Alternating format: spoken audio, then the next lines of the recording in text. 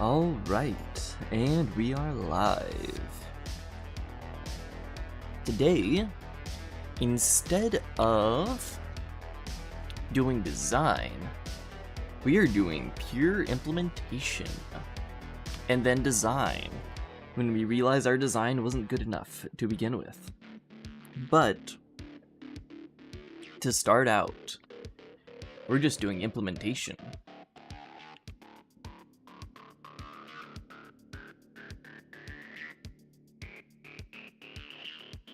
Alright, cool. I think my LSP is working.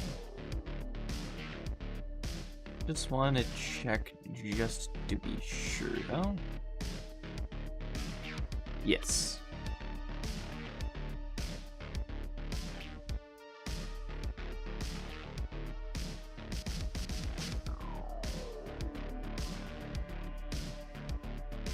Alright, where was I in terms of implementation? I know I was working on object a little bit.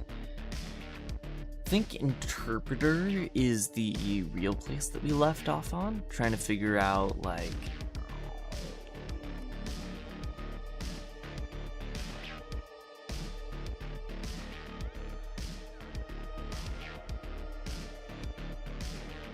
yeah, interpreter.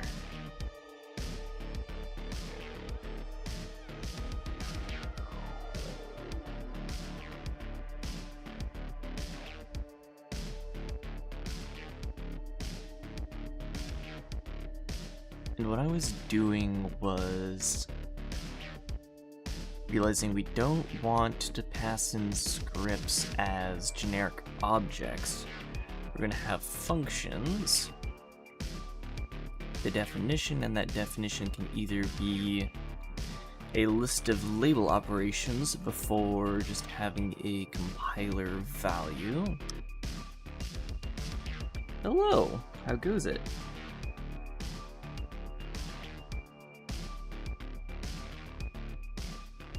And this compiler value is just the tree of values.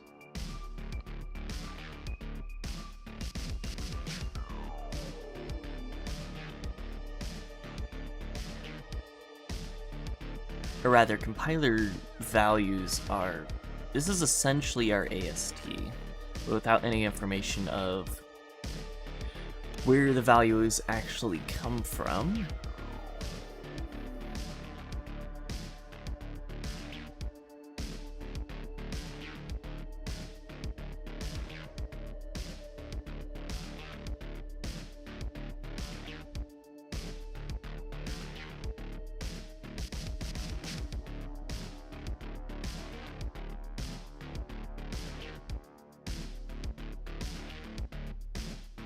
Here's what we'll do.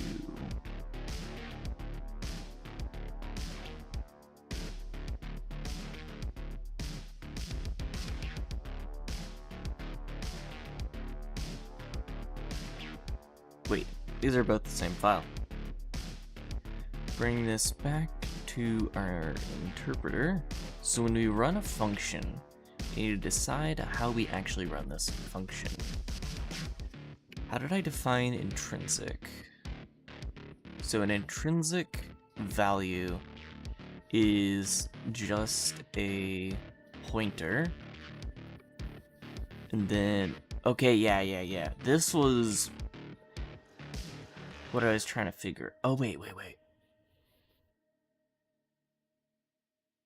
Because I was trying to decide how importing works. Right, having intrinsic values as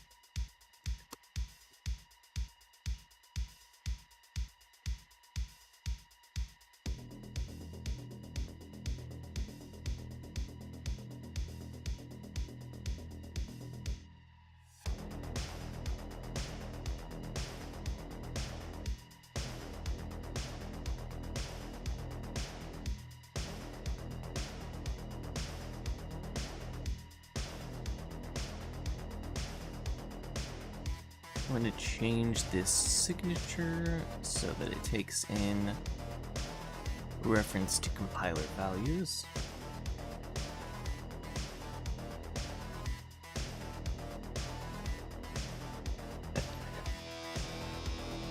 We're not quite at the point where we need cheering yet. We're still pretty chill in terms of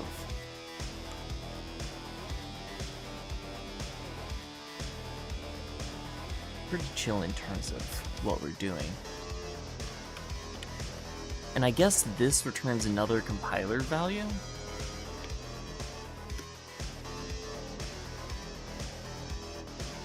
Yeah, so whenever we call a function, we'll always return the compiler value.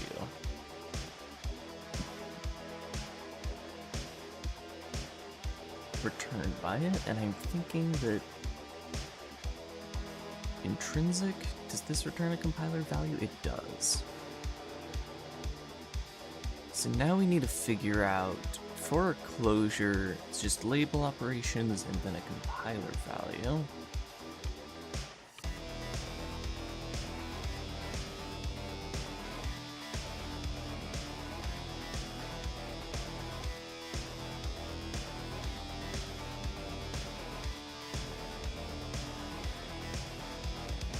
I guess we execute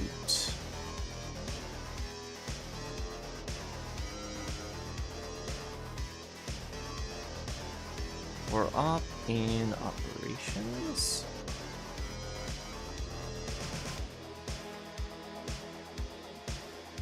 And then value.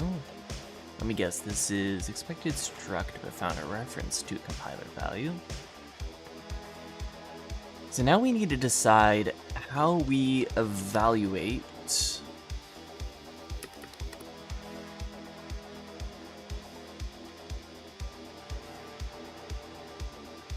how we're going to evaluate compiler values.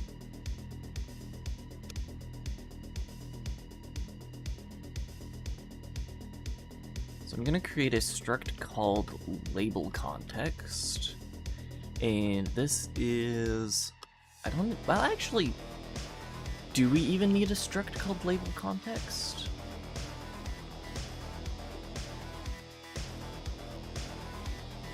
Theoretically we don't, so I'm going to create another function here called pub function evaluate, and when we evaluate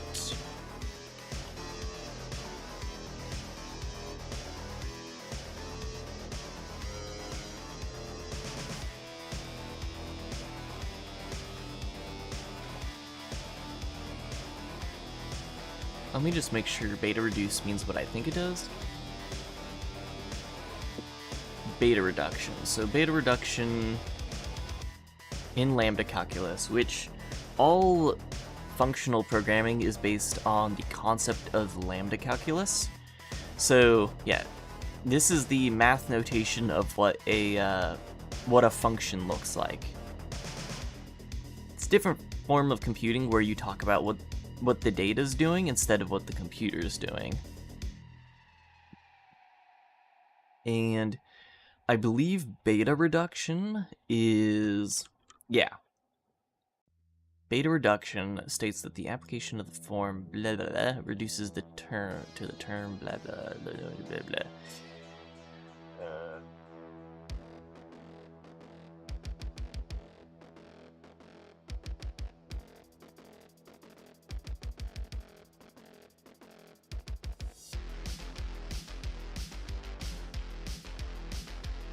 The lambda calculus may be seen as an idealized version of a functional programming language.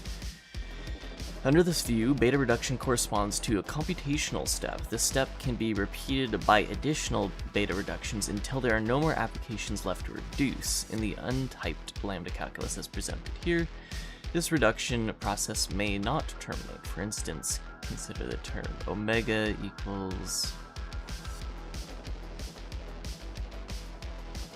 x as an argument, x times x. Yeah.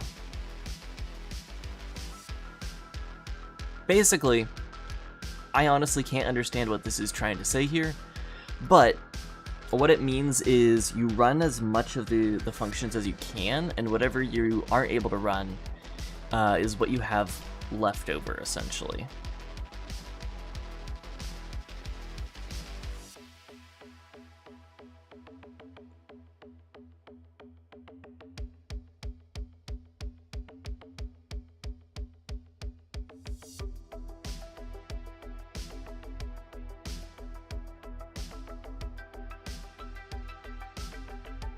Now,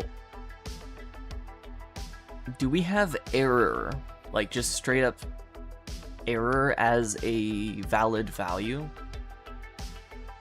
Or do we emit errors through a different system?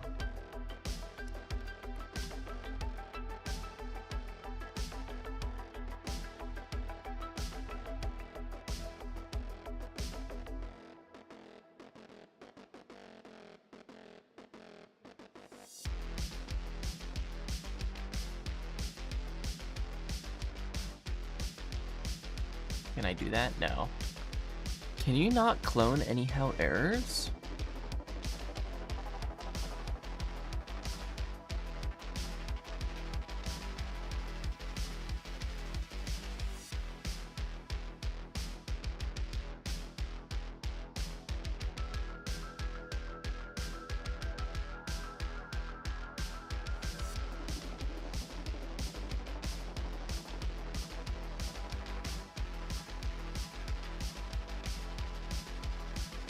So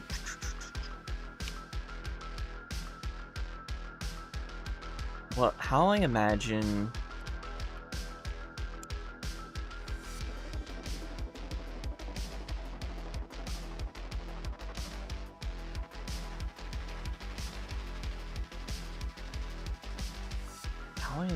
errors working is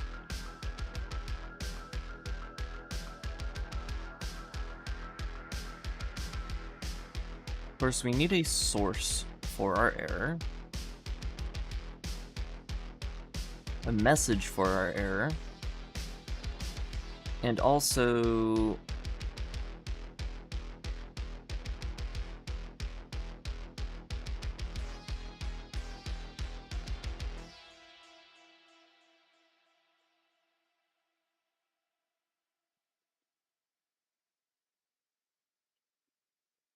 we'll just have our stack trace be a string for now. We want this to be a lot more detailed in the future.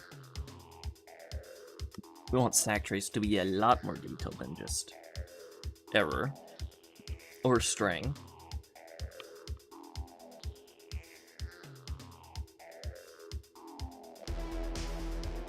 But for now, we'll have the actual compiler values can also be errors.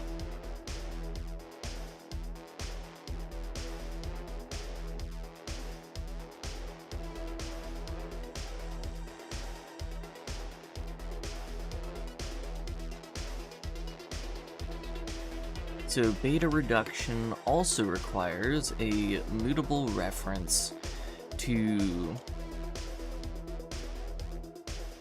labels, and these labels are a hash map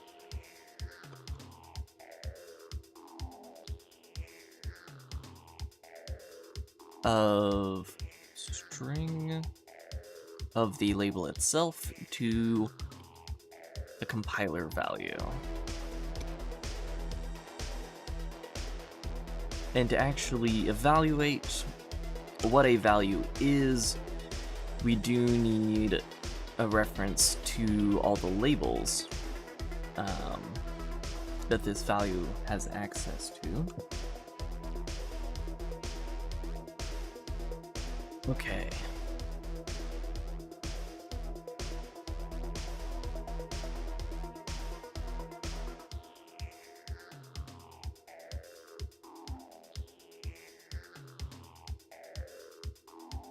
The point of beta reduction is two things.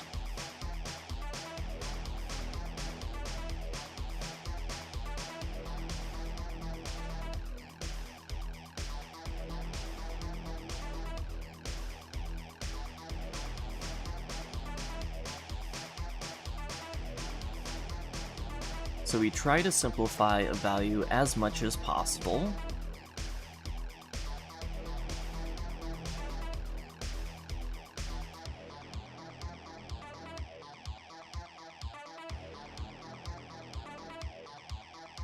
By both calling functions, or let's not say try, we'll just say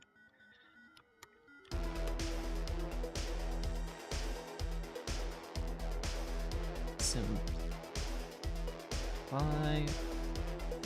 value as much as possible by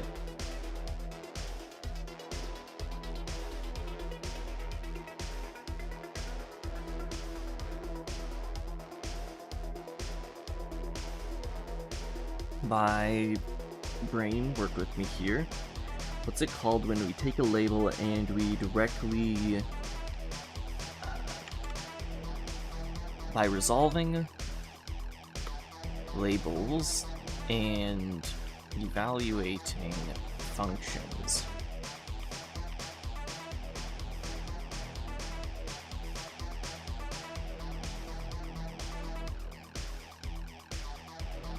So when we take in a compiler value, we match on that expression, or let's just call it a value.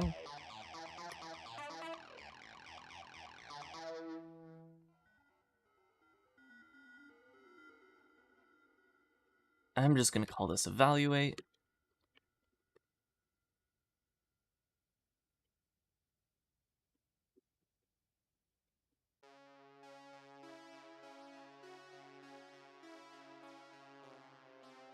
I'll just say this might be called a beta reduction.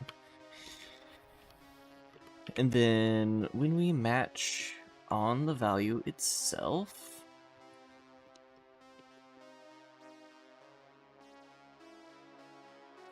no code actions available. There should be code actions available.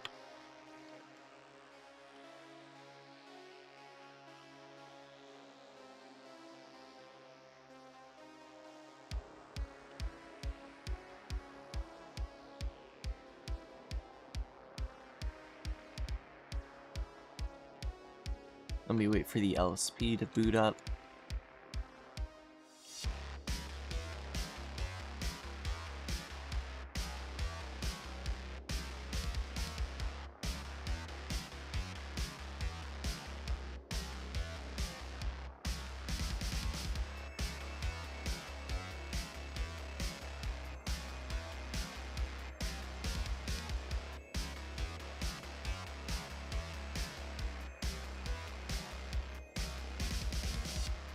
Is it not letting me auto-complete it?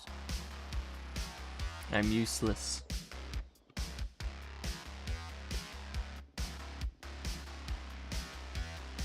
Oh, it's because I want to match on compiler value kind.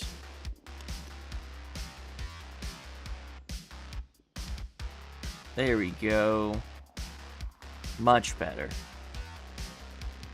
Yeah, so if this is a compiler value kind label,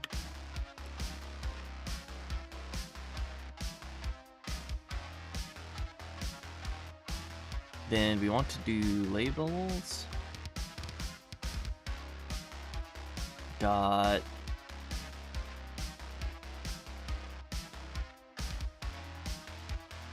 and create an entire scope for this.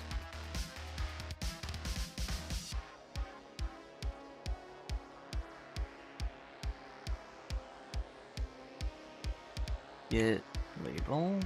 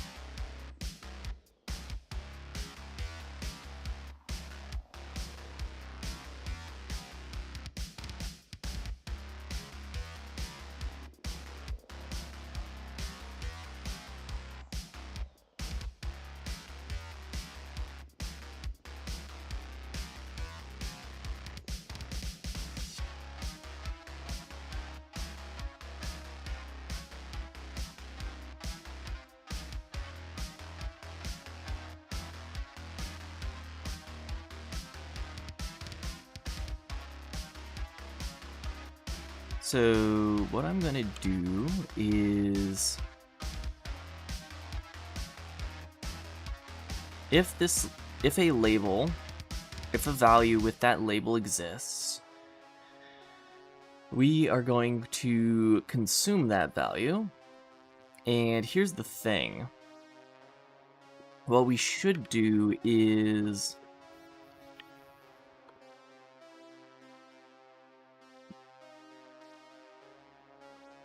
actually remove that label. We want to take that label, consume it, because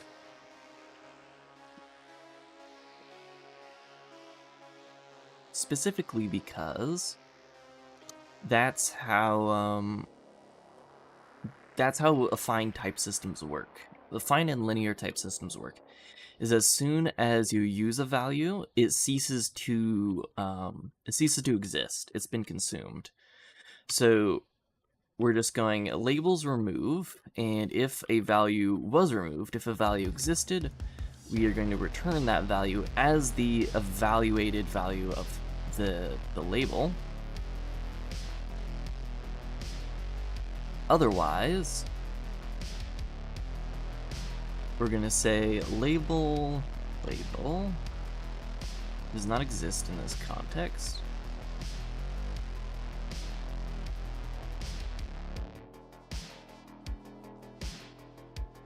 Okay, and that just does a borrow. Why is this saying that it will only ever won't ever reach this?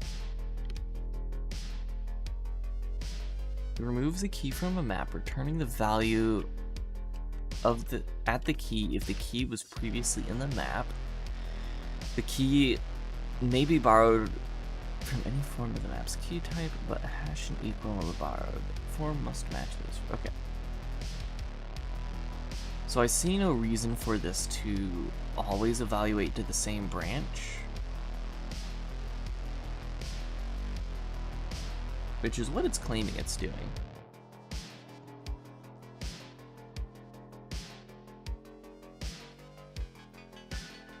Oh right, I came up with my own error type.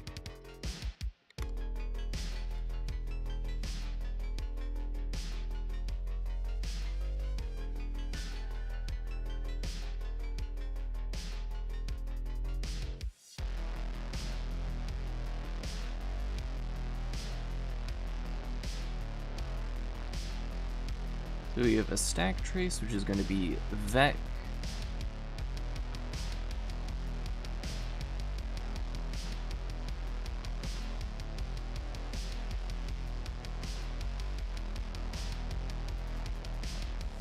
and since I'm lazy, this is just going to be evaluate and then the debug output of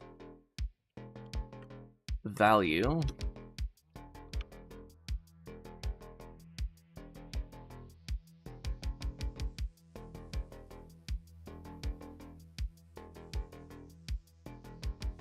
Format,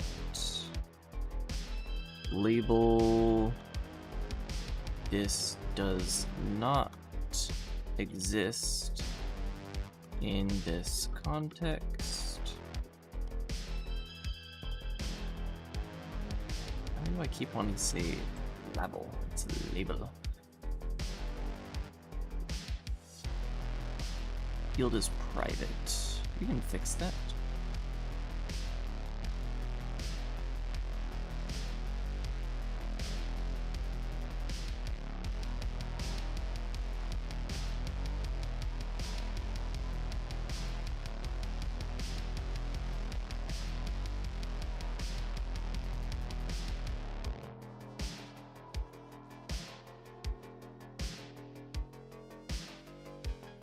Field is not private.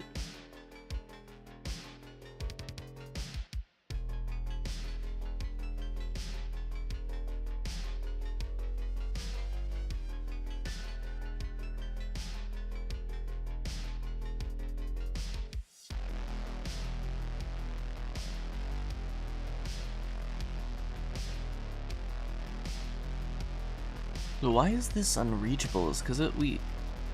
Is it because the compiler isn't seeing anywhere where I add things into the hash map. But the thing is, if it's not seeing anything being added to the hash map, then it would always be the else branch path. Never the sum value path. Like there's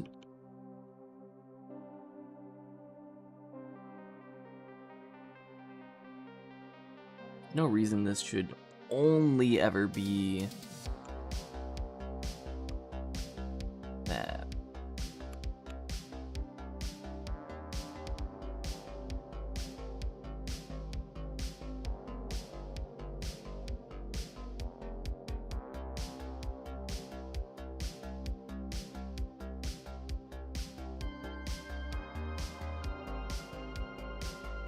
Okay, we don't have those errors anymore, but it's still going with the...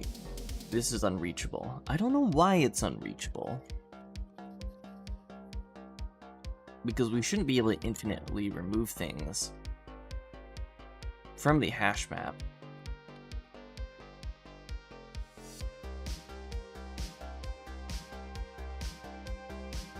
But let's move on. For this, we just return value.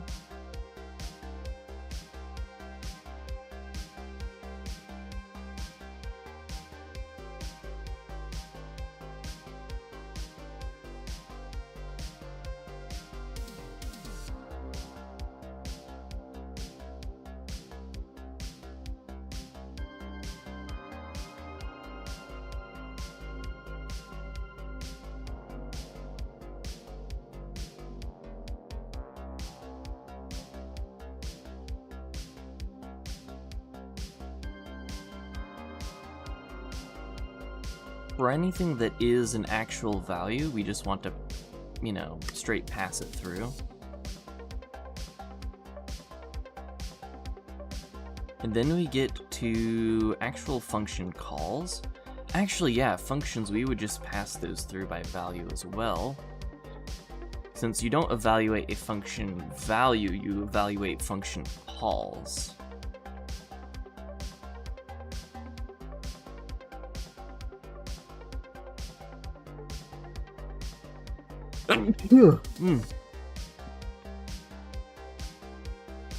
So now we're left with call, match, and error as things that we need to evaluate. For errors, I'm going to... I think error just gets passed through. I would like to increment the stack trace at some point,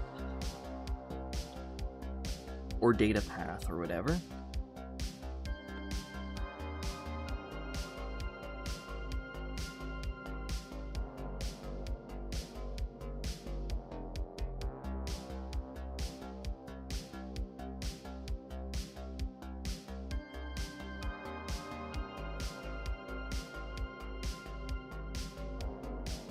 But I guess that's just in calls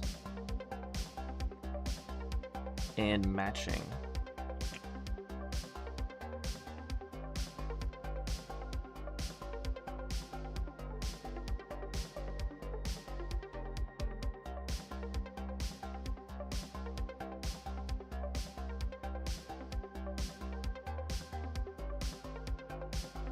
So when we call a compiler side function,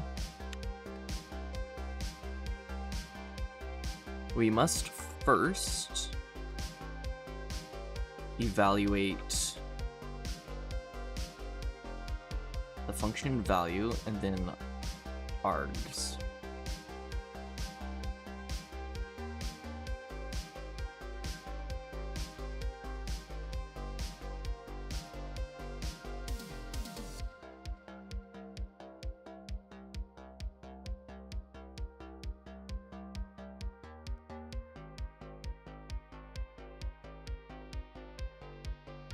So I'm gonna say if let And then we're going to destructure this. So this is a compiler value, kind, and share info. And if kind is equal to compiler value kind function,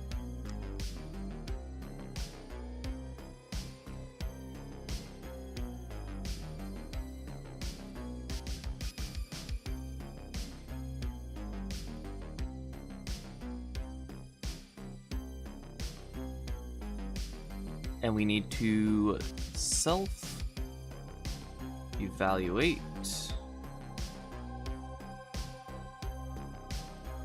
this function value. Does this have a self argument? It does not.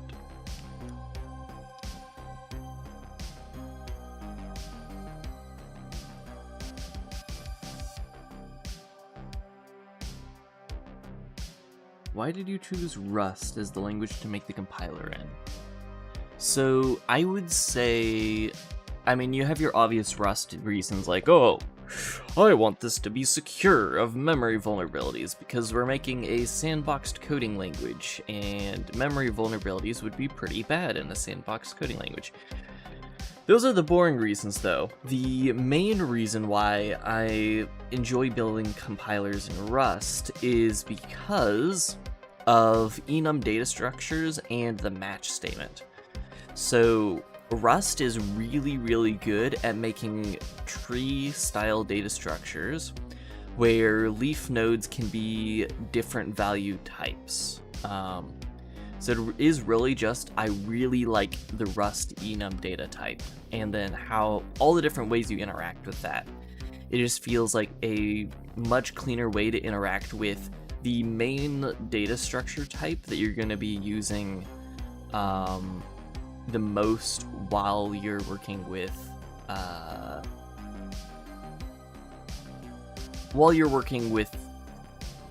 the stuff that you're going to be working with in scripting language type things.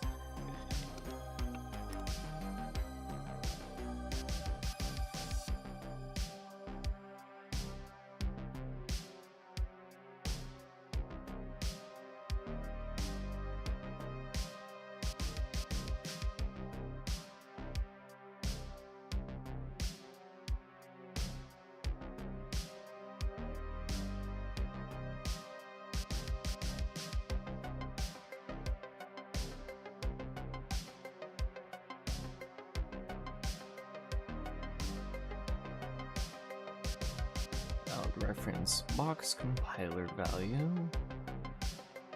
You're right, this can just be a reference.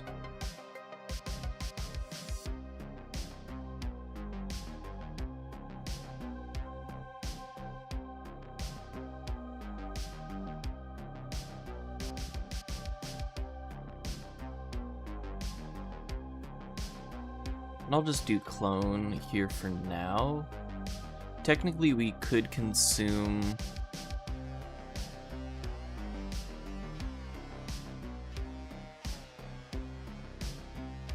by the nature of the compiler, we can consume things. I don't know if we want to.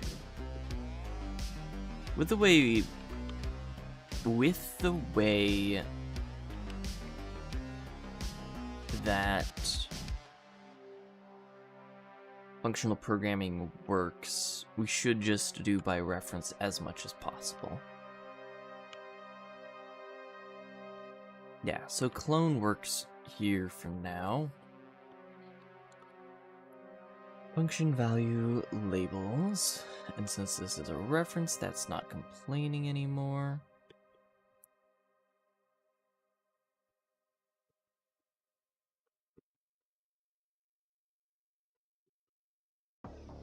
See else here, we're gonna do compiler value error kind, that's our stack trace, value was not a function.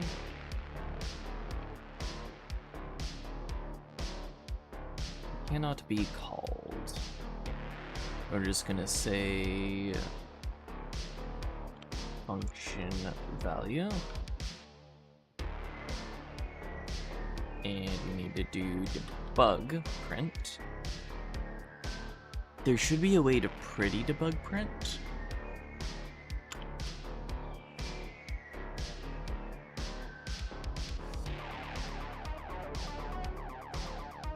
It's a hash.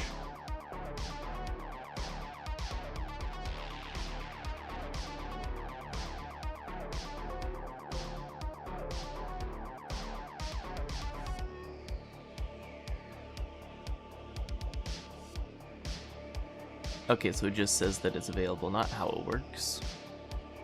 I do wonder how pretty printing struct stuff works, though.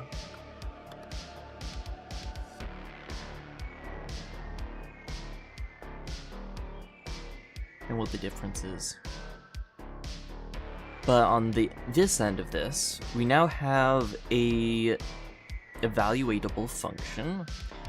So the next thing we should do here is validate arguments. However, I believe I'm already planning to do that here.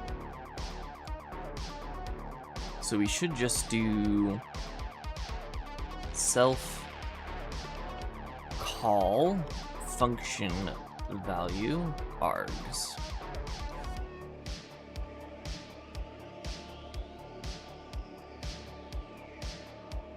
Ooh. Well, actually, not function value, function. Expected function reference, found function. Can we do this as a reference?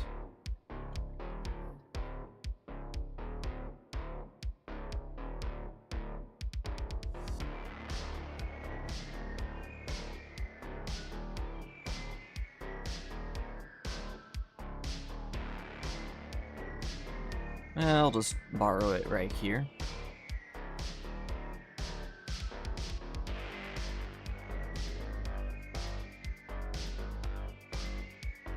And I should care about share info, but I'm not for the moment.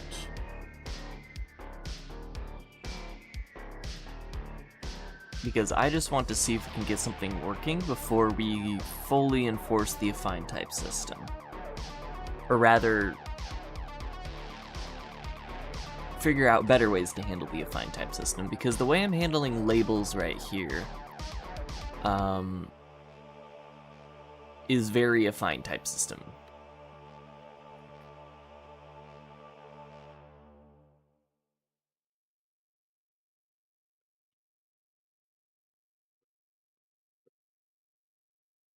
Yeah, I guess I need to figure out a way to...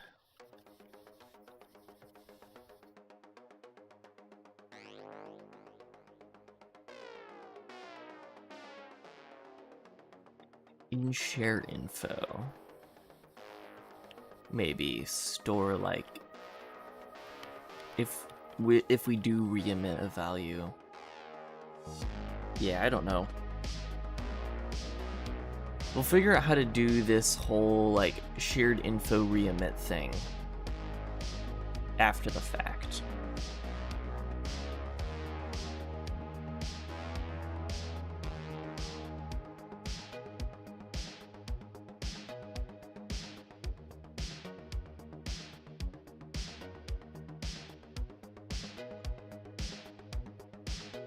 After we get something working. Just, you know, anything working.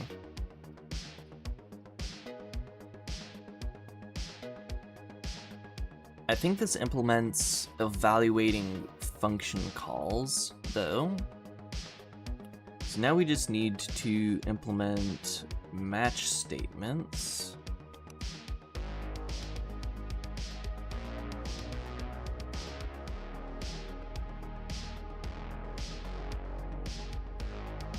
And then we'll go and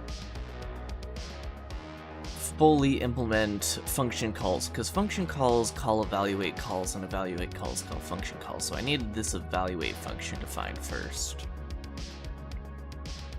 So when we do a match statement, how did I define match statements? Or enum destructuring, as I'm calling it right now.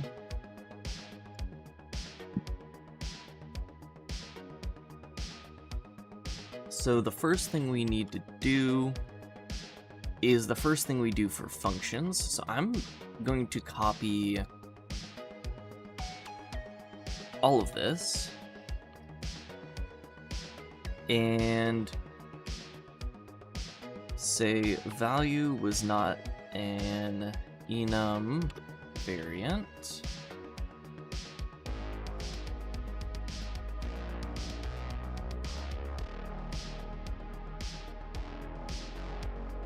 Value was not an enum variant, and this is not a function value.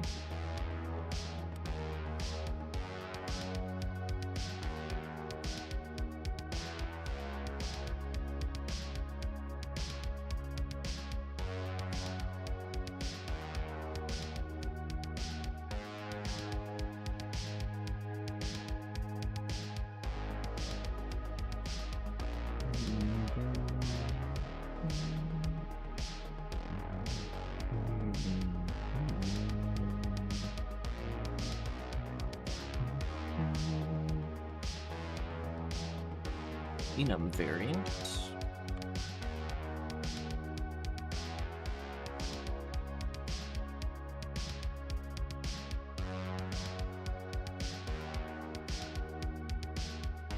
Cannot find value function value in this scope. Right. So we need to evaluate the enum variant value. This needs to be enum variant.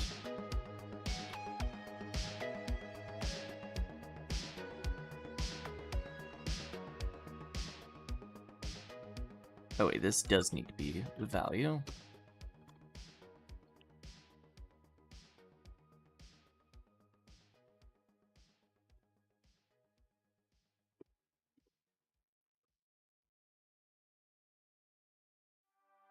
And then we don't do self-call.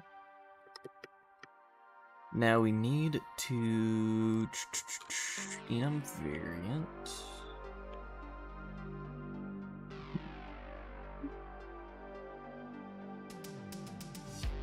Oh, some very sound design thunder.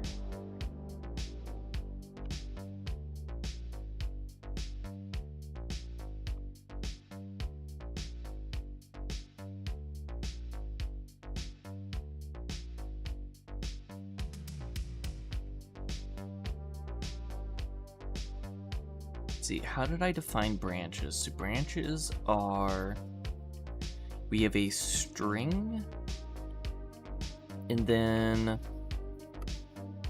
a compiler value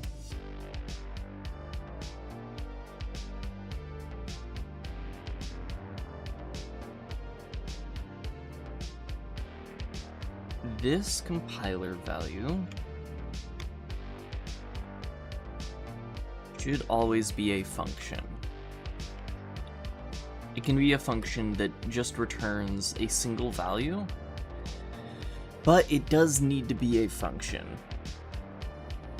Hello. Then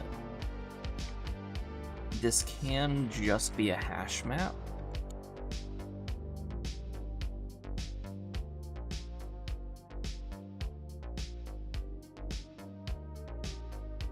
Because we don't necessarily, in this type of match statement, we do not need to retain order of hash map options because it's only enum variants. If we were doing a more traditional match statement, we might need, actually, no. With match statements, match statement arms always need to be unique, so it's not like order matters ever. So hash map could potentially always work, but if we're doing actual computation, then we may need something other than a hash map at some point. If let some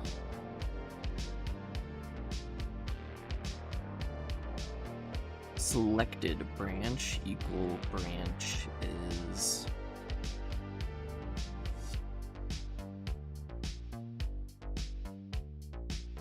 get, and then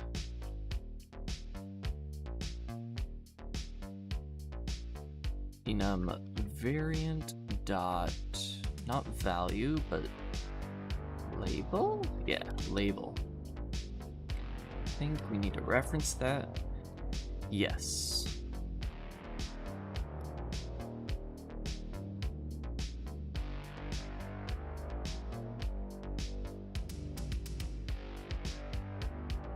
So now, if we have a selected branch, we need to self call selected branch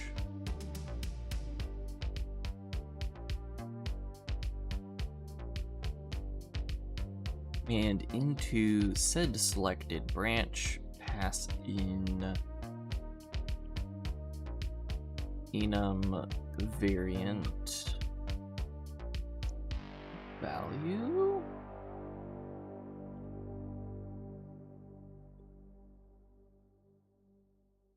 Gone viewer bot.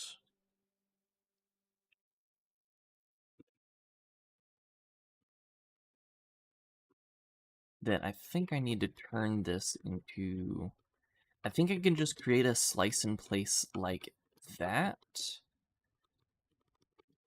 Value found struct compiler clone.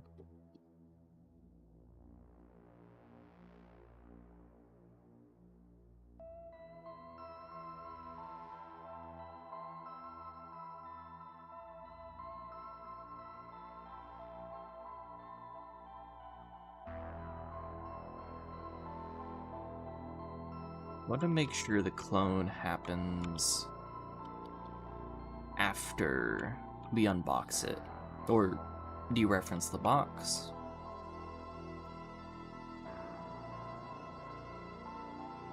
Okay, and then in here, I need to create a macro for easily creating error compiler values,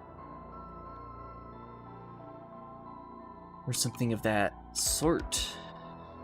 And we're gonna say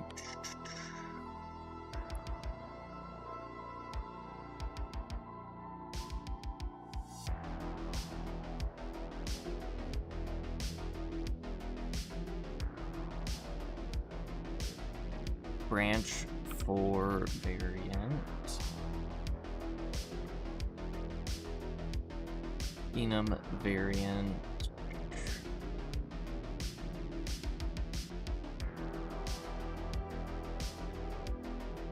not found.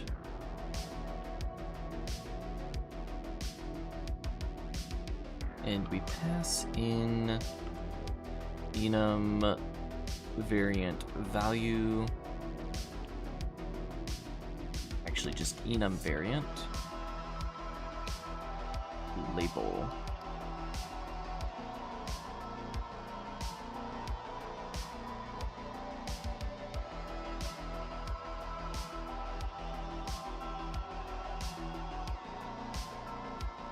I would like to enforce the compiler. Actually, it's the compiler, so technically it's fine if it doesn't have a branch for every single outcome. If it's matching on specifically a compiler value, if we're matching on a runtime value, this would be instead emitting a runtime value.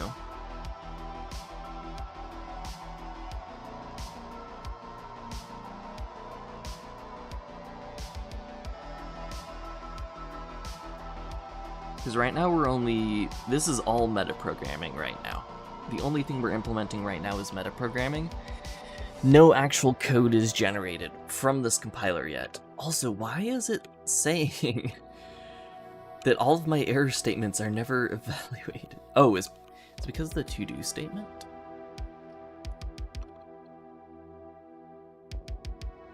It is because of the to-do statement.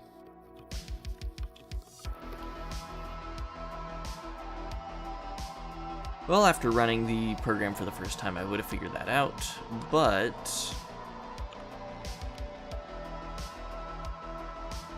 compiler 1, wire was 0.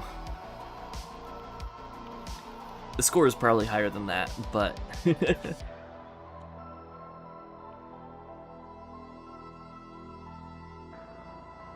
this all feels too easy. Why does it all feel too easy? Because now I go to here, and we're just going to do the final value here is going to be, well, actually, let moot labels equal hash map.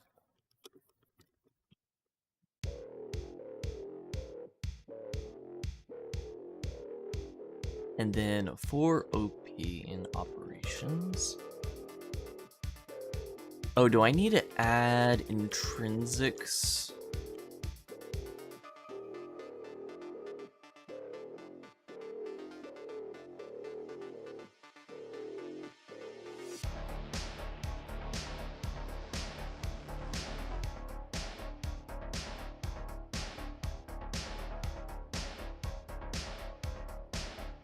Here's what I'll do.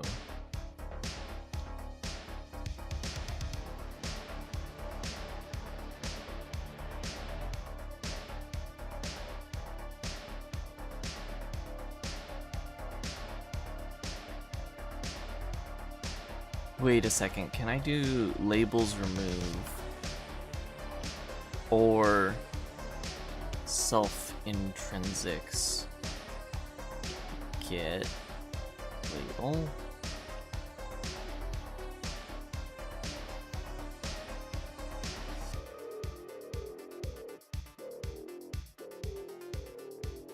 And then over here on this side, do if let some value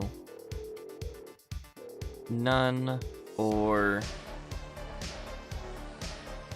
none some value. This is definitely abusing the matching system a little bit too much if this does work.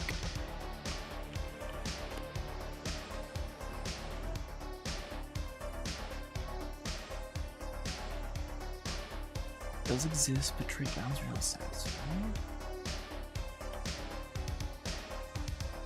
Hash set string compiler value.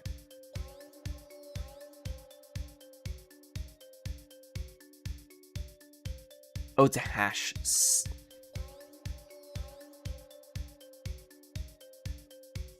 should be hash map, not hash set.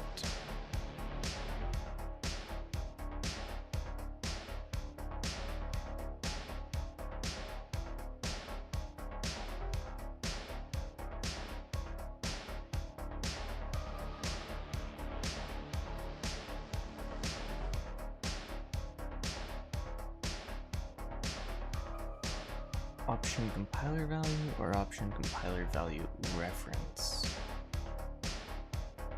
So if I do as ref, no. What if I do label? Remove label as ref. This is probably borrow checker error of it getting dropped. Okay. Less craziness. I just wanted to see if I could get that to work. And the answer is yes. If I change like the return type of if map had a different return type, I could have gotten that to work. Which is kind of crazy that you can do conditional, like huge mat statements in there, or match statements. So we're gonna say else if let some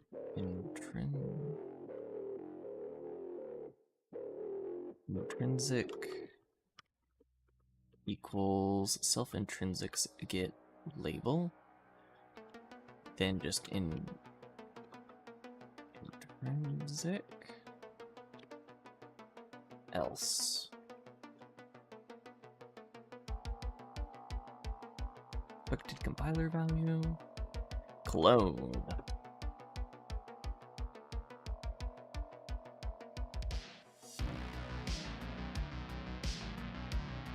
So now we are accounting for intrinsics. We can define labels over the top of intrinsics and be fine, though technically that shouldn't be possible. We'll throw an error for that earlier in the program, but if we do somehow have it slip through, I want the new value to overwrite the intrinsic to cause the most buggiest behavior. Yeah. I think that causes more buggy behavior. I don't know, it depends on what the coder is expecting to happen, because it's vague what happens.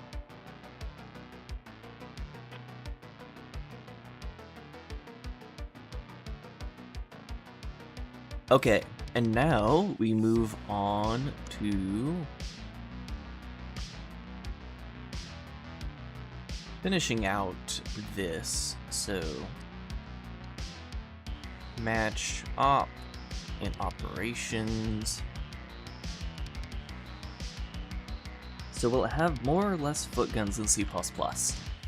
Theoretically, version 1 of this language is a footgunless language. If that is possible.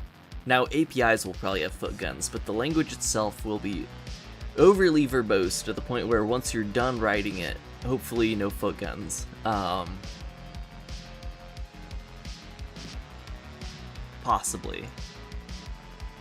And that is a very bold statement. My language is a footgunless language. But I think it might be possible.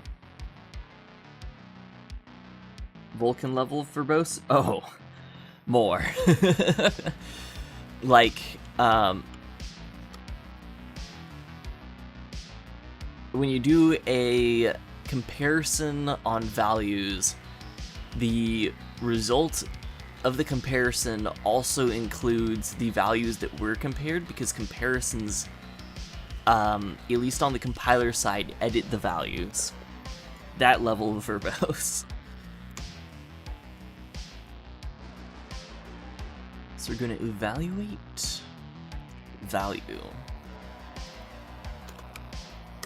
with those labels.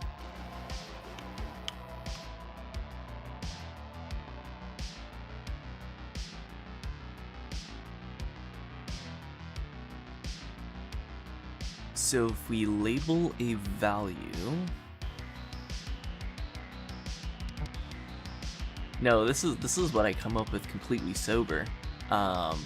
It's called mental illness. I hear you can get it in childhood.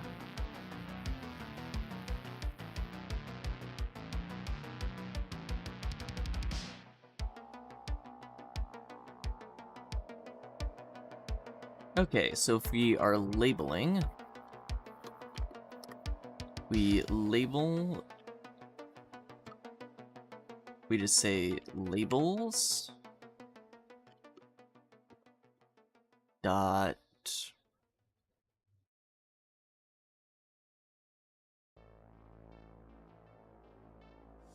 insert label self-evaluate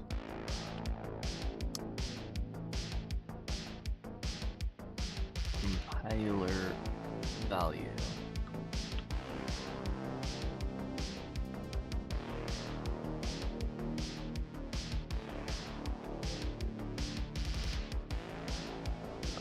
that source a long time ago. How do you get banned from mental illness?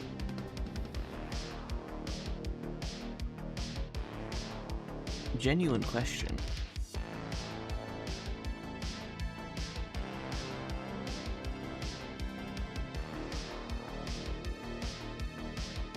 Source, not product. Huh? Oh! I get it now.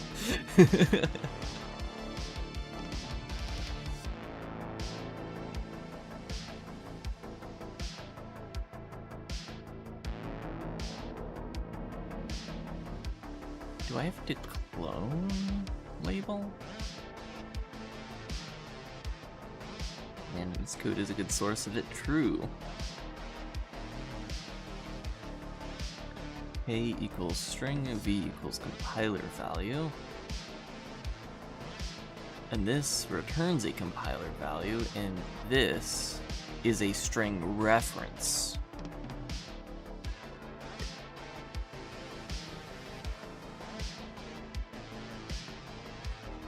Wouldn't clone the string itself?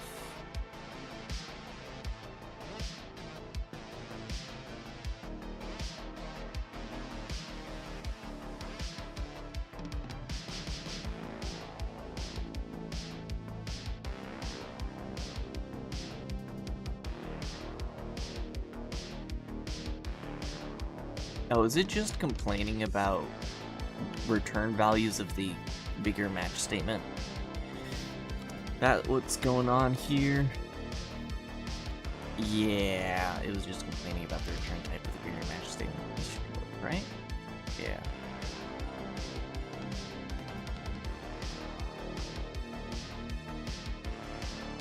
First mutable borrow occurs where? Or is it because this is in a loop, it's like, oh. Repeatedly.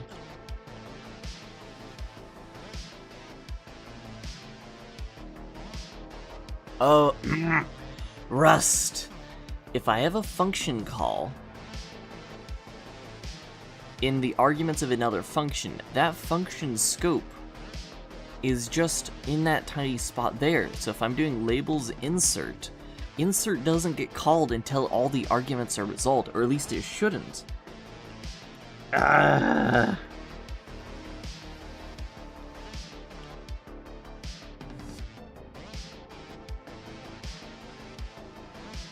Look at this. If I break this argument out here,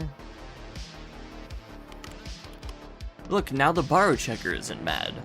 But borrow checker, like, if I put the function in here, it's syntactically exactly the same. Why is there a difference to the borrow checker here? Why?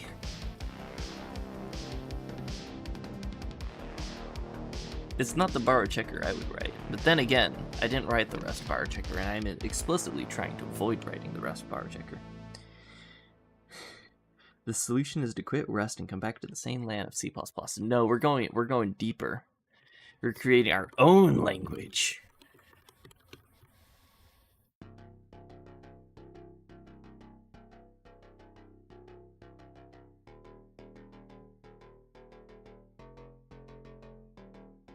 Okay, so destructure. We're looking for these members, optionally renaming them to these types, or these labels,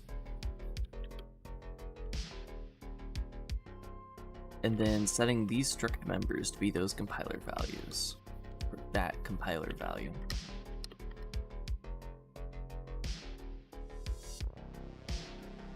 Or even better in terms of sanity, Java. I have never felt sane while writing Java. What are you on about?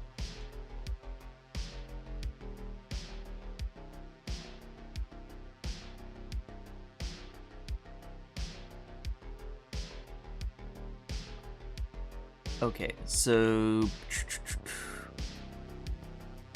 let value equal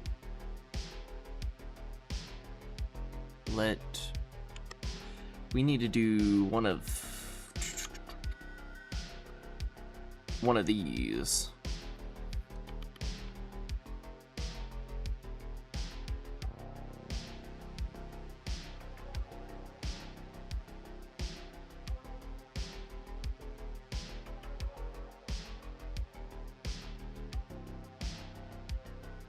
Okay, yeah, we do need an error emitter system.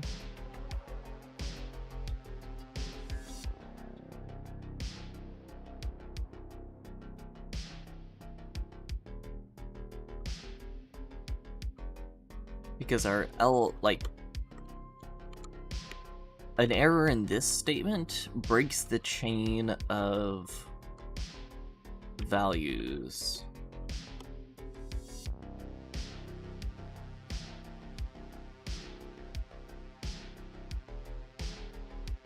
So this is just print line, if let compiler value kind object.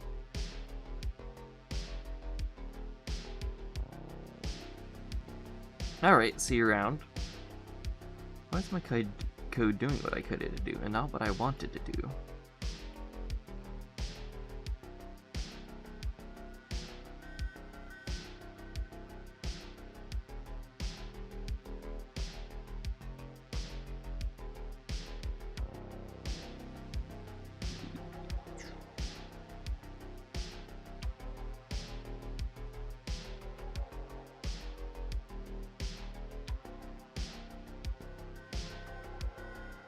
We evaluate this compiler value with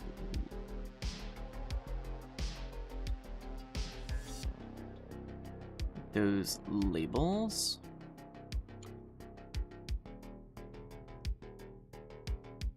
And hopefully this reference here does not mess with, it is gonna mess with the scoping of things.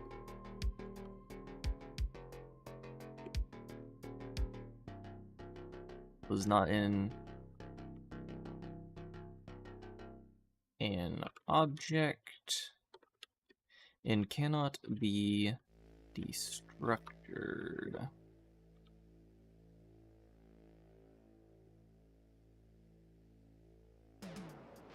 So we're going to do for item in items iter. Iterator.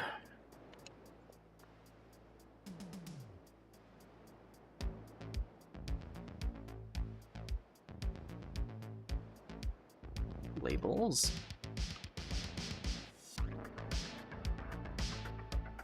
And then we want to insert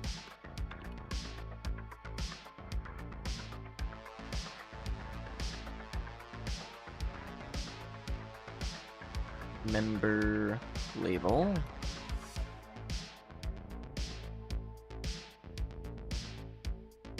Label unwrap or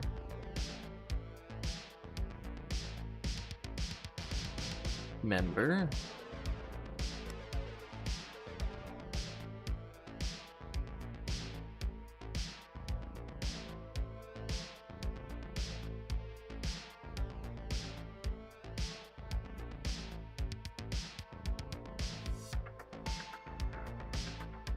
If let some member value is equal to, let's see, and we already evaluated this structure. Oh, but did we evaluate structure member? Can structure members be, strictly speaking, yes. So we do want to call self-evaluate.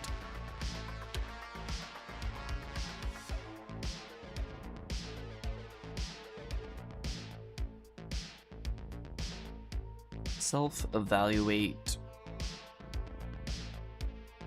Oh, we have to do that after we get member value.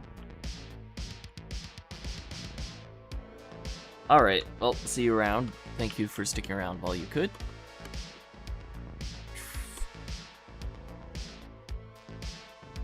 This is an object. So we need object, get an object member.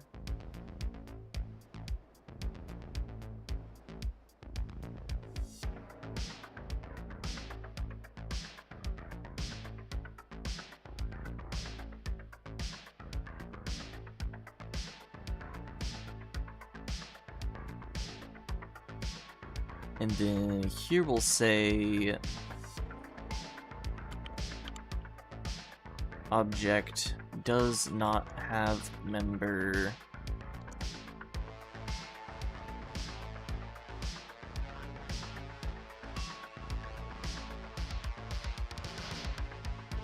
member.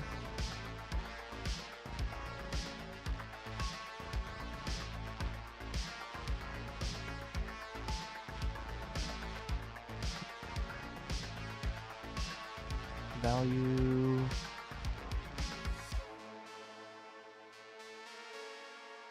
then we need the evaluated version of this.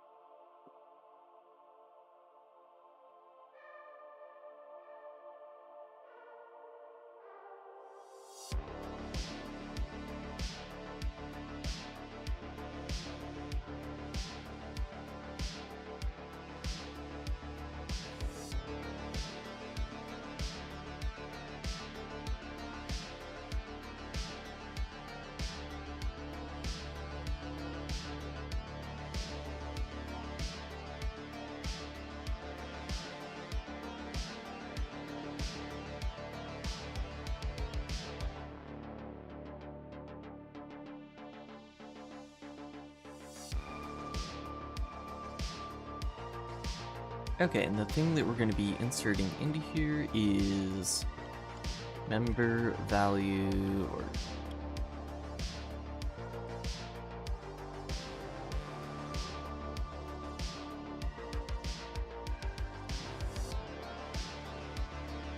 let member value equal evaluate, and we're just going to throw evaluate in here just to be safe.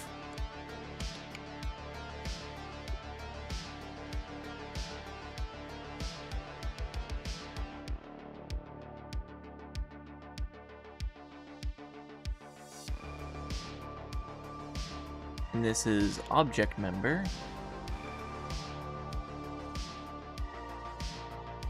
Now we do need this as a compiler value.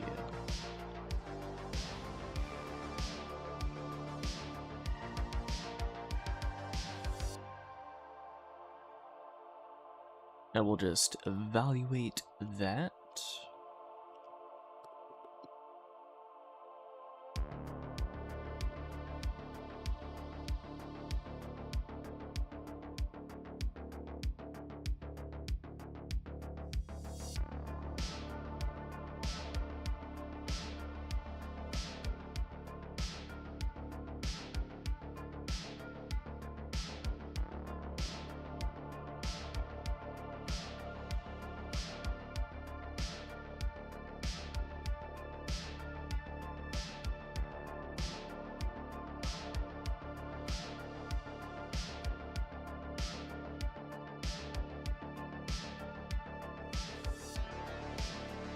Then insert member value.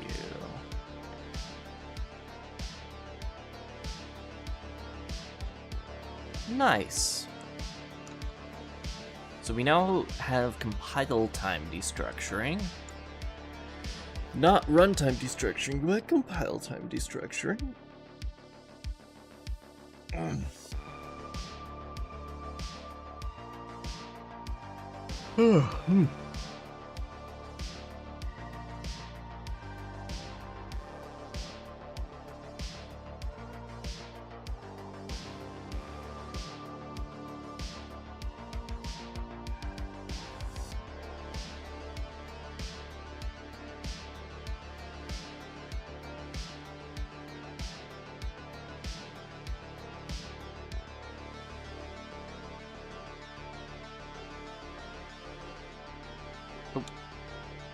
Value is not an enum variant. Enum variant value.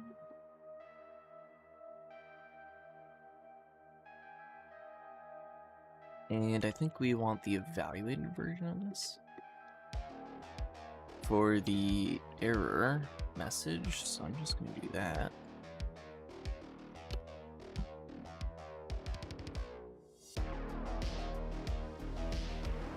And in here, same thing.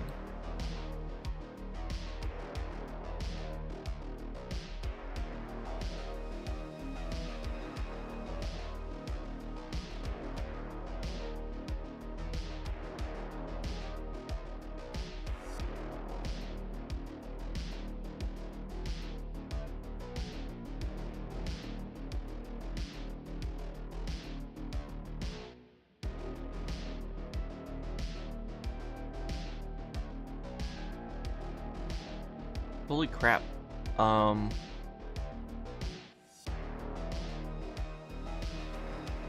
So the interpreter for the compile side of things might be done. We might already be done. We need better error checking, but like the functionality might be done that easily. There we go, just like the Udon VM. Actually, this is half the size of the Udon VM. This is potentially Turing complete.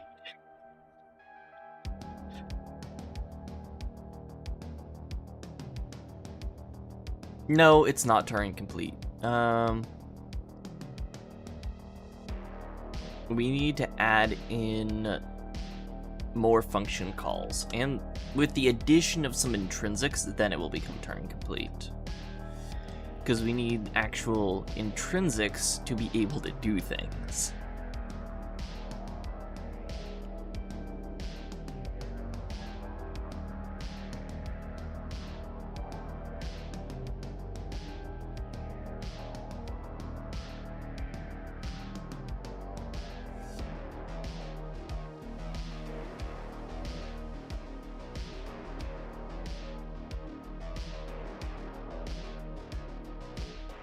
Crazy.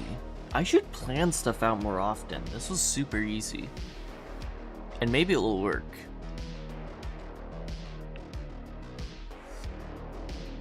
If I'm lucky, it will work.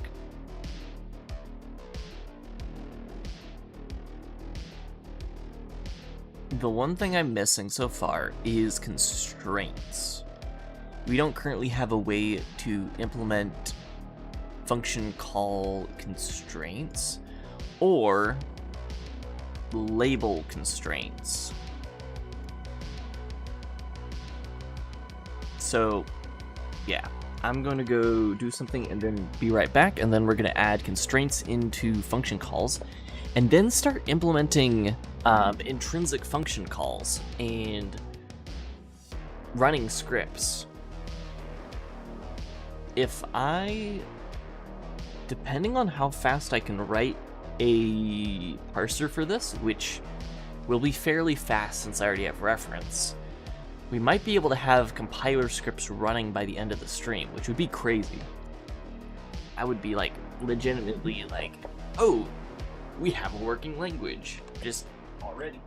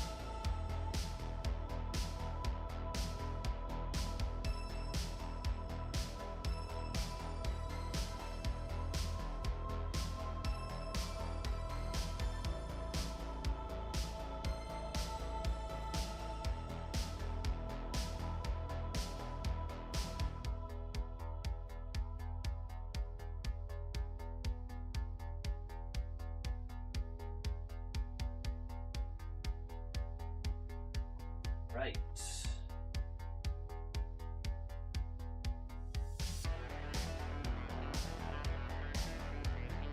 Whew. Time to crack a monster open at 8 p.m. and lock the fuck in. What? I just smacked myself in the eyes with the bottom of the headset. Okay.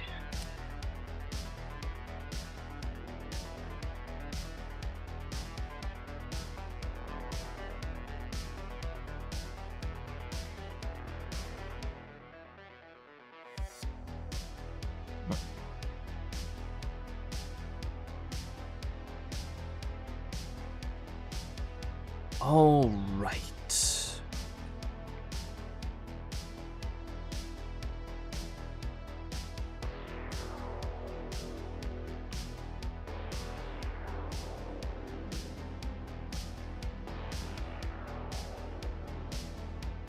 Constraints.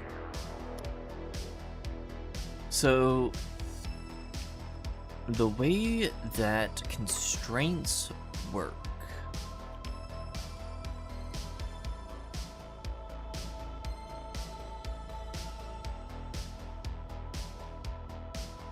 is, for one, since we don't have variable argument functions,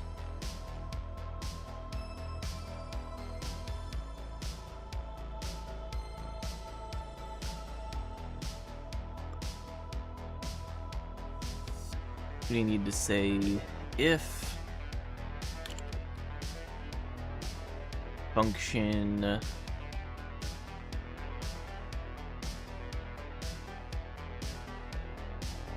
params. Oh, this is right. This is a compiler value, which is annoying.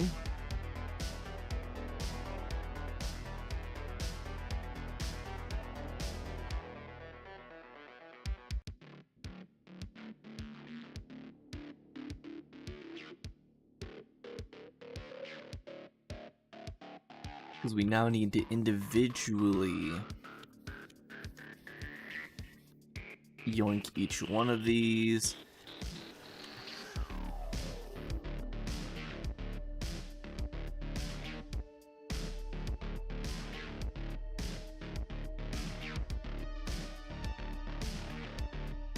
Did I...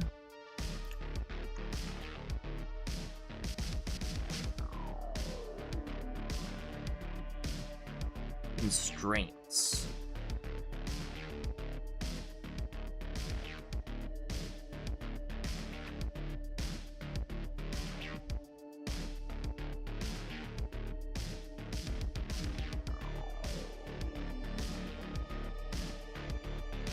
Script is a pure functional language. The output of any function may have no side effects.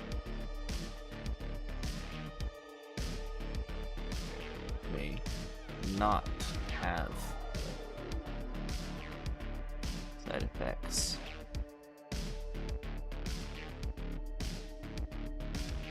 Oh, this is constraints of the language itself, not constraints as found, like these constraints.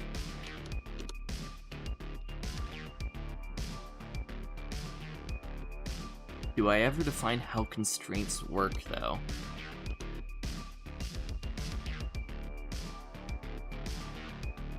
This is technically now... Oh!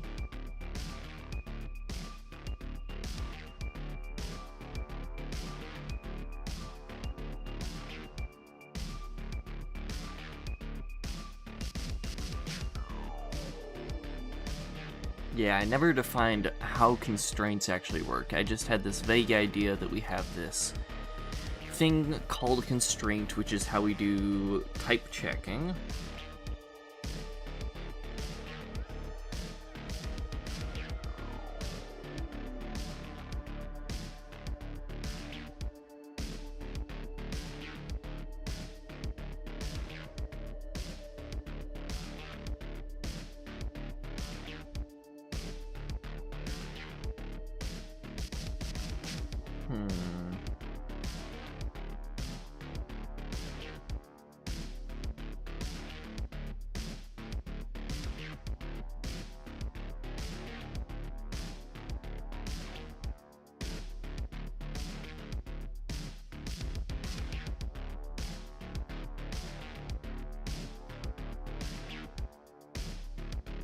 may constrain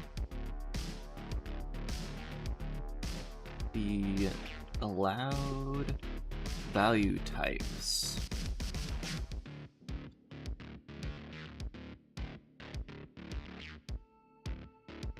This is actually a compile time assertion that a type is what that the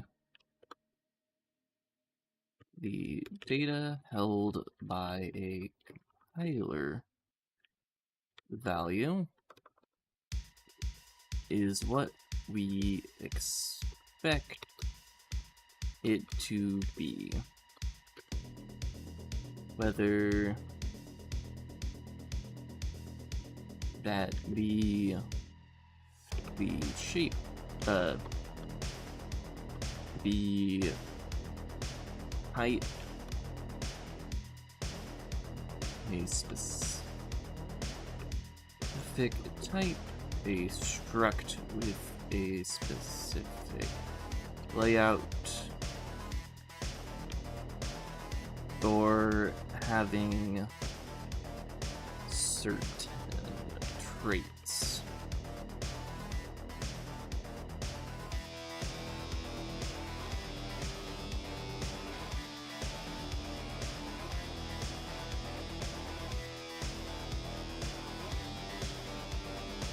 When defining the, let's say, the compiler, are several compiler defined. There will be several compiler defined constraints, but users may be able to define them as well. All constraints are is a function with a certain definition.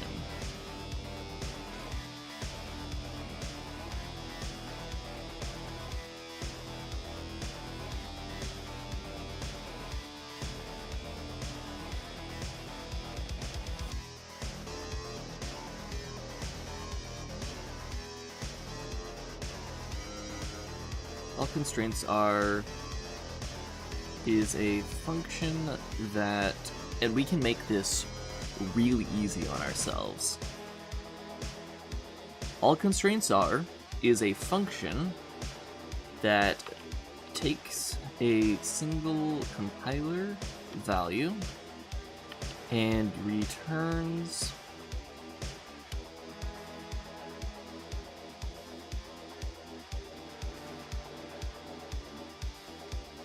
a compiler value. If the value returned is an error, the constraint is considered to be unfulfilled and the function is not ran or run.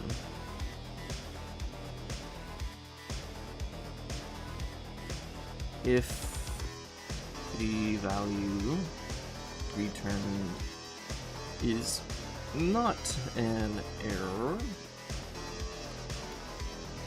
then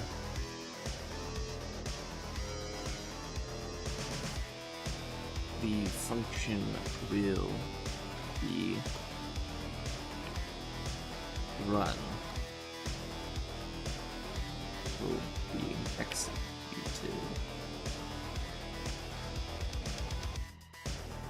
You may ask, why is the constraint not return something like a bool enum.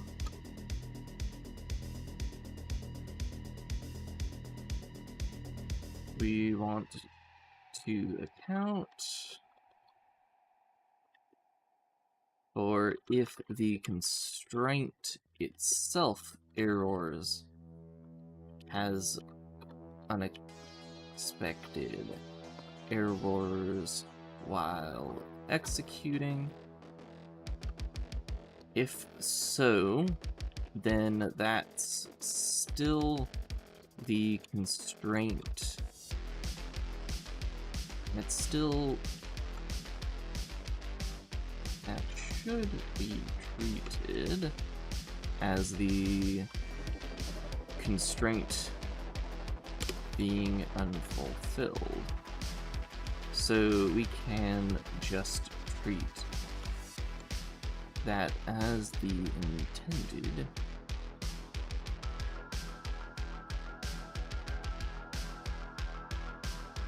We can just treat that as the intended failure case. And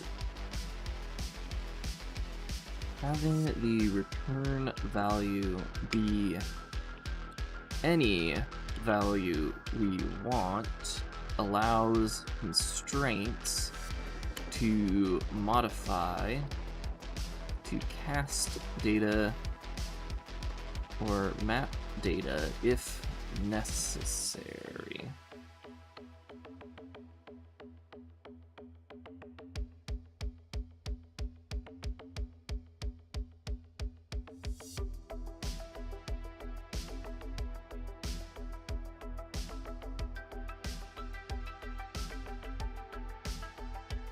Okay.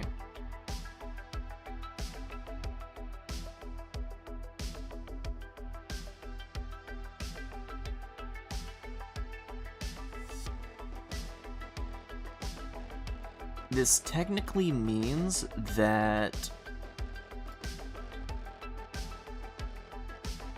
we would never be able to have compiler functions require that their input types be an error.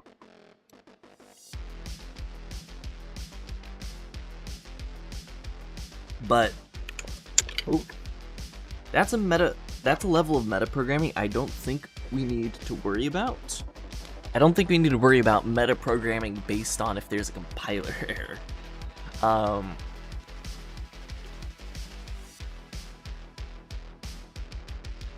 Yeah.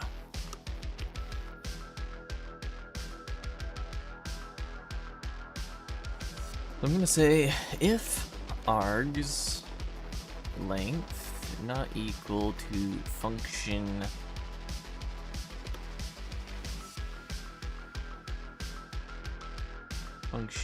args length. Actually, it'd be params.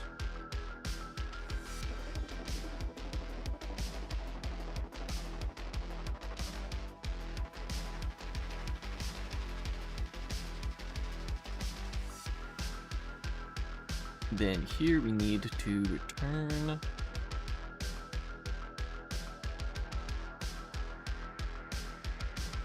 you need to return an error.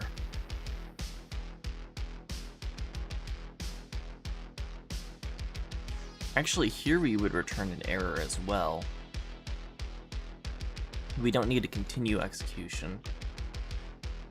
Alright, I'm gonna do it.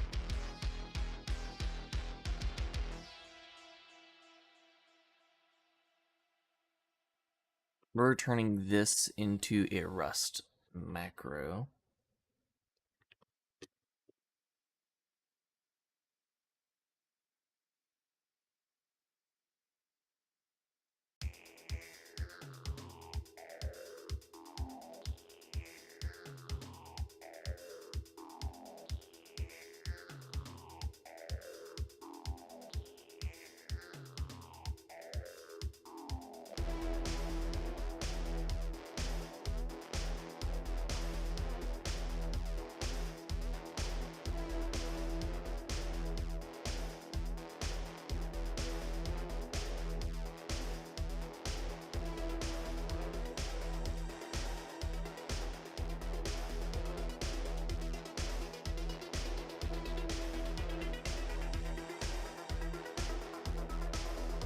Technically, we could do just compiler value error.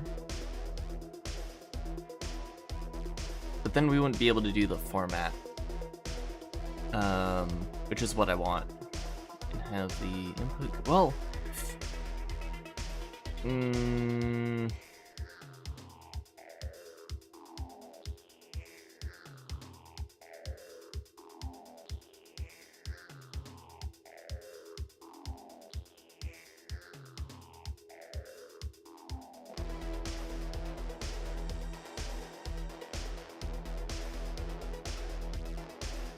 Hopefully that isn't too fancy. Okay.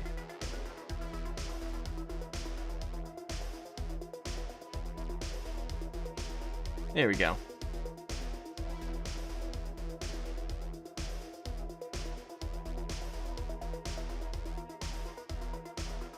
So we'll just throw this up here. Macro rules, compiler error. And now, here we can just do compiler. Compiler error. Oh, that's a dangerous foot gun. Depending on compiler or compiler error. That one error changes whether our program physically compiles or not. So then we take this little thing of code here, throw it in there.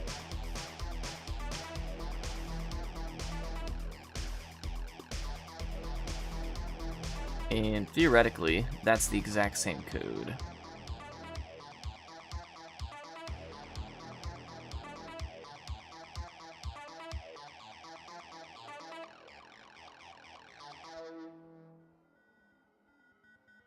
Where is this getting value from?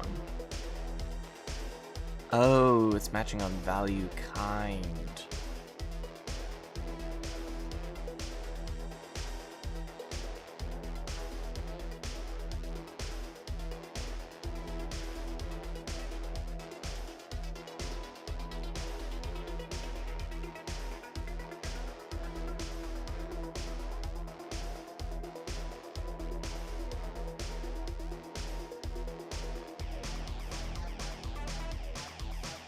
Hello.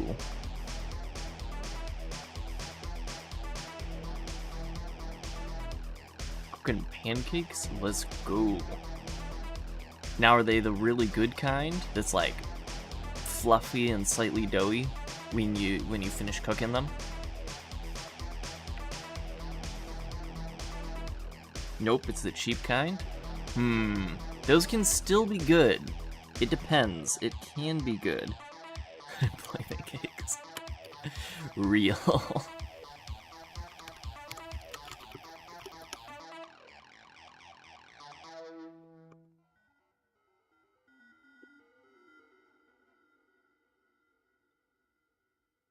Question is, do you then switch to employment cakes when you actually land a job? Or do you just stick with the unemployment cakes because they're just cheaper?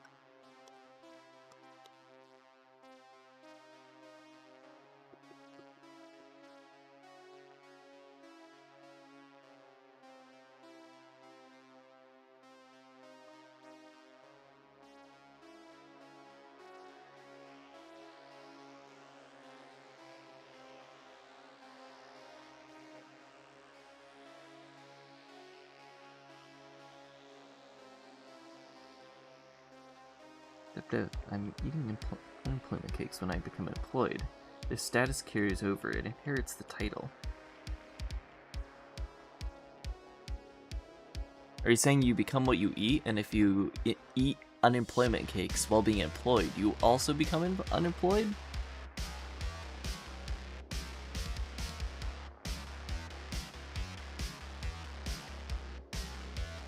Living wages aren't real. They're a myth.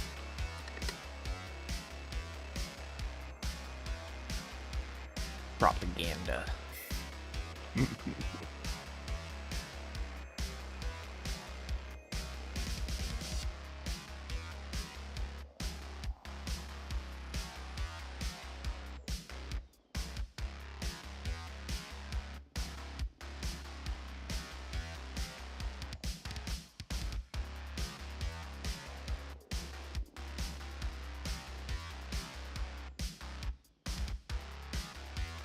Everybody knows you don't live on wages, you live on credit cards.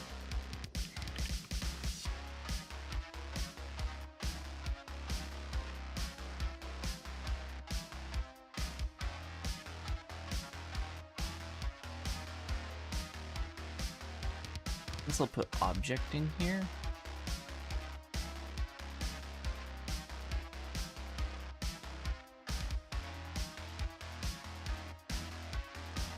Evaluating, and then I want this to be...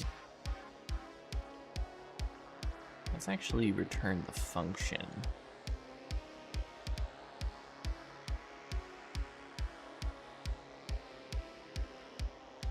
Hidden edges of jobless but has money. Oof. Oof.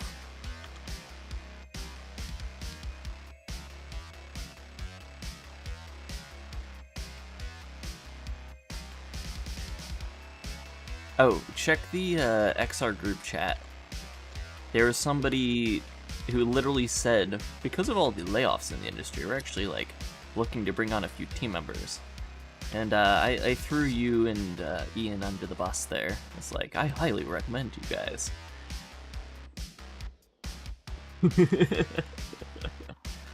Alright, cool. Just making sure you're on top of that.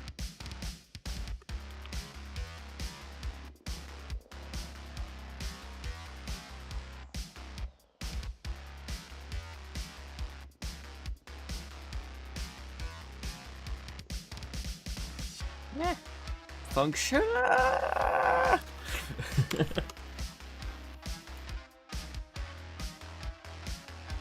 Well, you see, I highly recommend you, not necessarily for your coding ability, but because you're somebody who gets the XR industry, and I feel like, to be honest, that's more important than coding ability. Like, as the, like, all my points into coding ability person that I am, like, I do... If I actually think about, like, game dev and, like, games logically, good code does not make good game. Good taste makes good game. The code can be crap, but as long as the game is efficient enough that, like, you get a frame rate that's like 75% of the frame rate a gamer's expecting, you can still have a good game. Now, does having a consistent frame rate make the game better? Yes, and it provides a better experience.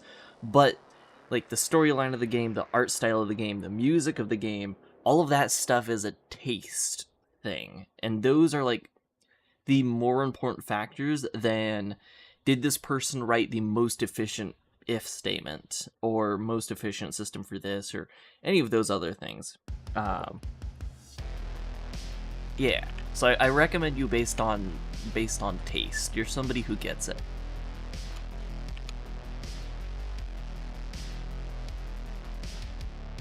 That could be our game with the same skills as Yandere Dev. See, Yandere Dev is not successful because, actually, I have no clue how successful they are, but going back to, like, the taste discussion, their name is Yandere Dev, so where do we think where do you think they land on the taste discussion?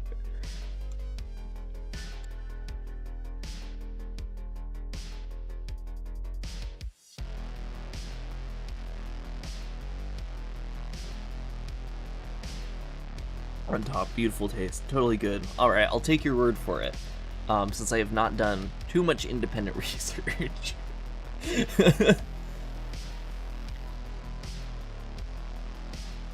Though that might be dangerous in this specific context.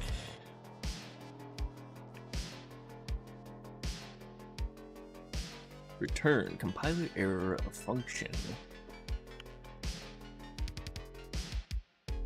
Toby Fox level code. Yeah, that's more of what I was going for.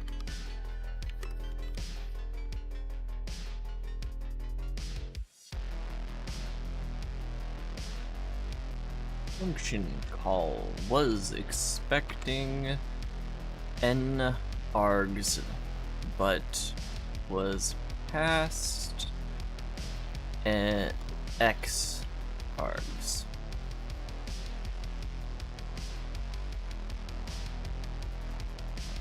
Was expecting function params values length, but received args length.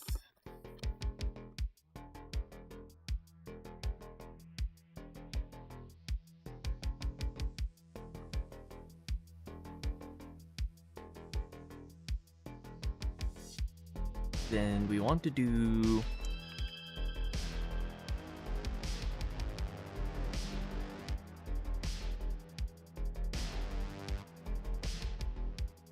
do I have constraints in here? Params array.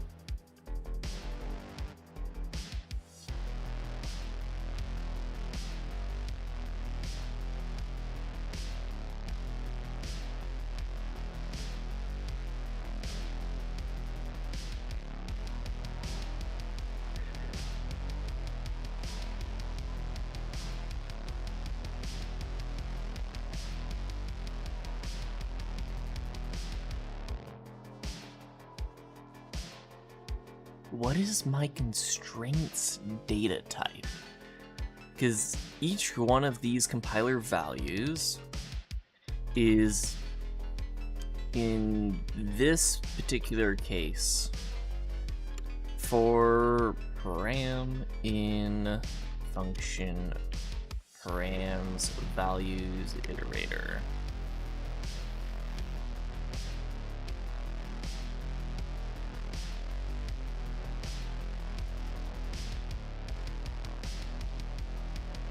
Bit weird that it was due to others laying people off or looking to hire people. Doesn't seem to logic correctly. It's kind of just like that's what's going on in all of the gaming industry right now. Is everyone's getting laid off? Like that's just everyone. So it is kind of like a, because there's so much talent being laid off, you know some of that talent is good because they're getting laid off for economic reasons, not because they're bad at their job, if that makes sense. So it's a good reason to try to find, like, let's see what talent was good but they just like physically weren't able to keep on. So it's a good time to like snatch up talent.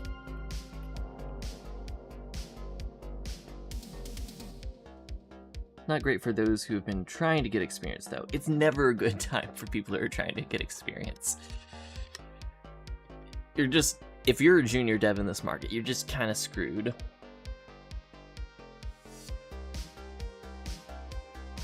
Like, yeah.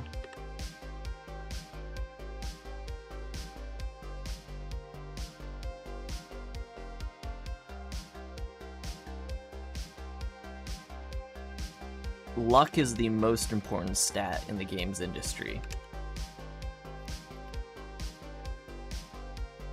Hey, but you got a solid year. You're not necessarily trying to get experience anymore. You have experience. You're just trying to get the job now.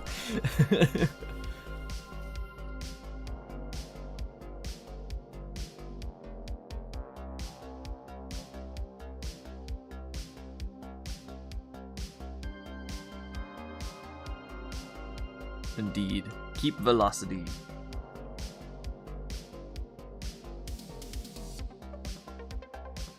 But you wonder where all the skilled labor has gone. As if there's some magical land where people have gotten experience from. See, that's the thing. Companies aren't necessarily on the hook for planning for the future. It's not a company's job to ensure that they have labor in 5 years. It's their job to ensure that their profit margin is good this year. Produce shareholder value this year. Maybe next year. And if you're like really on top of your game, maybe 3 years out in the future. Unless you're like an investment firm, which then is your job to invest. and that is more longer time frame. Gaming is too big now. They hire millions of dollars worth of dev teams that still expect quality of small dev teams that have passion. Yeah, it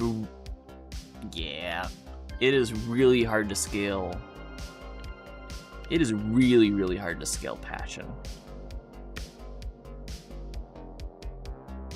It's hard to keep passion as a solo developer.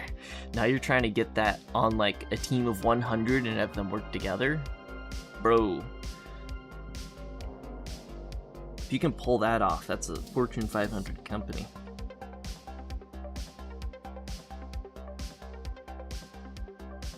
Yeah.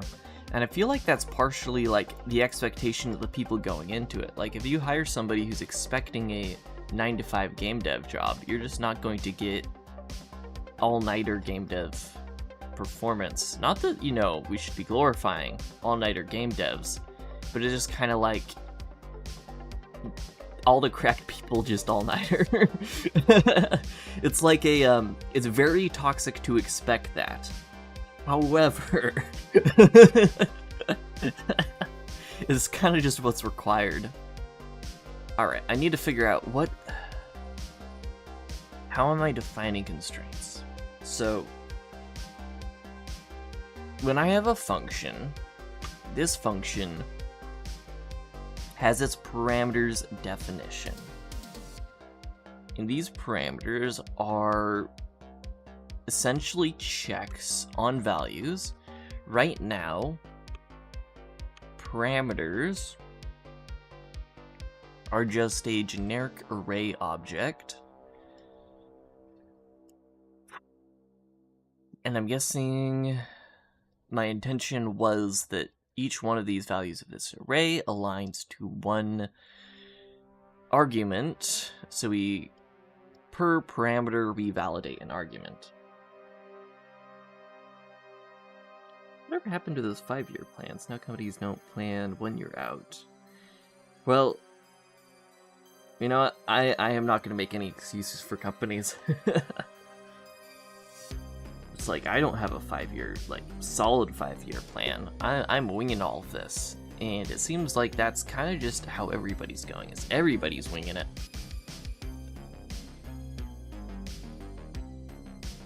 We don't know if the world's going to get nuked next Thursday, so it's kind of hard to plan.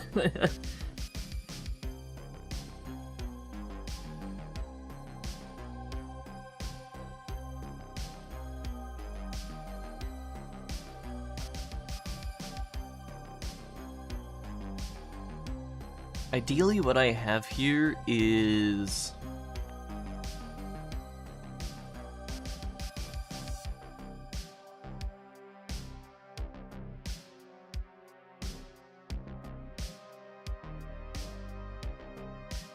man, I'm getting a lot of compression artifacts right now. Like very subtle, but they're annoying.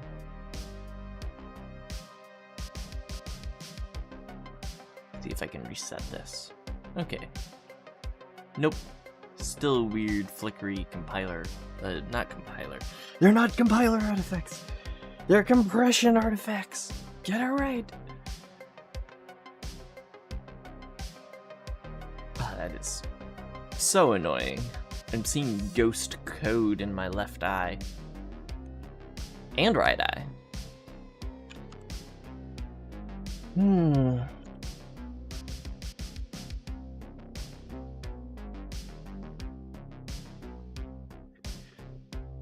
So if I'm just trying to decide how I'm going to handle value constraints. One value may be constrained by multiple constraints.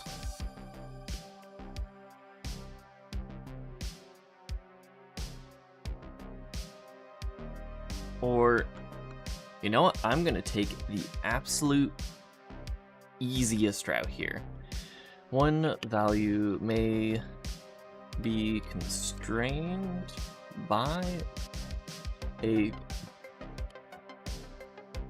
composition of multiple constraints through use of compiler intrinsics to chain constraints together into one larger constraint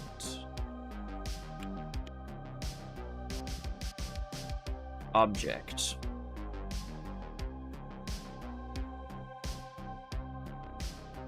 Constraint function.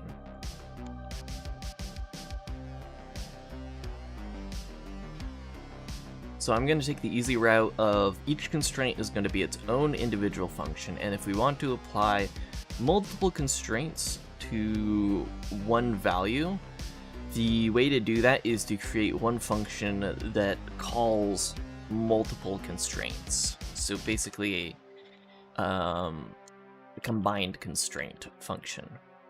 Multi-constraint. And that means that we just need to, in here, say arg, or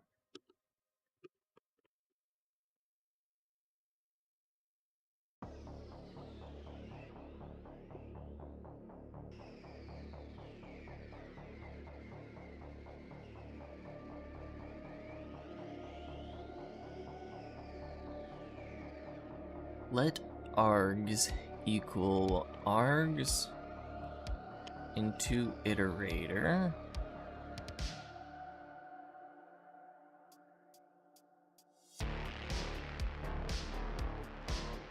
zip with function params values iterator map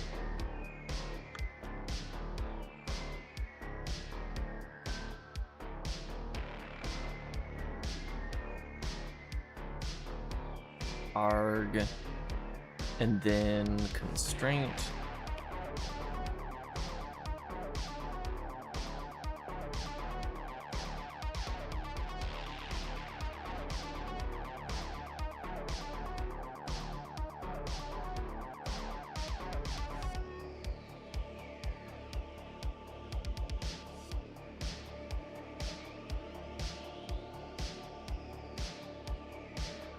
Are these what I expect them to be? Let me see, can I inspect this? Compiler value? Constraint compiler value. Both of these are compiler. Okay, so I think this is working.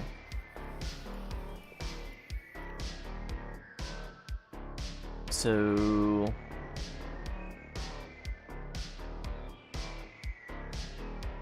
self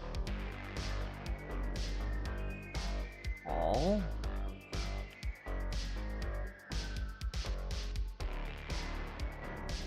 let constraint equal self evaluate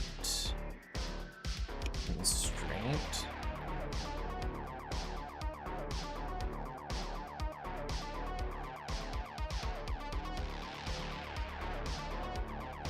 can't exactly evaluate the constraint though.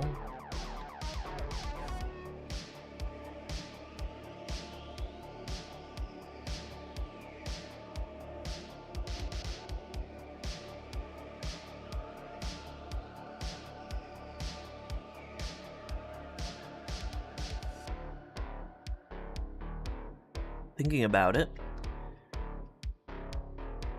I guess we just can't have a label there. Whatever we're passing into here should already have been evaluated. Like when we define the function, we should have evaluated the constraints. Hopefully. Hopefully that's how that works. Or how that worked. So we're gonna say let constraint equal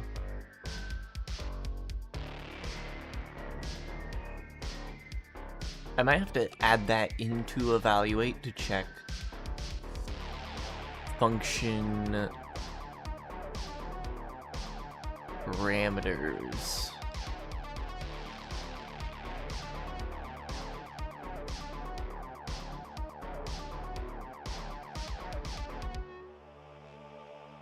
So in here, when we do evaluate, to do evaluate function value param constraints values. I'll just put that as a to-do there for now. But now we can assume the constraints are always evaluated. So with the headset, are you doing some sort of virtual desktop? Yes. So IRL, I only have one screen, and for streaming, you really need two monitors. One for like all my chat windows, like so I can actually like see your message. But you don't want that actually like appearing on stream. So yeah, so I use this to get two monitors. And also like I'm working on a VR game engine, so it kind of fits the theme.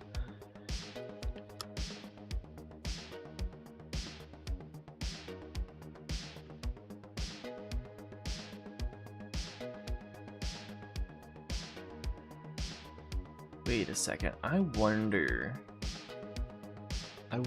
if the artifacting I'm getting, do I have any form of Steam VR motion smoothing on right now?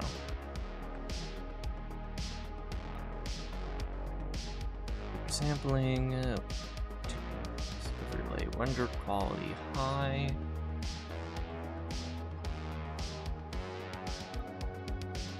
Because there's like space warp, right?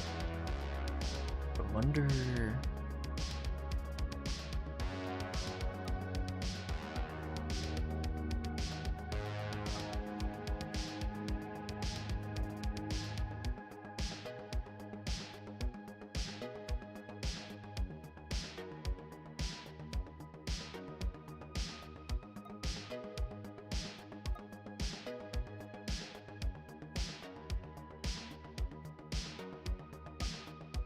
So I'm not seeing. There used to be like a space warp toggle.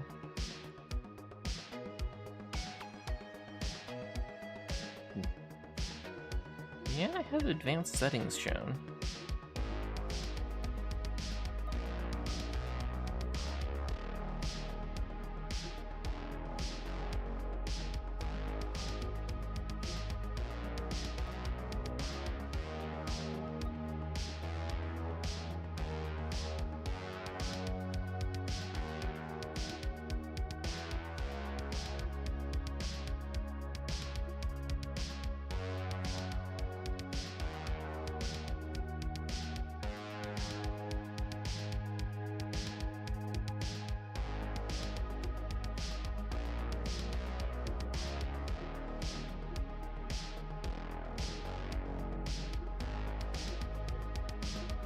Turn the target bandwidth down manually, and hopefully that helps.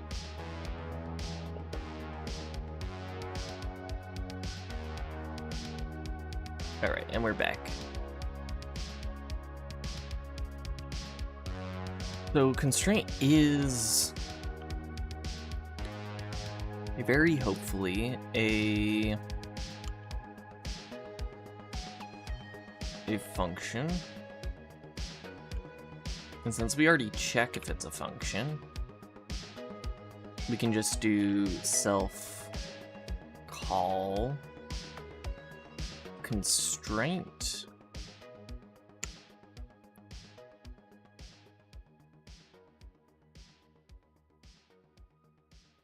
With the arg as our single argument.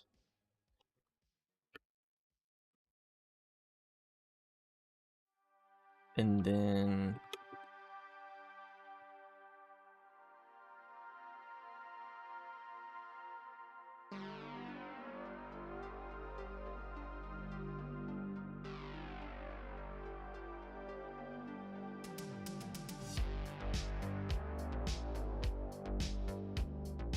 I do kind of want to do references here. That way it's not like totally consuming values.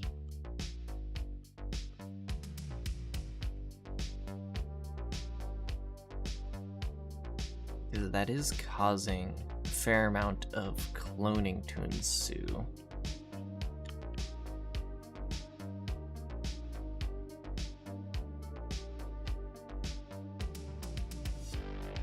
Function reference found compiler value. Ah, so we do need to unwrap this.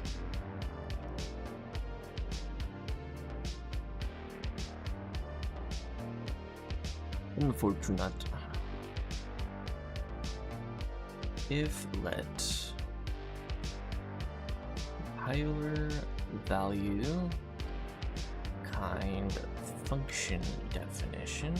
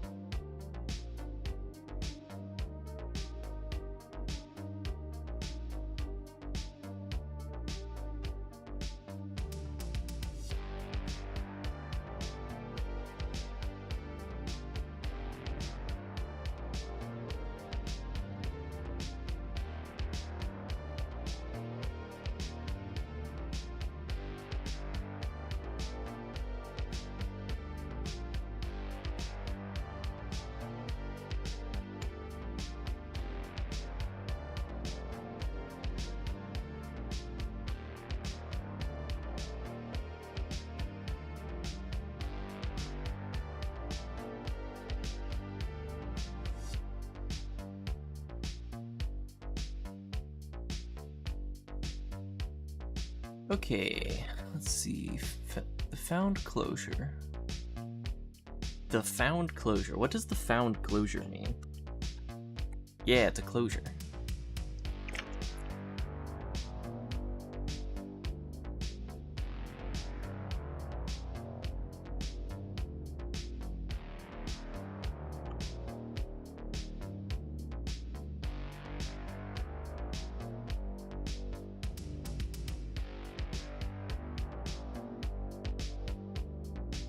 Okay, it's saying that this here, I'm gonna have this be a reference to compiler values because we don't want to be able to change those. I mean, it was already immutable, but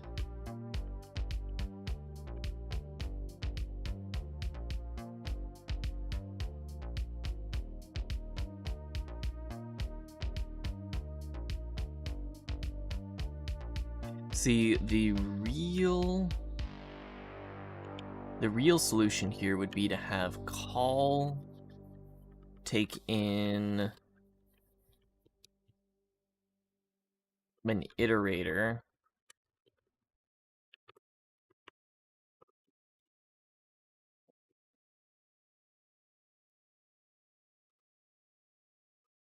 but an iterator that can return a size.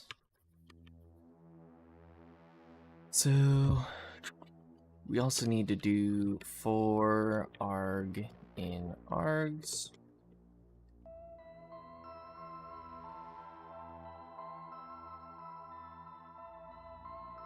Oh.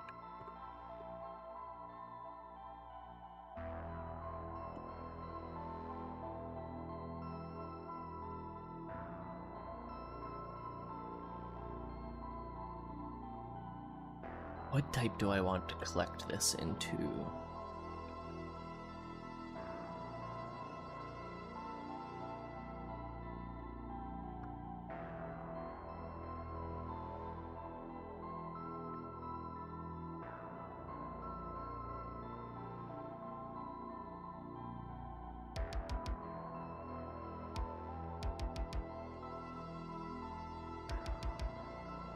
if let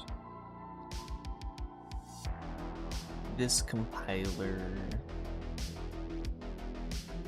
Actually, it's easier than this. We can do compiler value kind error.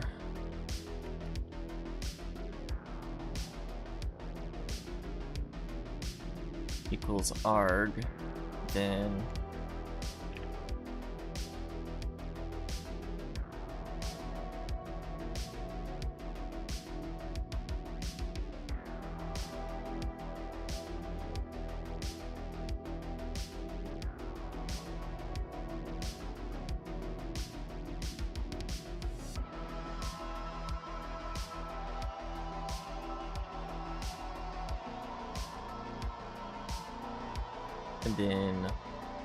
to do increment stack Brane or append stack trace here.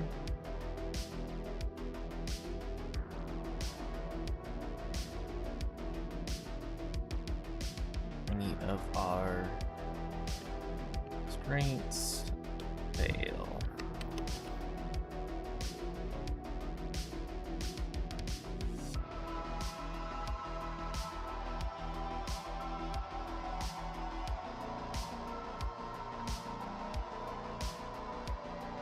Reference found struct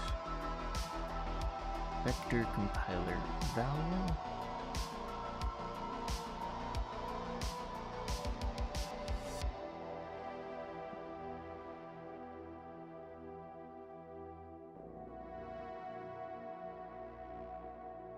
There has to be an easy way to just get a slice of references.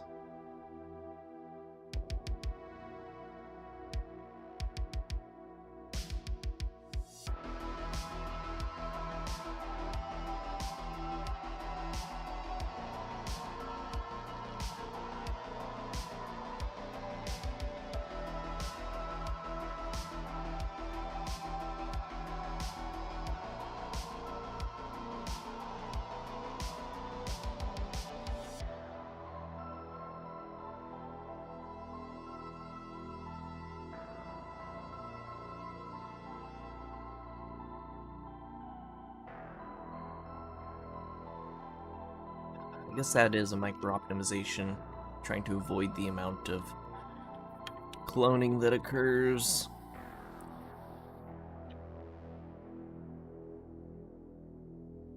When there already is a fair amount of cloning going on. We can...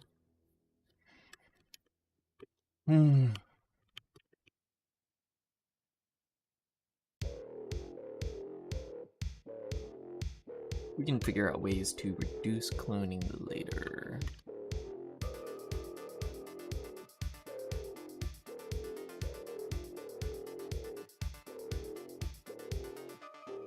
This could just be reference. Yeah.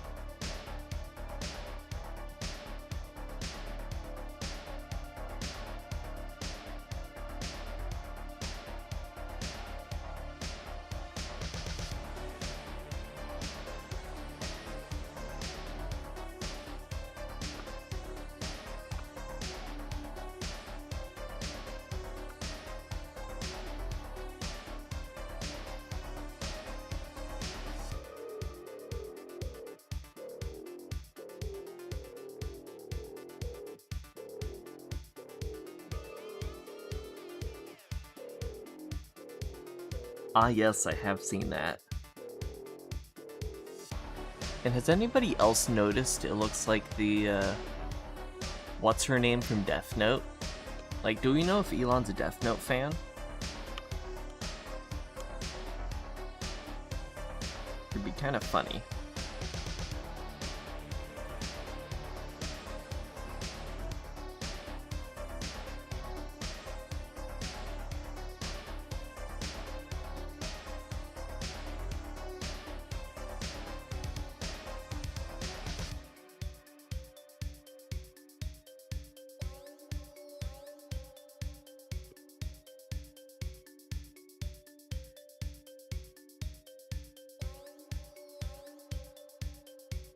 Okay, let's finish this to-do here.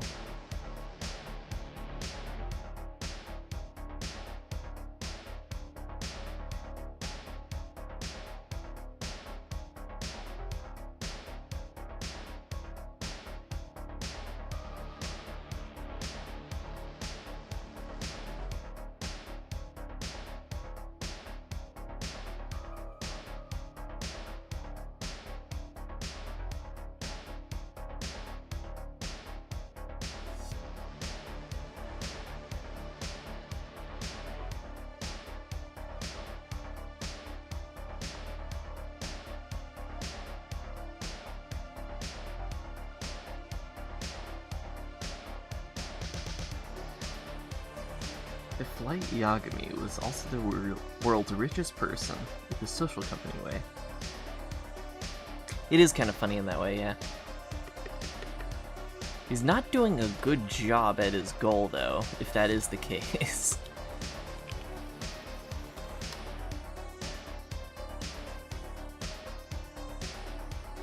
Maybe the I'm not sure if I want to make that joke.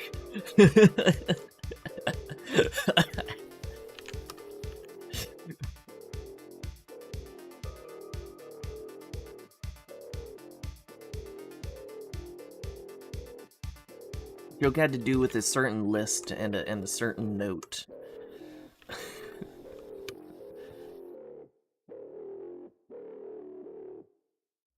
Certain notebook.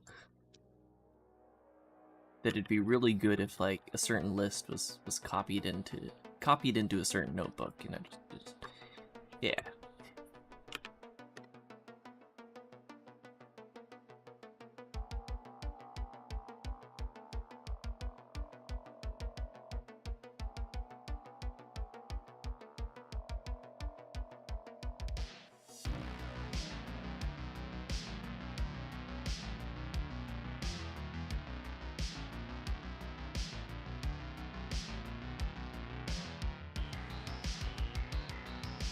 I didn't know that didn't already happen with the previous owner of the list. Because there weren't enough high-profile deaths.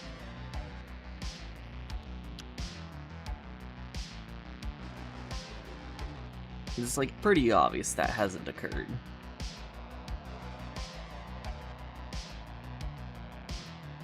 As one of them? Well, where are the others? I'm waiting.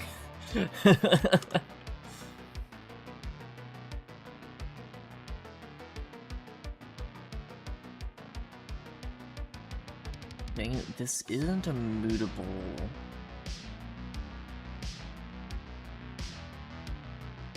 It is already value clone, so we are already doing a clone for every single evaluate. Not sure how I feel about that.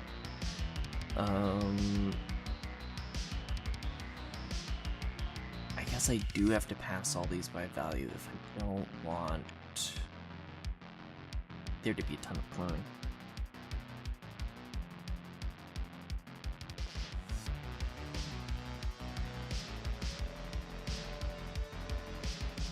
It does. It does.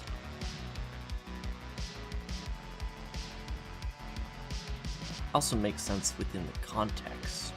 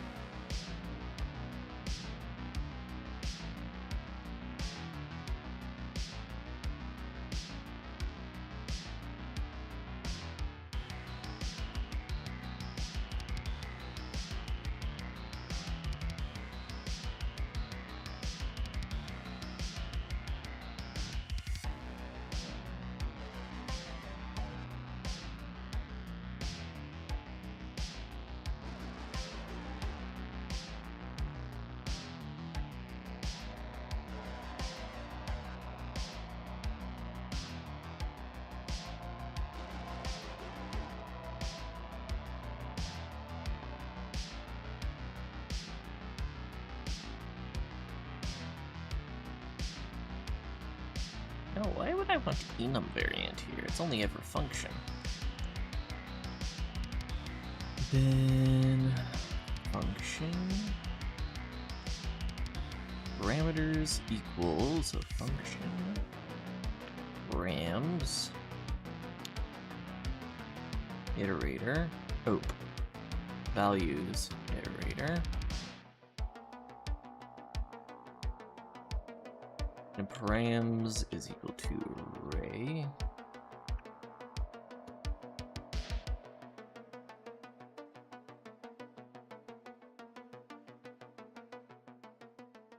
values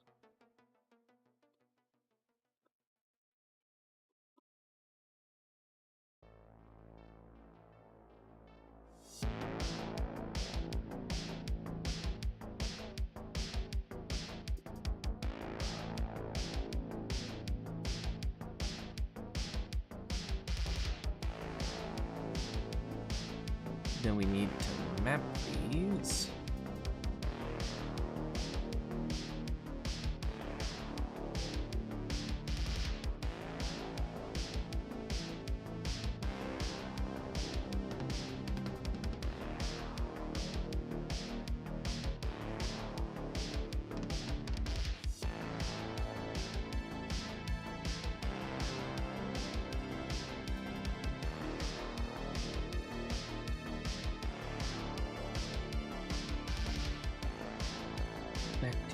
Right, we need to collect this and value, and we just self-evaluate value.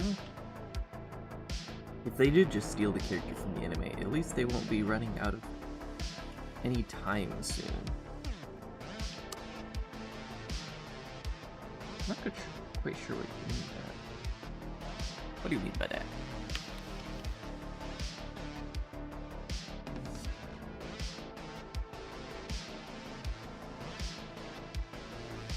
There we go. Now, if we need to grab any function values, they should be evaluated.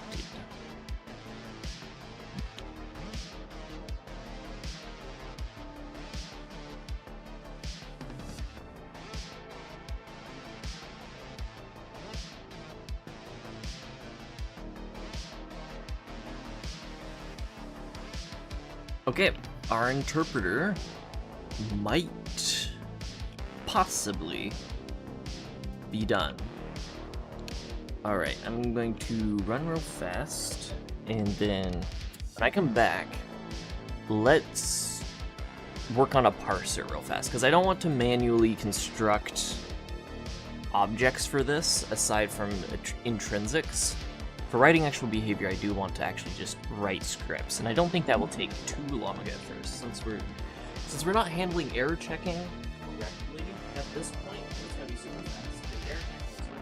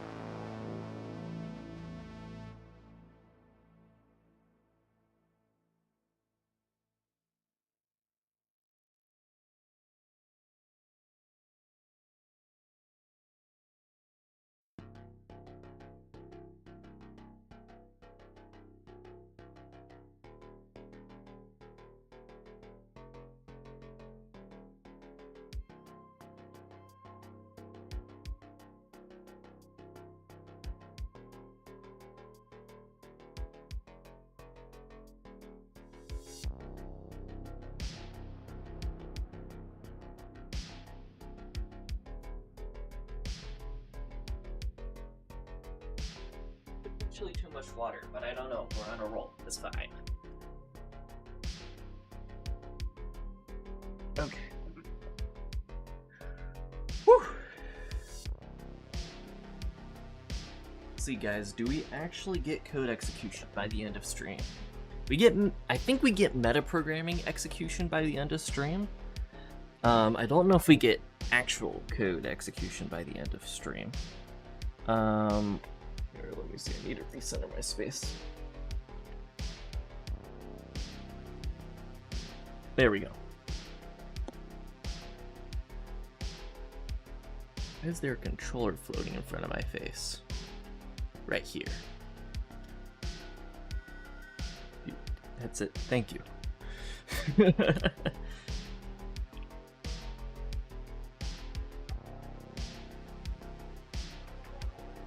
Yeah, okay.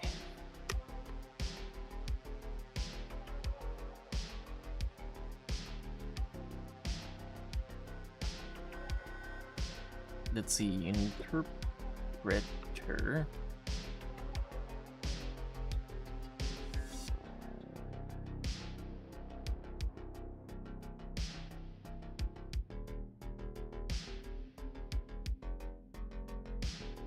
I'll just say interpreter blocked out.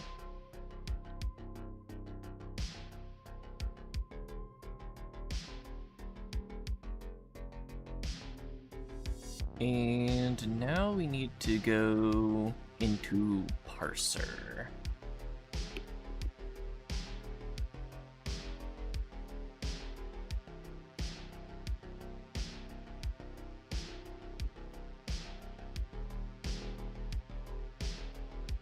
And I don't think I'm going to reference any of the actual code in here.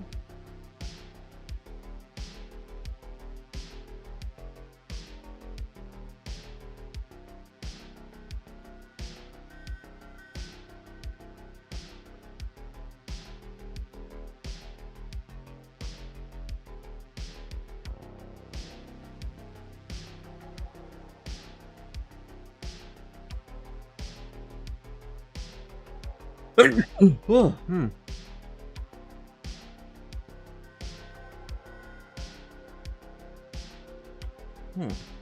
Okay.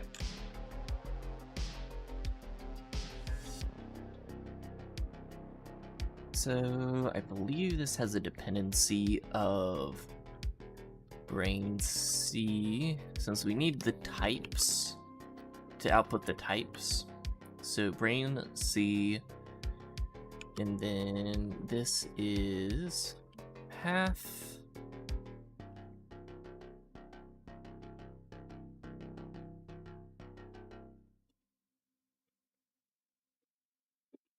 And let's cargo check that real fast.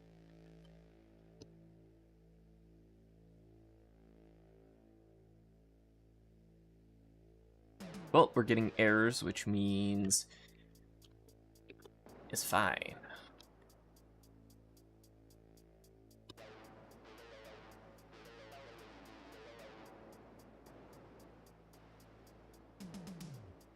Yeah, just problems in the CLI for now, which we might have the CLI working by the end of the stream, potentially, and it will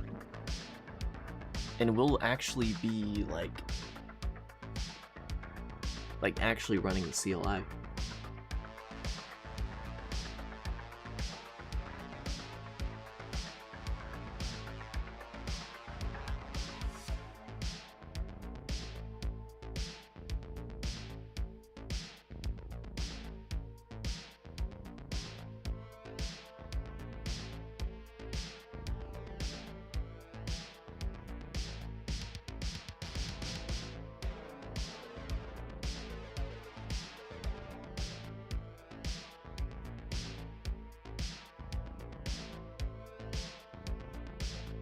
So I think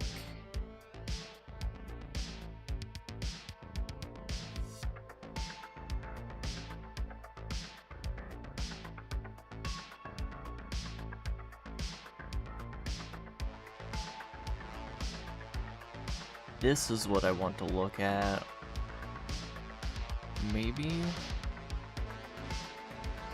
No, we want to look at the tokenizer. No, Lexer. Specifically the Lexer.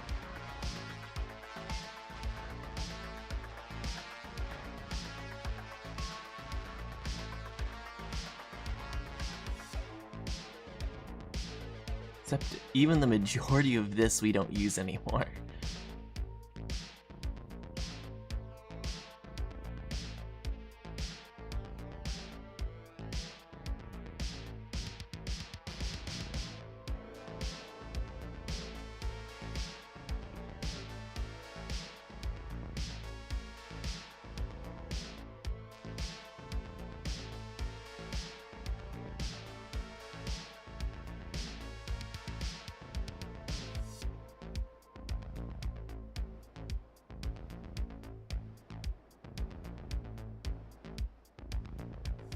But let's start out with a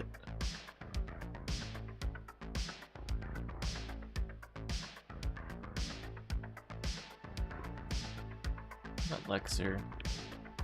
Let's call it parser.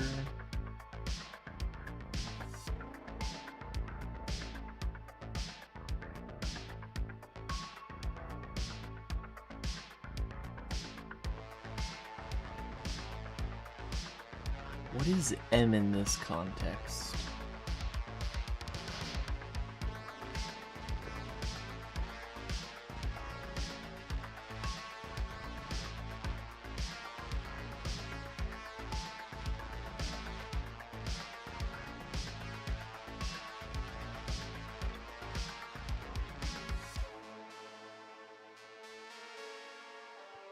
I'm gonna stick with it, so I don't have to completely re-engineer everything when I do handle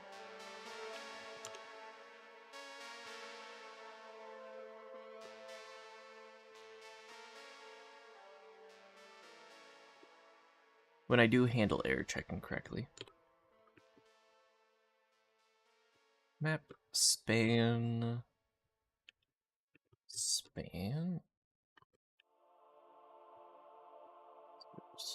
M. I don't know what M is. What is M? Where M is the mapping function we use on the spam. Okay. Spam of the spam.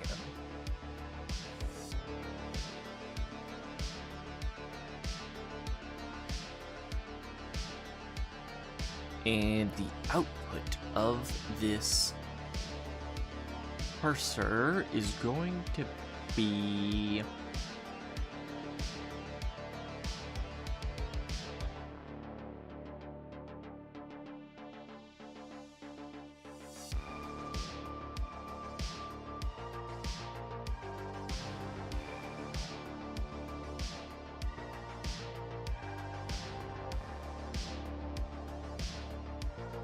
very simply, the output is going to be an object.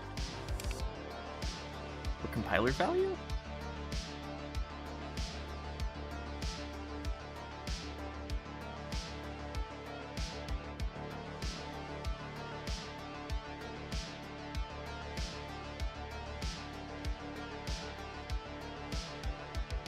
Not a compiler value. A function.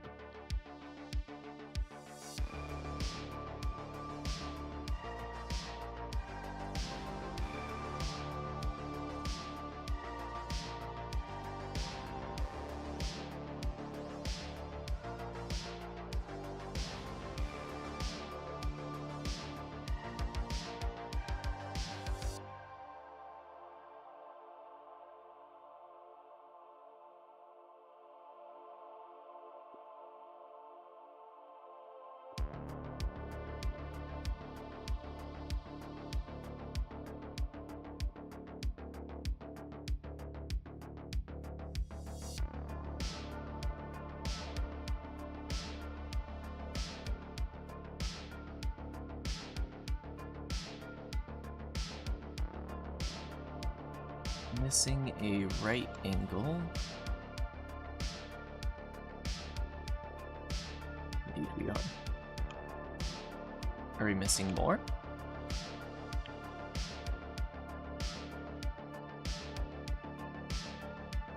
Nope.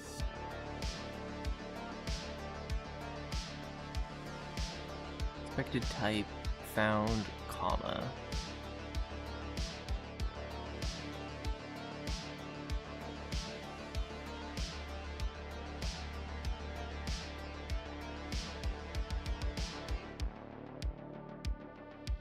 Where M is static, function simple span.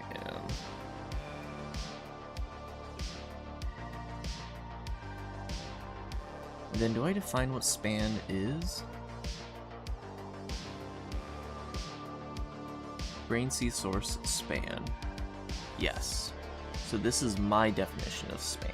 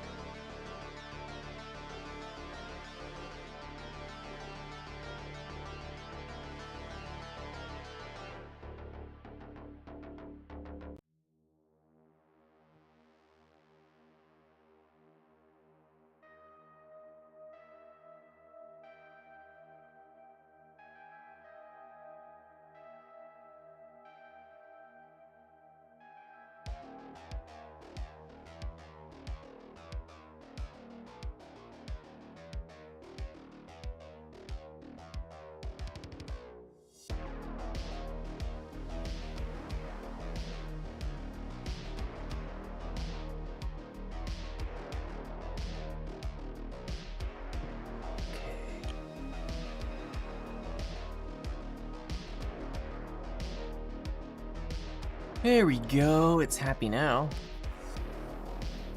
We'll just use Chomsky span for now. Actually, no. Use type span is equal to simple span. Just for now.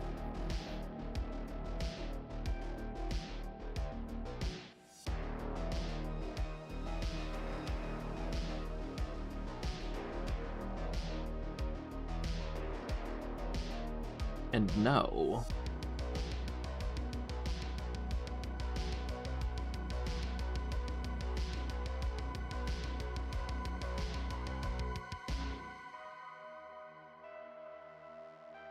Let the parsing begin.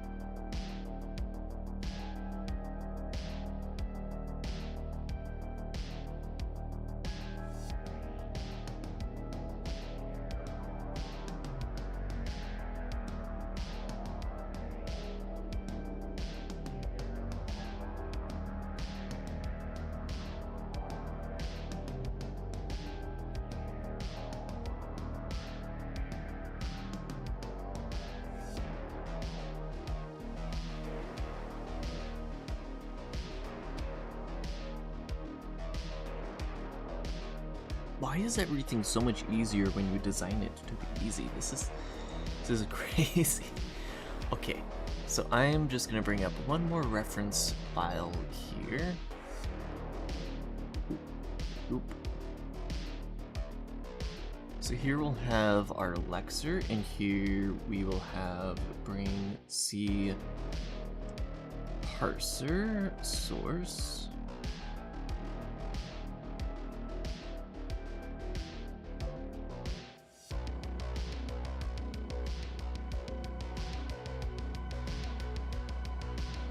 There we go. Just so I can see the way that I implemented this before.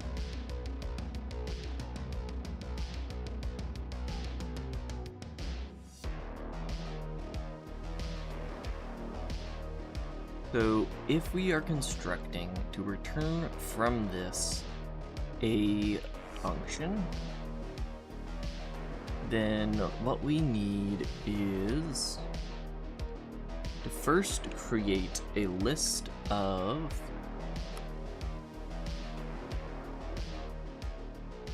it's not letting me. navigate to that. Maybe let me navigate to that. No. Oh, it's right here. So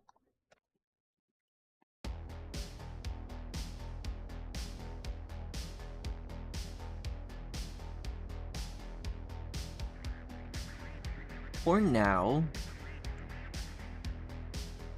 compiler scripts have no parameters, but we do have the function definition, and we are defining the function definition with a list of label operations and then a final value. So we need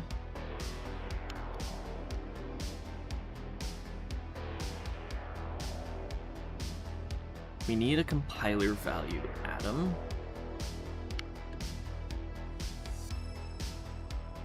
And we need to let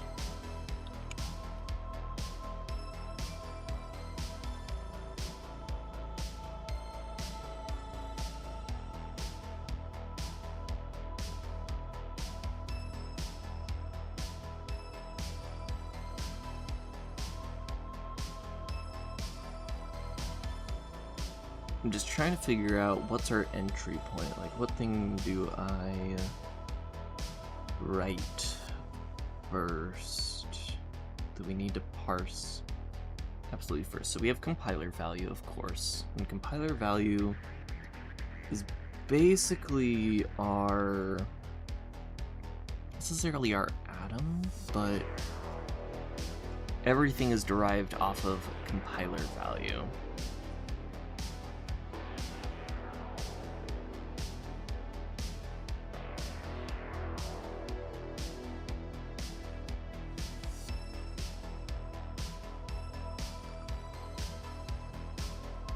Let label, let number, let enum variant. I don't know if we can parse enum variants.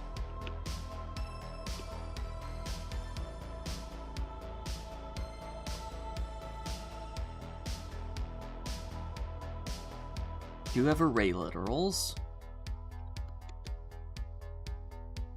Let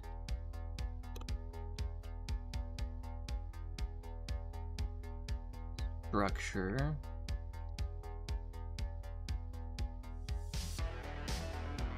these structure is another one.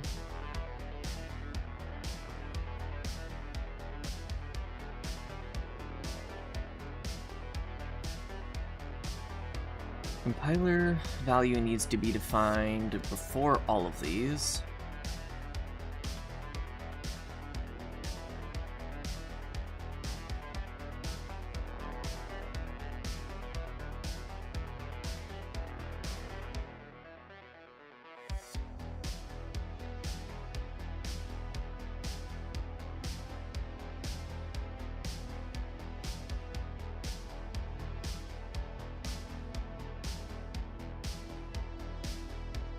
The parser for calls.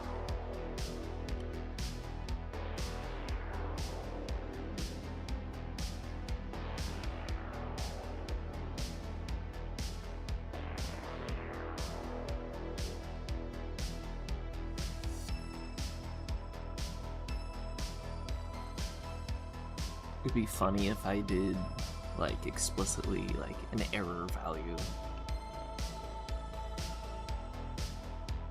I do actually want to be able to find inline errors.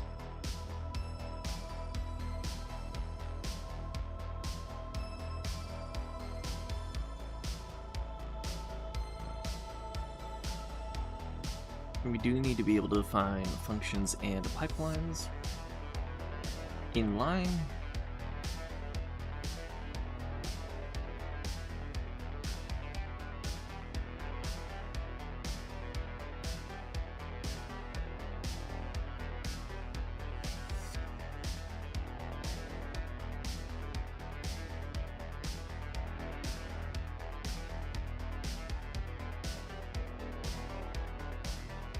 Okay, good, I did have a function prefix.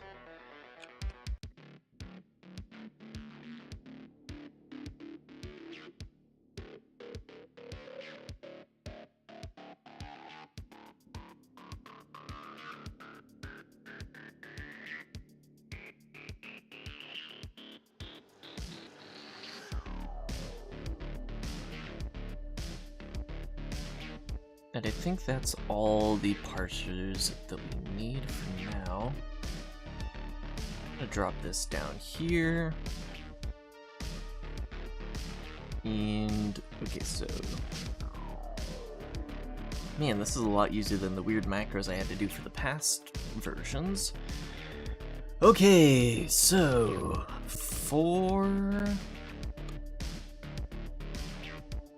I'm gonna ignore compiler value for now. Let's just go down the list. So, for a label, this is first just text.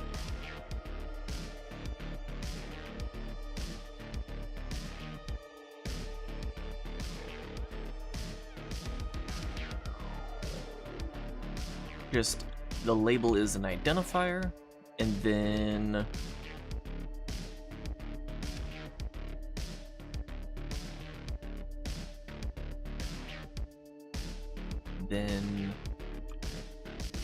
just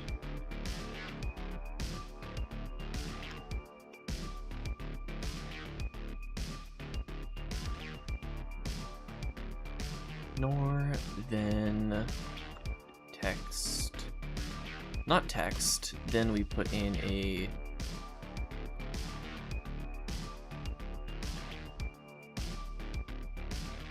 compiler value here.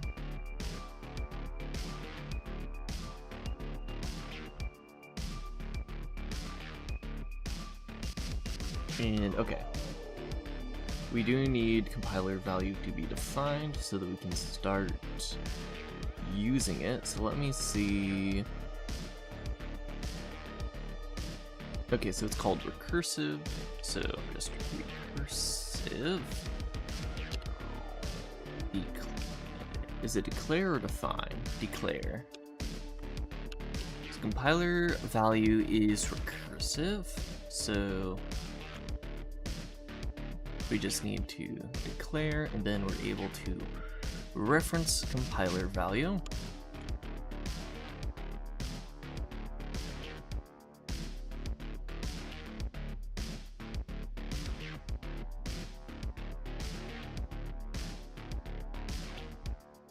So all of this is optional, so we throw an or not on here.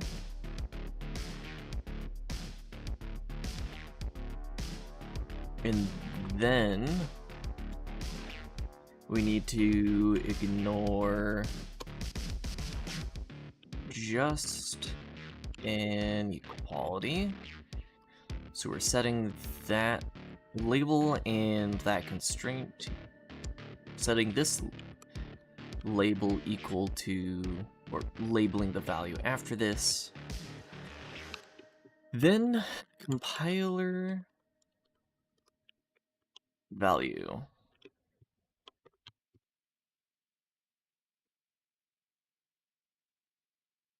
And thinking about it, do I even need a semicolon?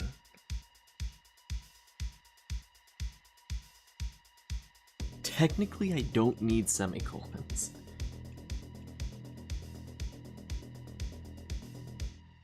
I like semicolons. They are my friends. But technically, this doesn't need a semicolon. Maybe.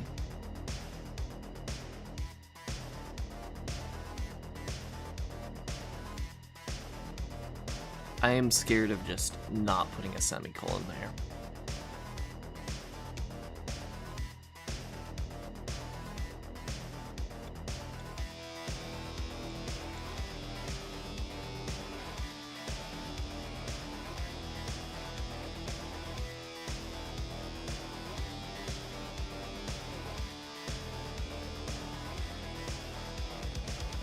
You know what?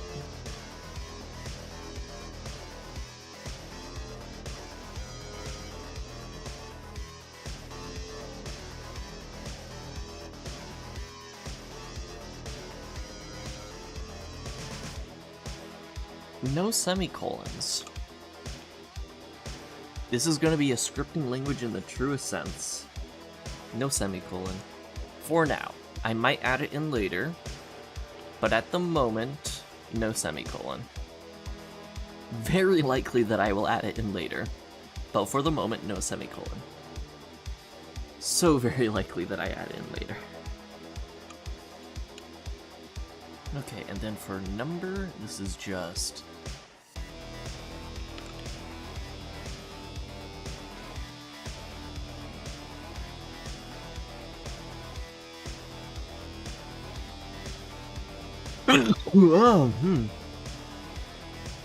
We need to look at the tokenizer.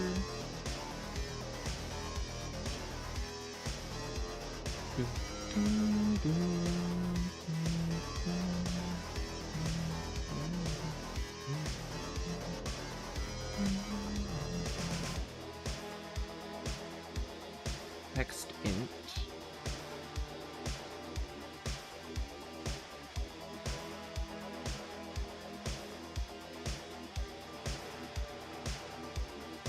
Can I say text float?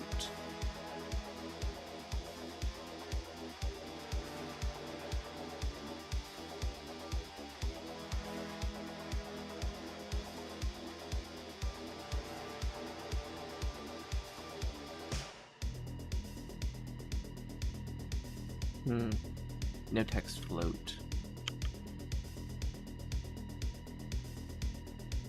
Digits.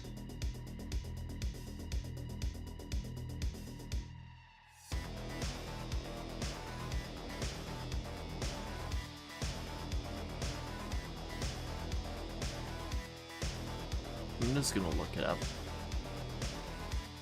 Chomsky.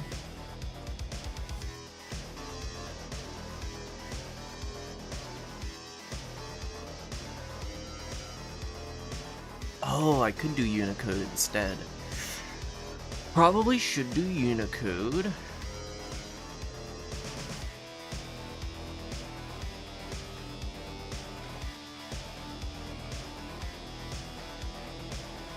If I do just Unicode instead, is it exactly the same?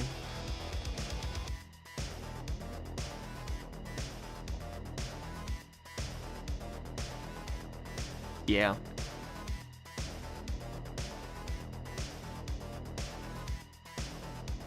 So I'm gonna use Unicode instead.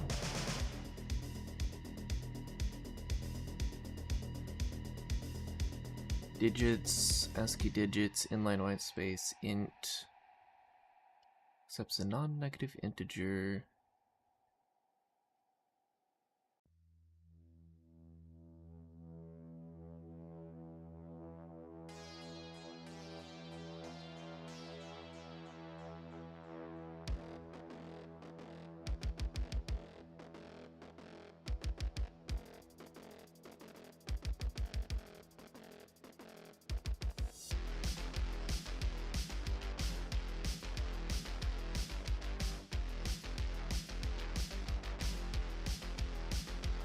What's the difference between digits and integer?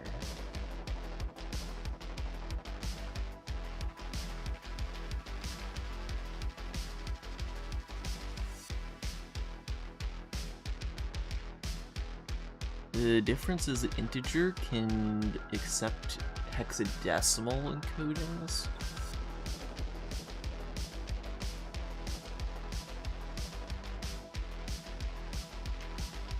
Because it can tell the base of the integer. Okay.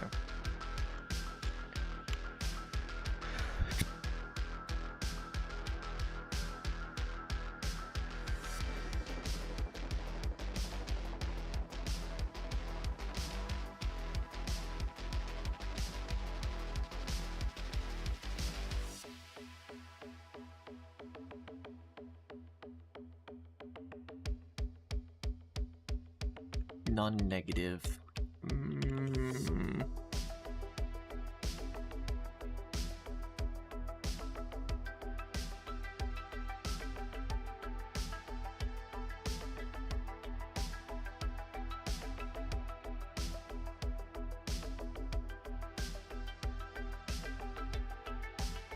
I could say just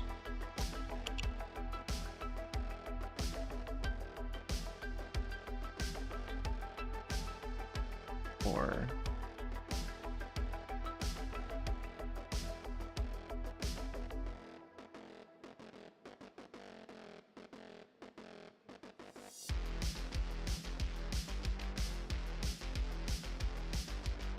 I feel like this is how I've gotten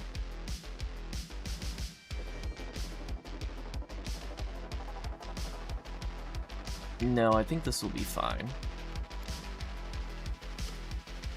Then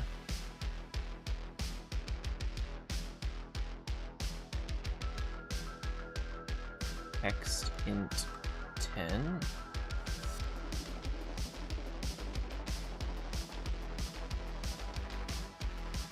Then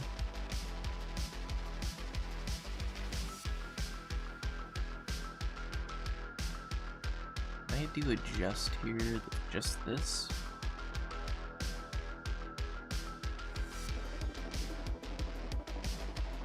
I feel like you're supposed to do that for the or nots.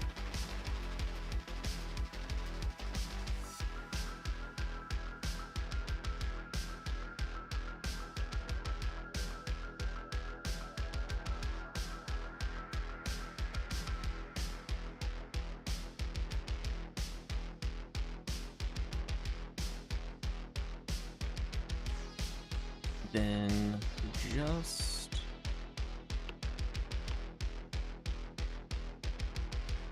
dot, then text int. Actually, this is digits, I believe.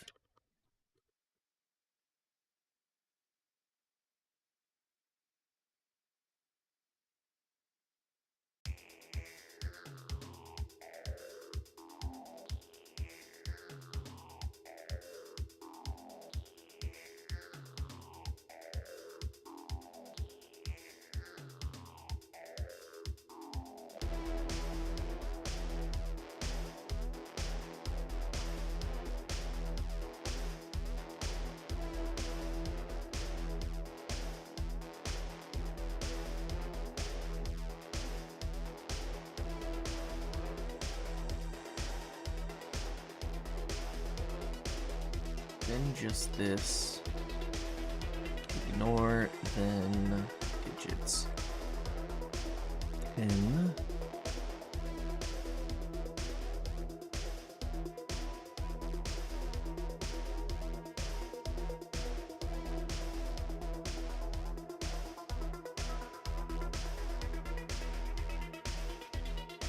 so this is just a number.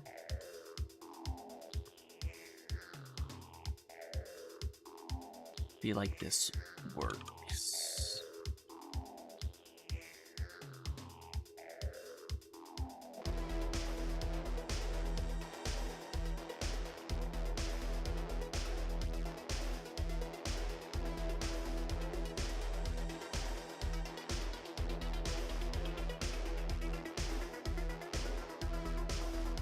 So I do need to map this.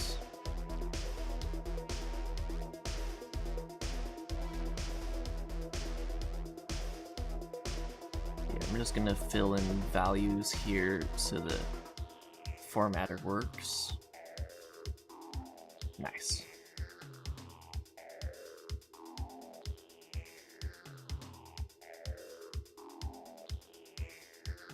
And then we want to map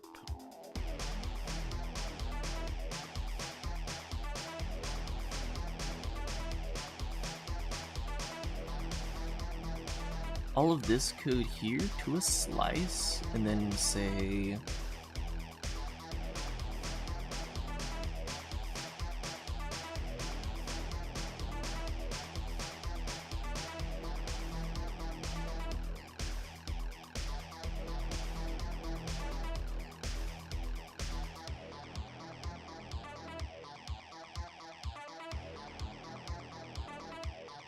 I'm gonna say try map.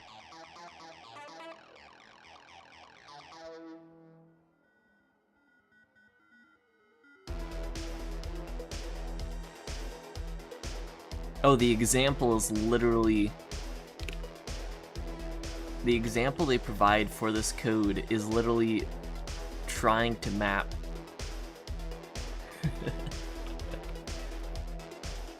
the result of parsing a number.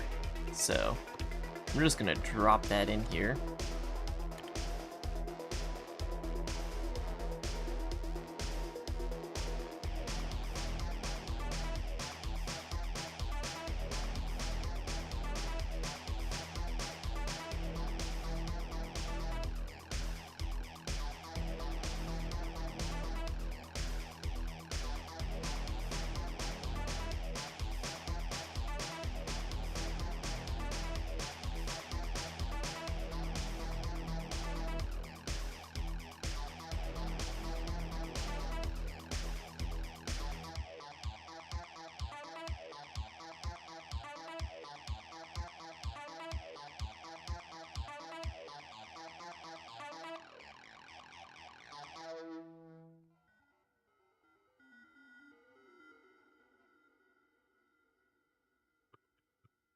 And then I want to further map this. So if this map is successful, because the try map takes care of like if there is an error.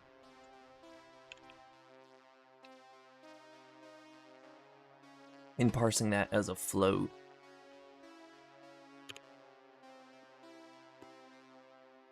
Then we want to map this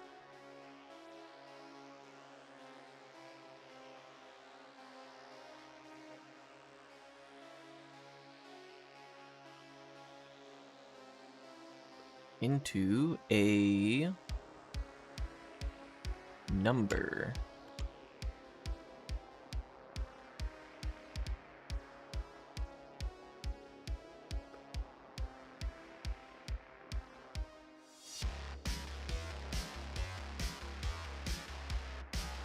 Brane types number value f64 f64. Yeah, that should work.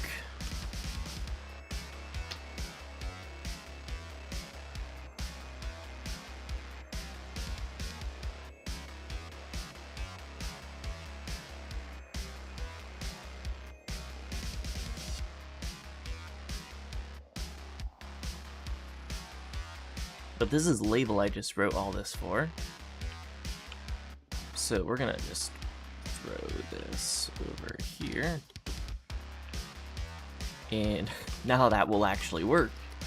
Maybe, possibly.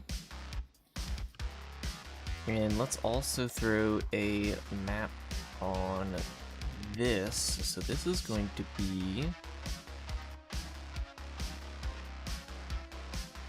a label operation.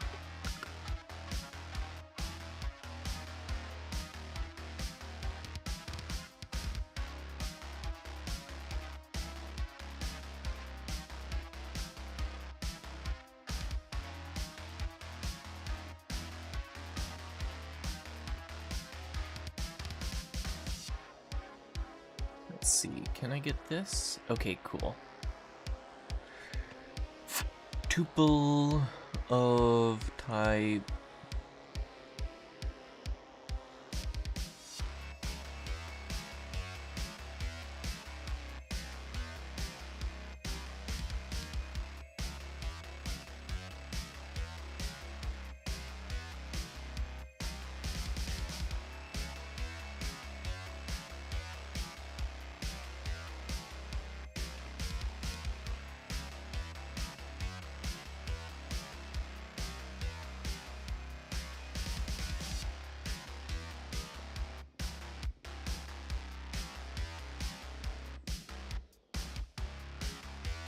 if I check this, it should be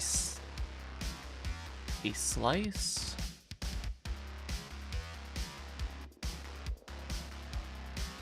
Label constraint.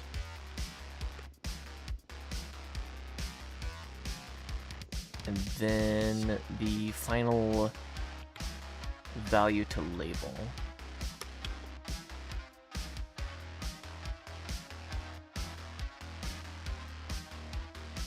So then here, if I say label operation label,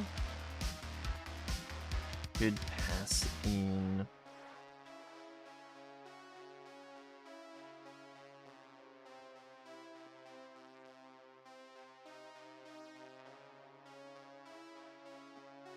we'll pass in the optional constraint there. Label.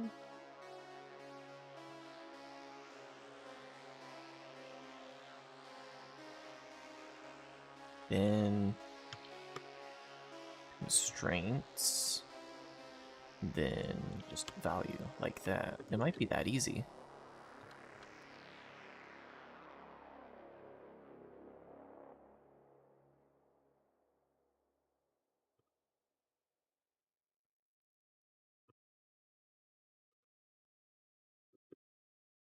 Then a destructure is essentially just that.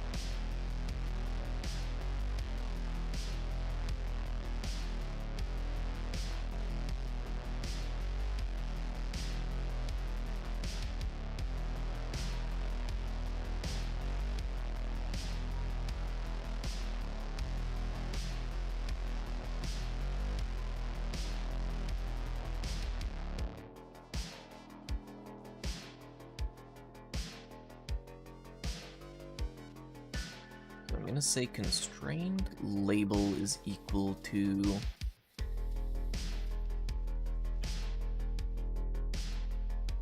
this.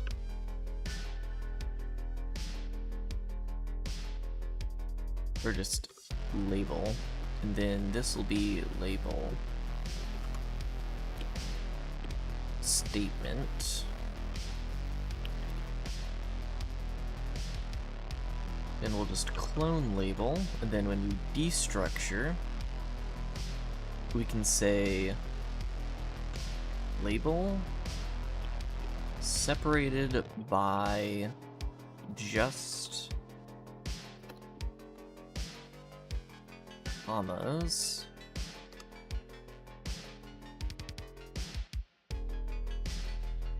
delimited by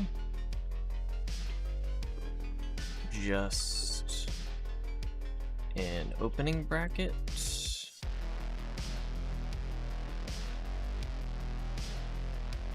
and then a closing bracket.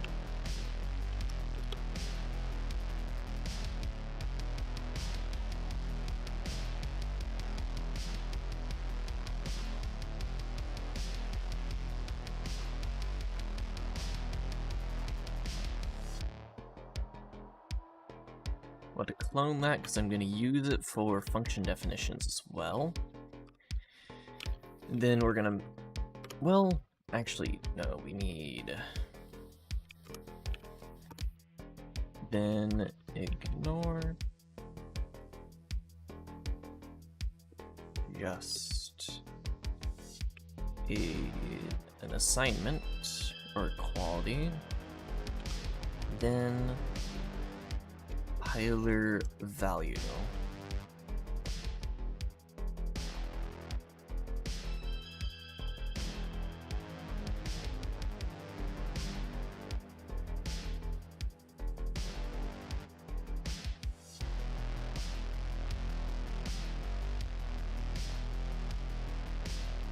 And then we can map this to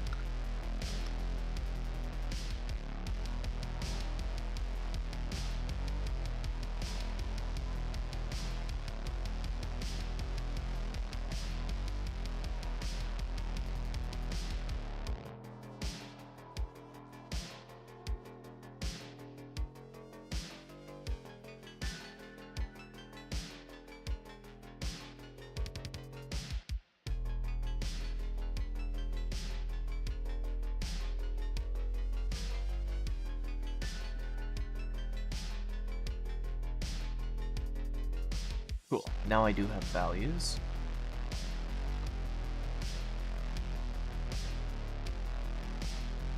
This is going to be labels and then object.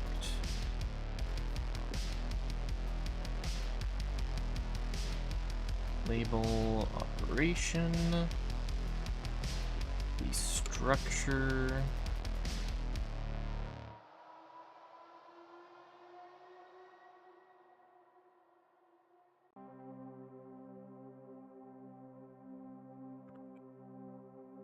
And I might just be able to throw labels in there. Like that. I don't think my LSP is working right now, so I may have to wait until I'm like fully done with everything before we actually see error checking, and then we'll have a ton of errors to fix.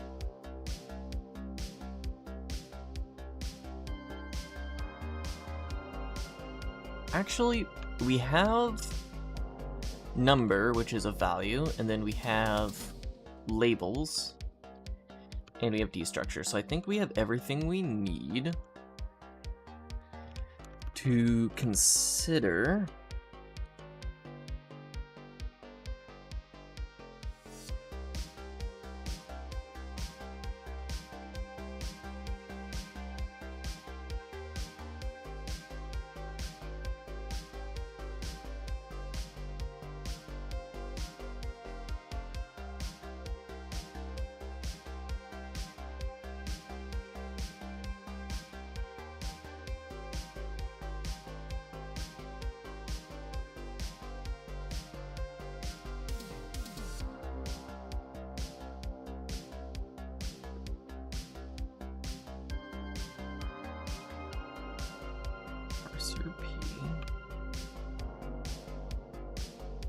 Okay, this isn't a thing. So compiler value is going to be a choice.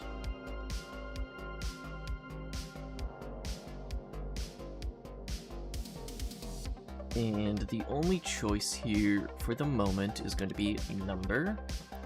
And we're going to map number to compiler value, or rather compiler value kind number.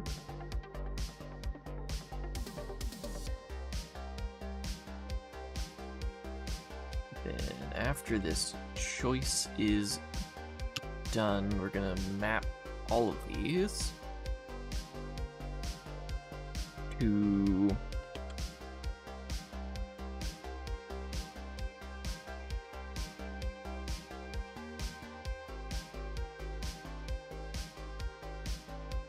a compiler value, kind, and then share info none.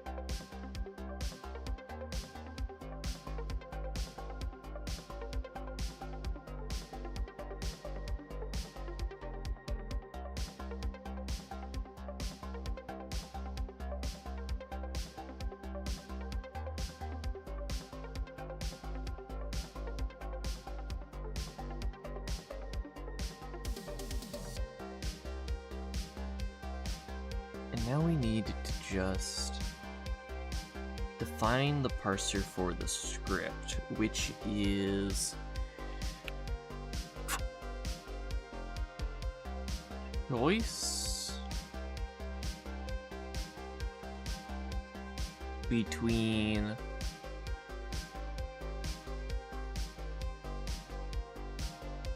label and, or label. statement and destructure.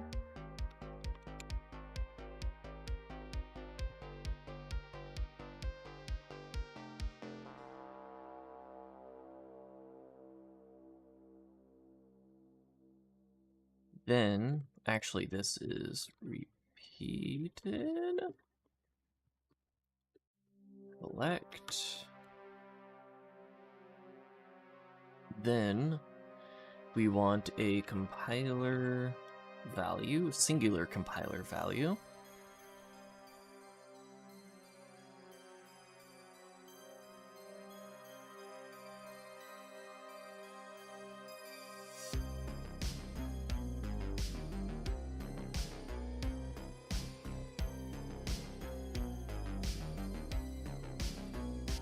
And then we need to map this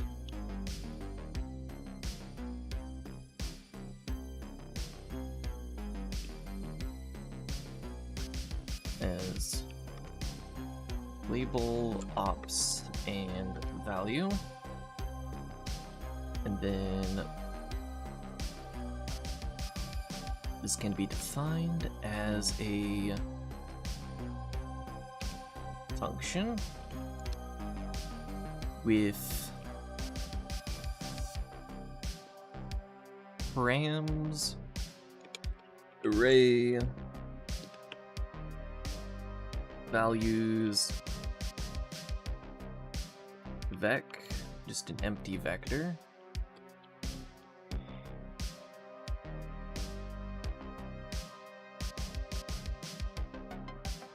and then definition equals function definition closure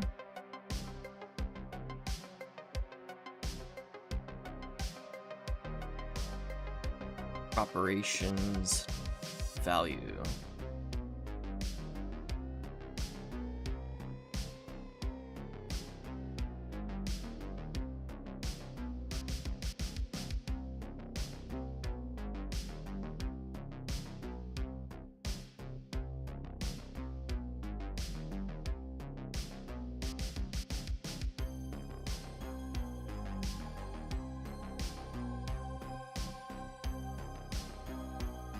Is this happy now?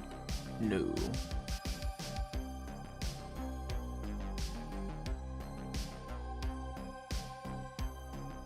It still thinks we're returning a unit value, even though I'm returning this.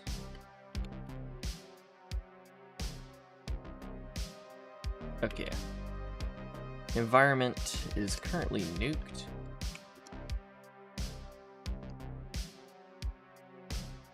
Let's further nuke it, restore session, and see if we get new errors.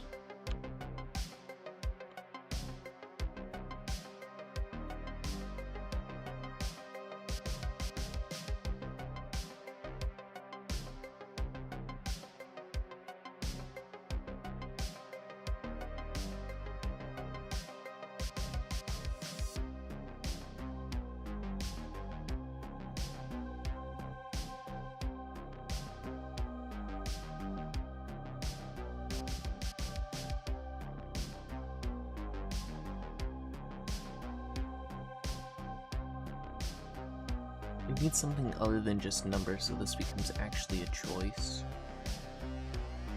What are other straight up values? Let's do label. So this is actually a label definition. And a true label statement, or label expression. Label value is text Unicode ident. That's all it is.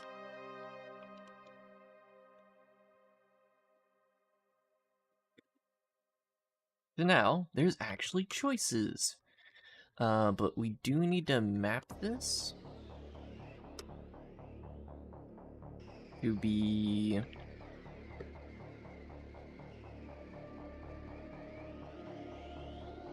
Is it 2slice? 2slice. Label, and then... label is just a string.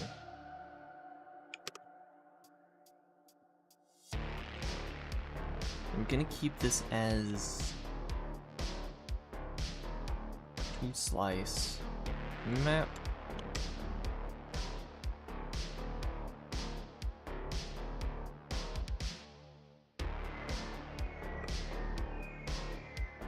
We're gonna put the map in here. Actually, this is the only place the label shows up, and we don't need to refer to it anywhere else. So I'm gonna throw it in here and map it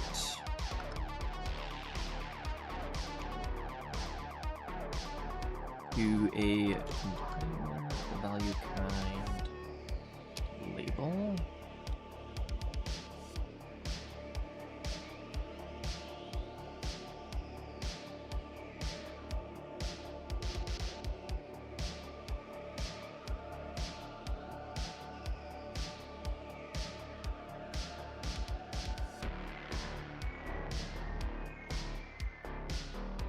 Now we just need to fix this up here. Type annotations required.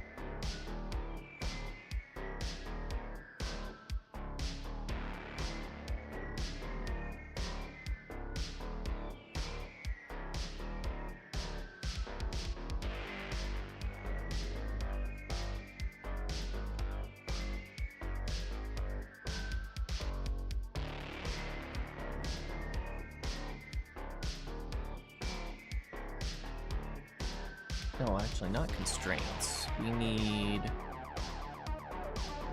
Constraints isn't a string. Constraints is a compiler value.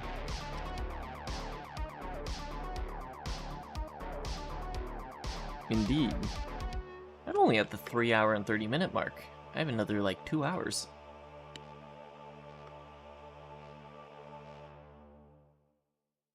Takes 2 arguments, but 3 arguments are provided. False. It takes 3 arguments. Incorrect. It does not take 3 arguments. No, wait. Yeah. Yeah. String. Option. Option.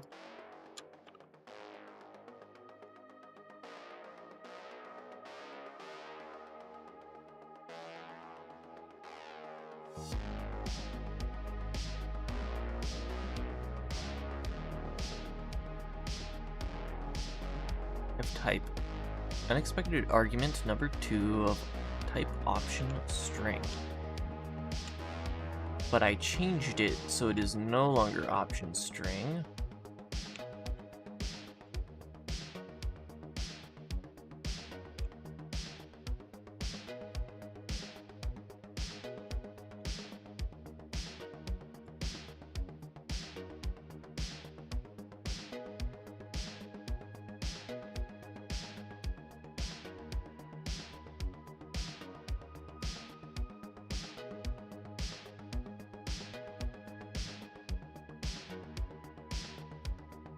Well, it's not complaining anymore.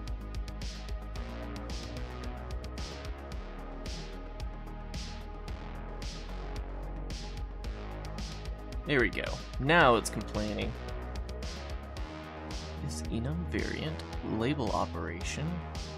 Label takes 2 arguments. 1, 2, 3. But 3 arguments were supplied.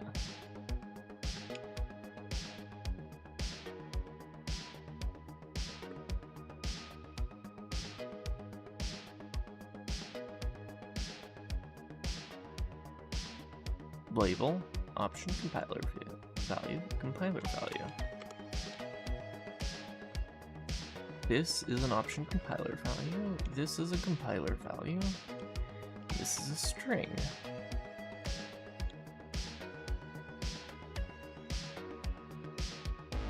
I'm just gonna ignore that for now.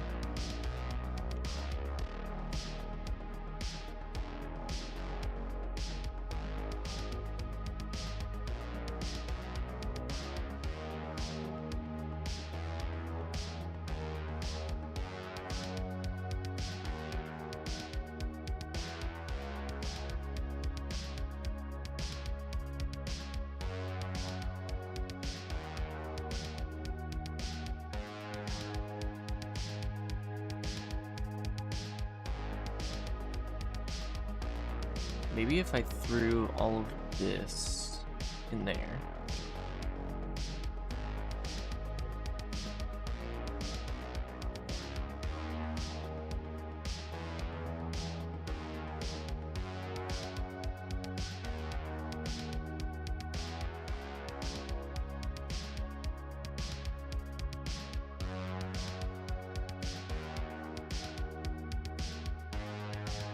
I made this a vector of... I'll have to manually map this, won't I?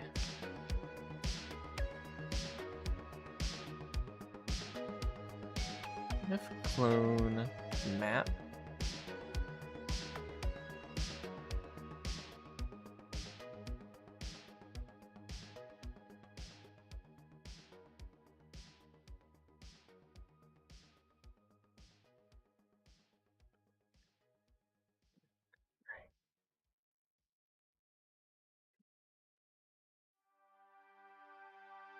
Okay. So I can't reuse label def here. I can still reuse it in the case of function definitions, but in the case of this,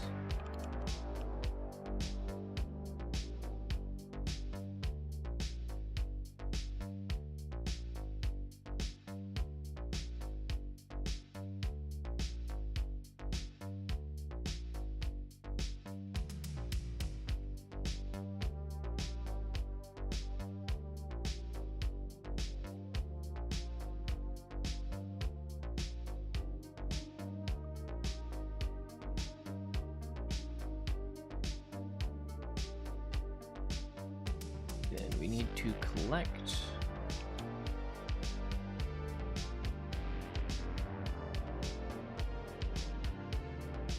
bring option string.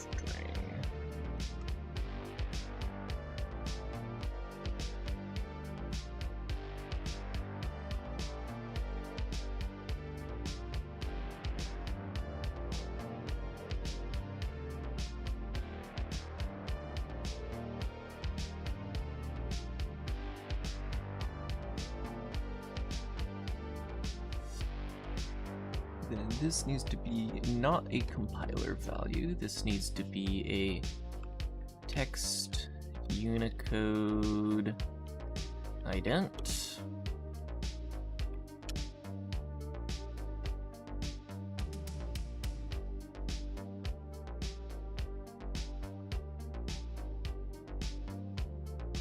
Map.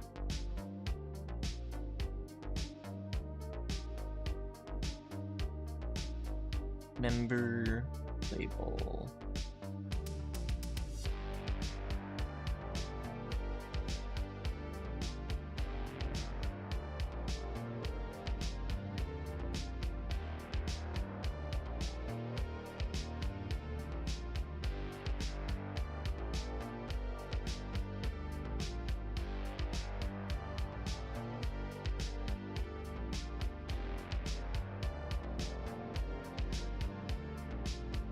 Expected 2 arguments, found 1. For the map operation? Huh?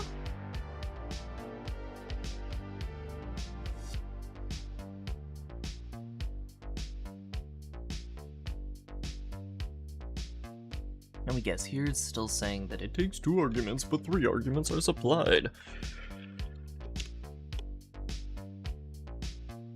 Or the enum with 3 arguments.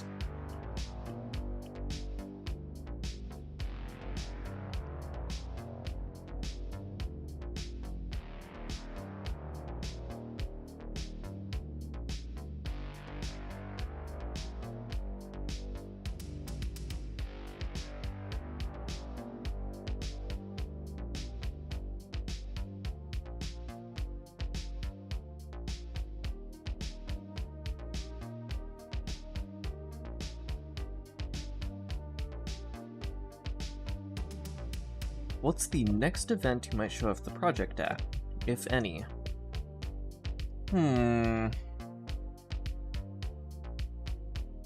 That's a good question.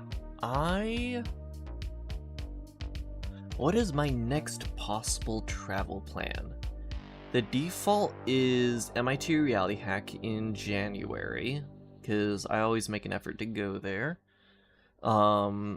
And, you know, generally bring the PC. I didn't get to demo the project at all last Reality Hack, because I was just so busy actually hacking. But...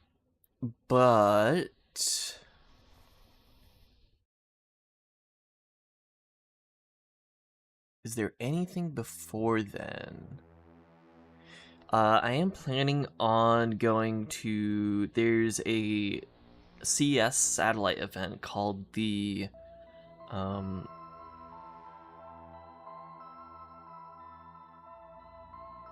XR Experience? Yeah, it's the XR Experience event, and that's put on by Peter Sassman of Haptic Solutions fame. Me and Kate are putting an effort to... well, we're gonna try to help put that event together, help grow it a little bit. So I'm definitely going to probably be showing my stuff off then. So I'll be in the region of CES, and that's also in January. Now, there's like a Dallas, Texas event happening sometime in October, I believe? And I might also fly out and help with that. That one's a less sure. So, 2 possible events in January is the next, like, possible things. You know, it'd be really cool to have the scripting language and engine to the point where I could do it at Reality Hack. History's repeating itself. What if I used my game engine at MIT Reality Hack? That would be pretty cool. I have to see if I can rope Thrill and Fia along. Been trying to get them to go to MIT Reality Hack for like the past 2 MIT Reality Hacks.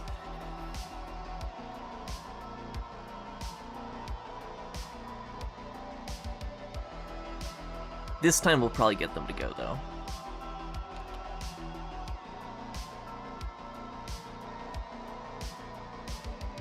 Why is it the way that it is? We're gonna cargo check this. Cargo check. Cargo don't go check.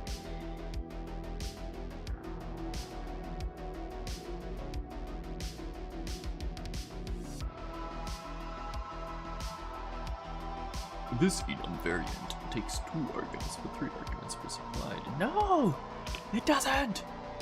It's a label!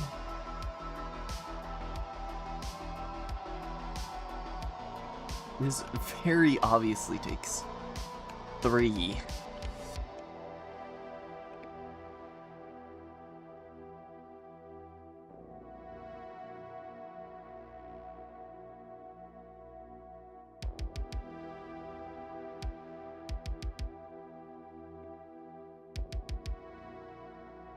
Could have the event that would want to have something viable to show every time. Like Reality Pack, and then there's a couple other events that would just be the icing on top if able to make it. Yeah.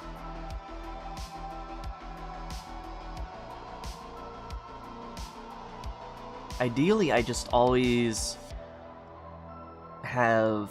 The idea right now is we're gonna try to get a minimum viable version of the engine working with Brane script, and then work on expanding its functionality and usability. That's currently the goal. That's why we have MVP Brane script, and as soon as we have MVP Brane script, as soon as we have this, we start building the V2 of the engine and editor. Just the instant we have this, because we know that the rest of the engine will be built up top. Rest of Brane script will be built on top of these concepts, and that way we'll actually have a game engine. And I just make sure I always have the main branch usable. We'll have to grow the amount of people that will be able to expect to start using it once it's ready. Yes, it's going to be a lot. It'll be a lot more interesting when it's not me just like messing around with random things, but there's actually like a product you yourself can download. I don't think the... Okay, we're having a different thing now. Nice.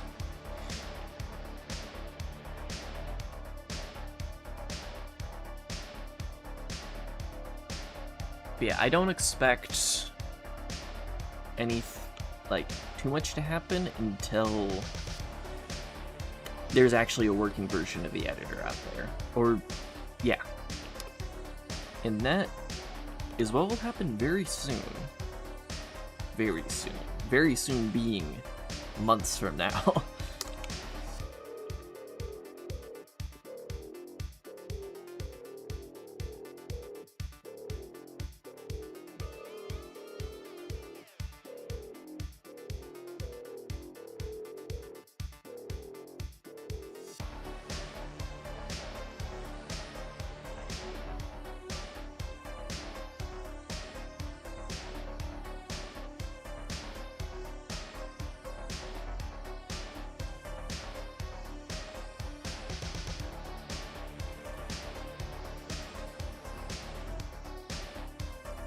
I wonder the overlap between those who will wait on an author's next book of a series for years, and those that will wait on a new interesting piece of software to be able to be tinkered with. See, that's the thing.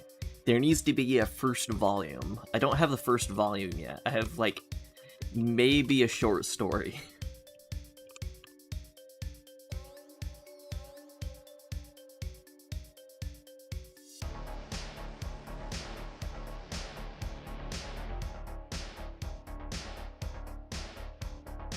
Let's see, constraints is an option, right? Yeah.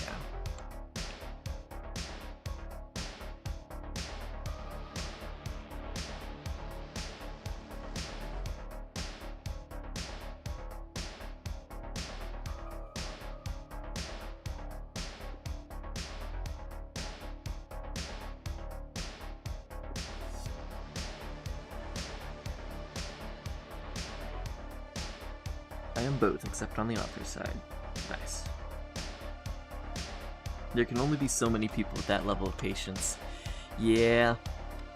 I'm testing my own patience, if I'm being completely honest.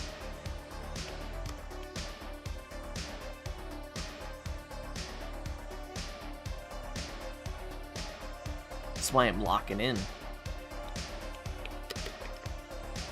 Okay, so we have a constraint. This constraint, if let, this needs to be, actually, here.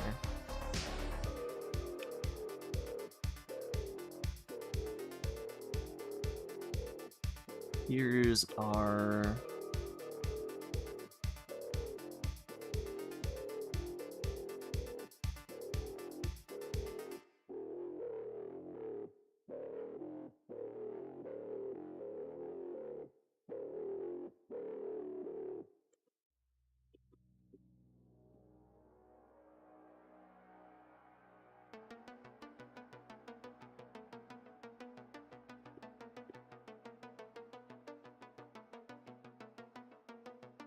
I'm gonna grab this.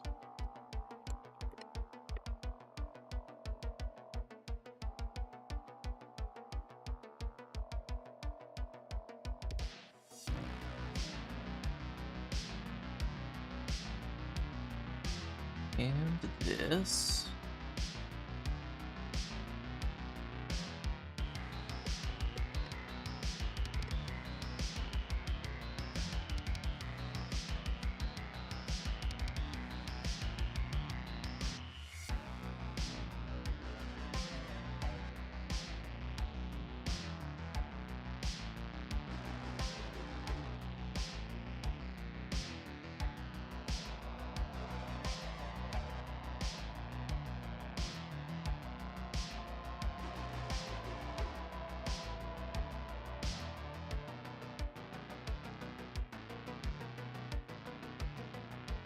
Say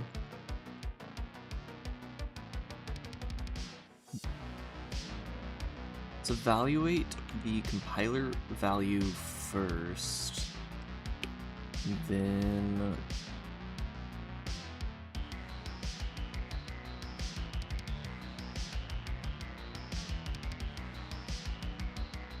compiler value is equal to match strength.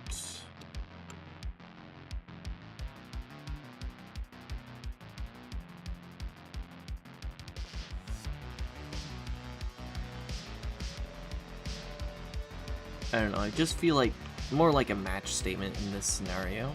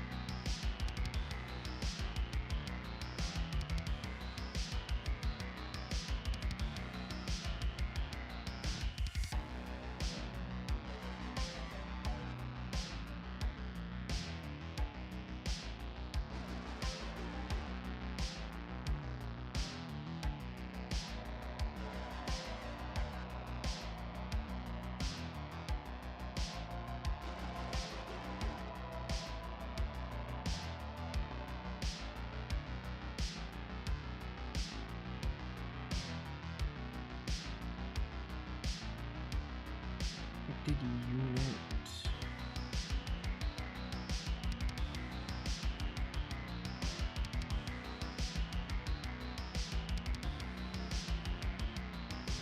It's arg. Arg is compiler value.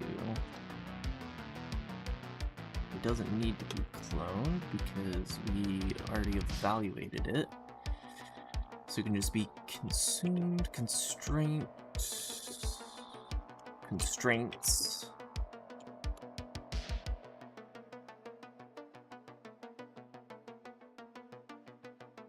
Constraint.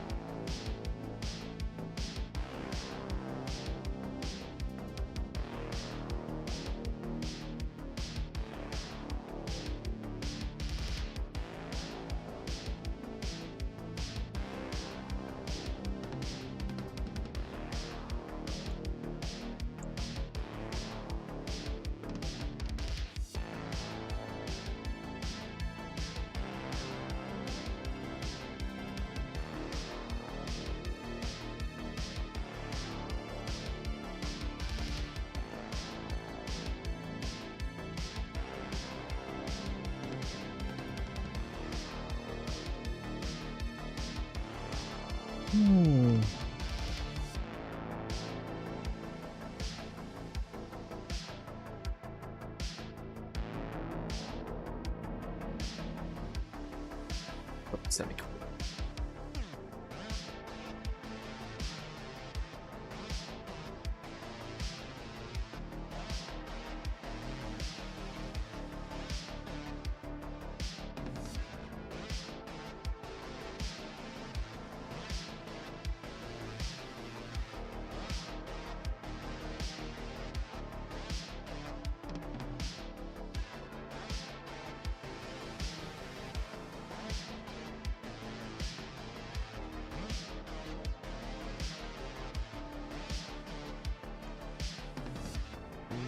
Unknown label.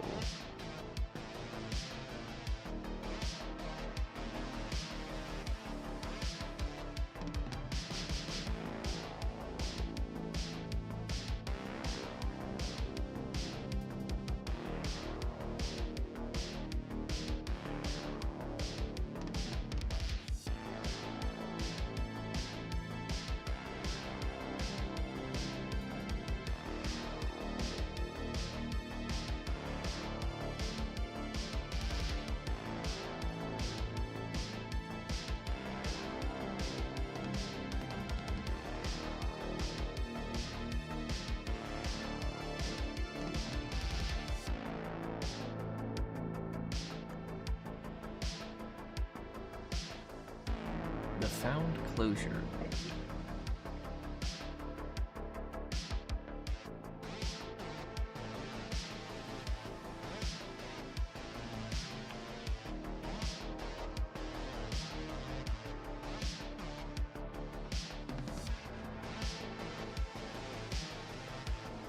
See, I explicitly said what vector type I wanted here, and then destructure needs a vector of exactly that type.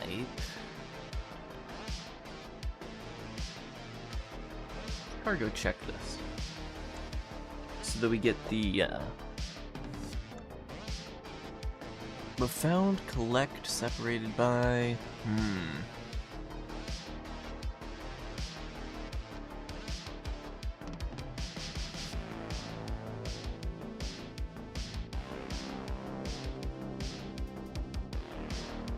maybe if we remove the just.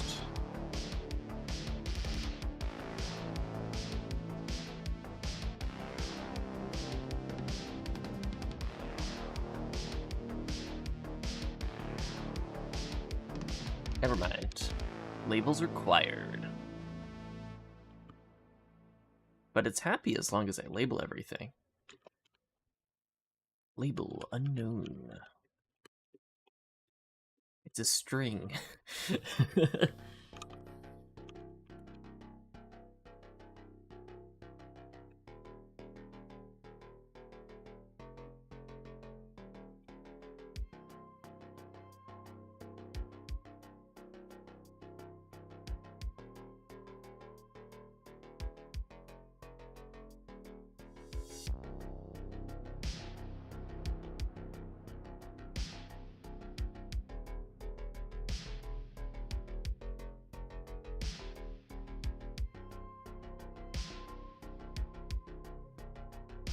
Alright, let's see. Yeah, I totally know what all that means.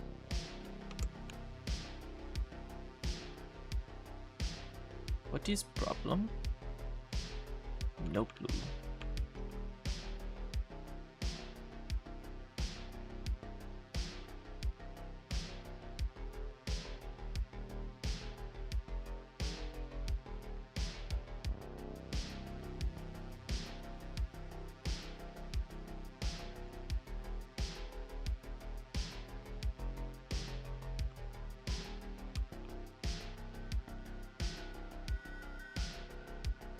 Return or remove the just there. Seem to help.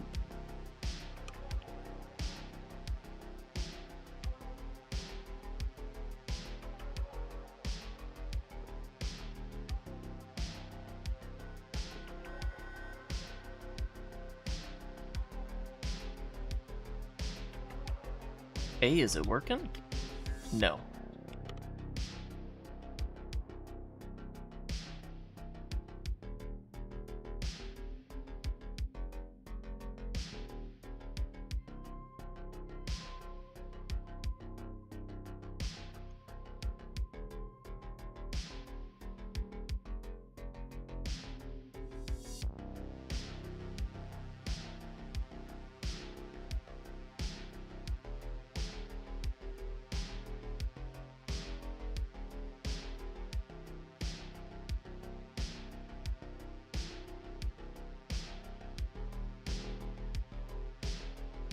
Expected 2 arguments, found 1. Expected 2 arguments to map? But it's just map.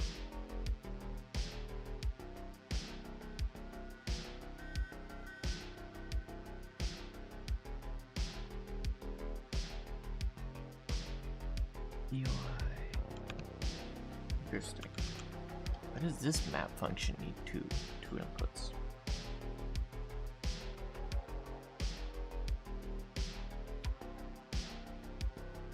I don't know. Alright. I need to run. Drinking too many fluids. I will be right back. I think we're... I don't know how close we are to getting this working.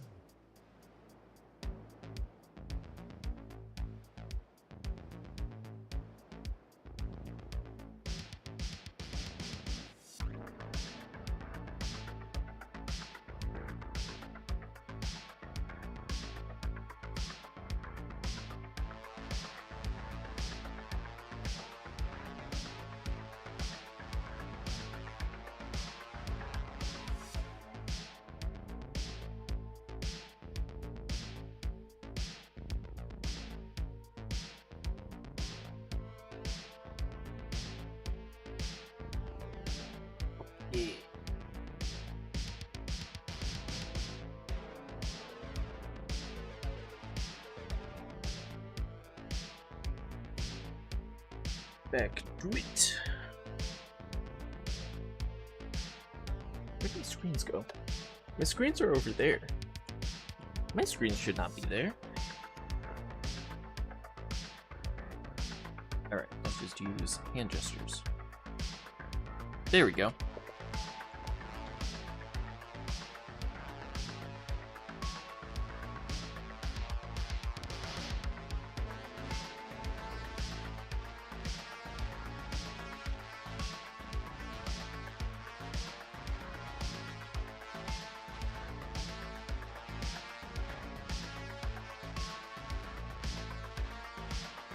So, I don't know why this wants map to have... What is EOI?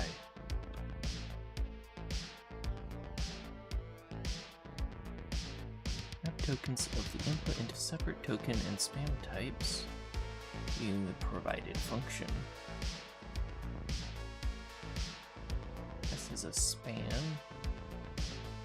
Why does this need a span? Why isn't this the usual with context?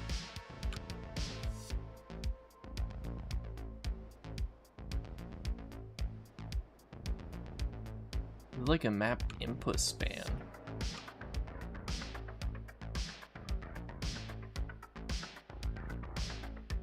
I don't want the map input. I want the map output.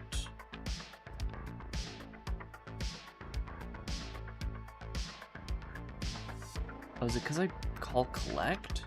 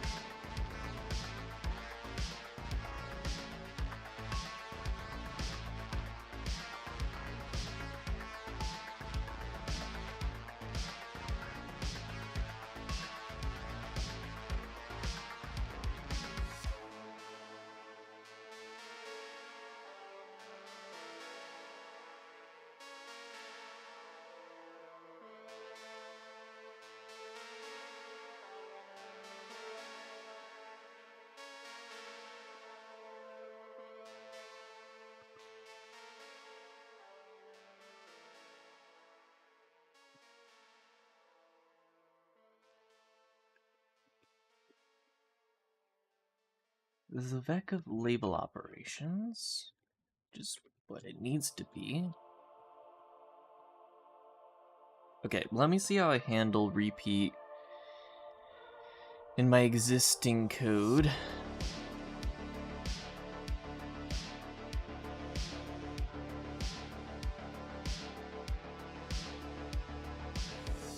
Let me handle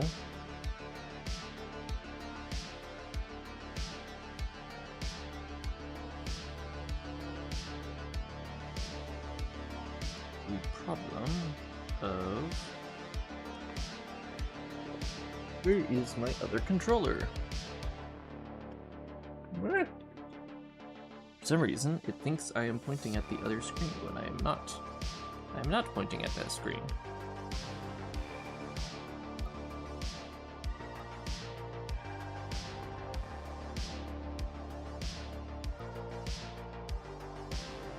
Oh, there we go. There we go. My mouse will now work correctly. Yippee! Now what was I looking at? Right.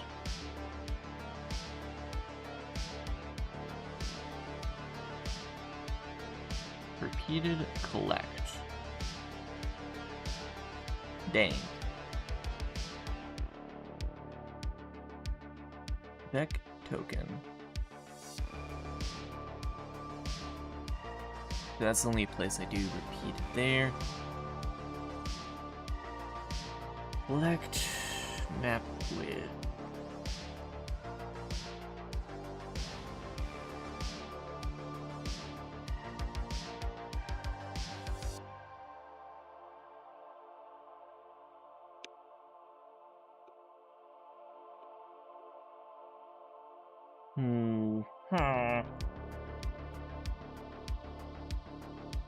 It is usually just.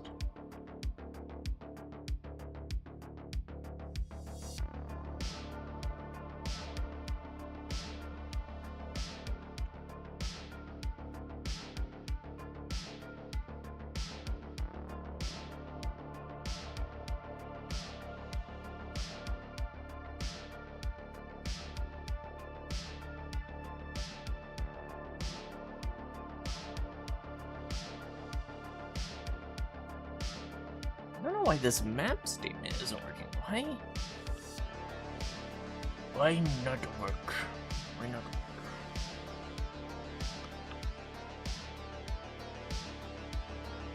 This map statement is working.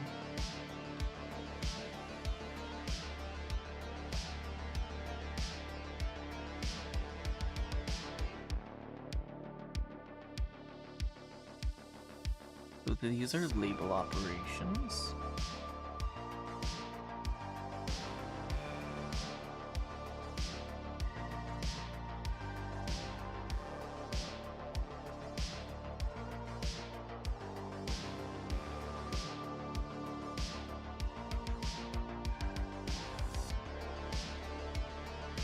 That doesn't fix the map statement still.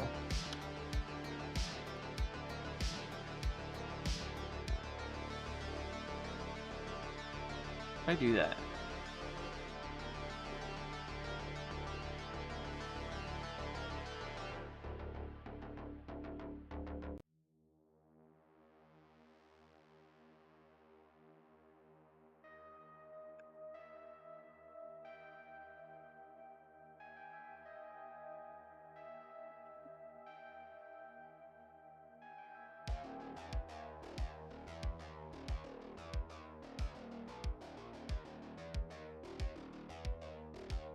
Oh, it's map as input. I want map as parser.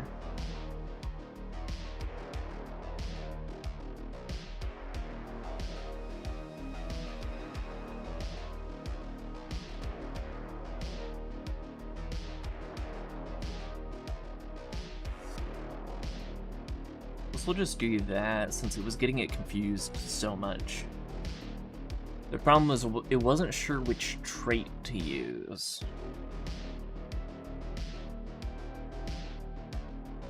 It's unfortunate.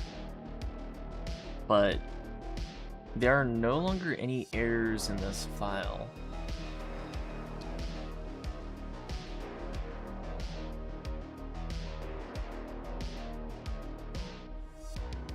Only warnings. Which is good. So let's...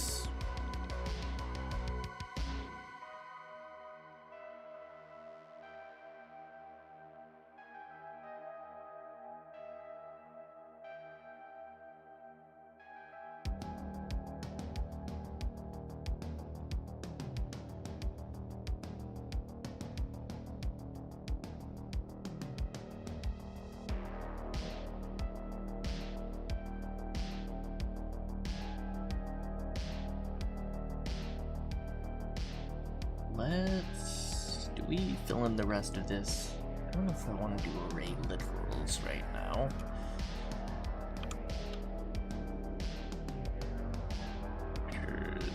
Let's do call operations, since call operations are fun.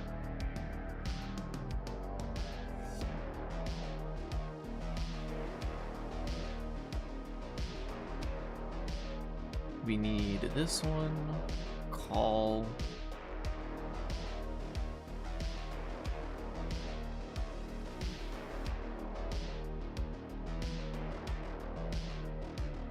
What is Atom? I think Atom is non-ambiguous, right? All of our non-ambiguous things.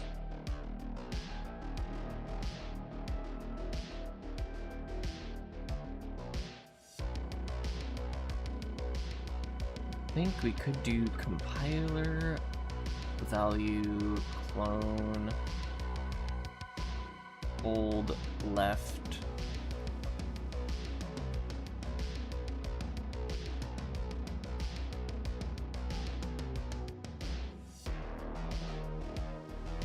and then we just do labeled F. Actually, no. No. We need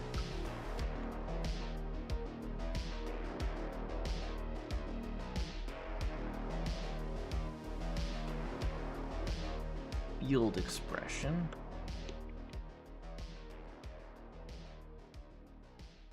is equal to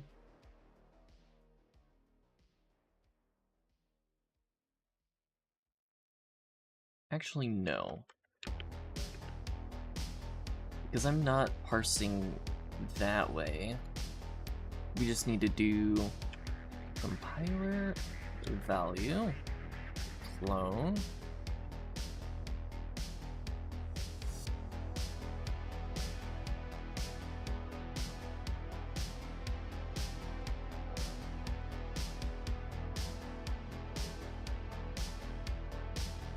separated by just commas, delimited by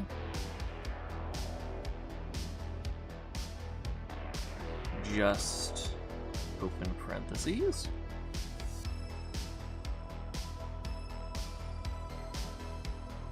and just closing parentheses.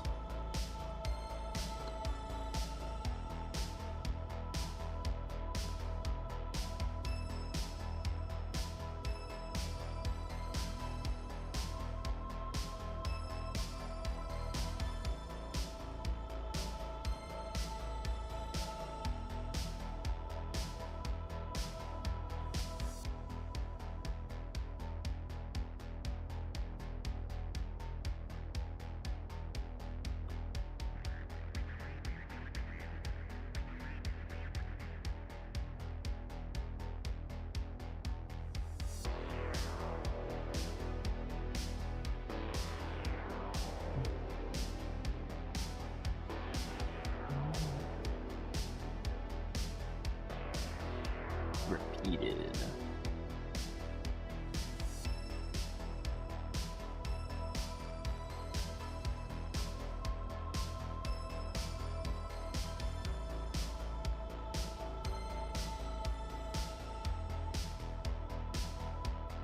let's add in value.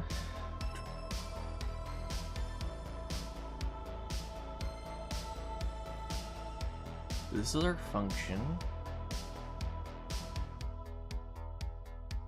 Args E. And we return a new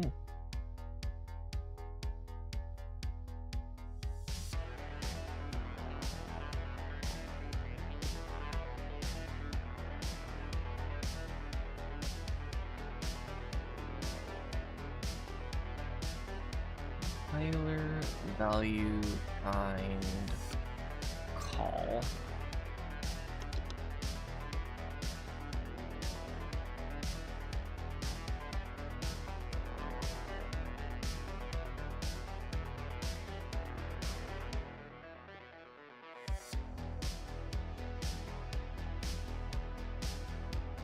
Spec compiler value.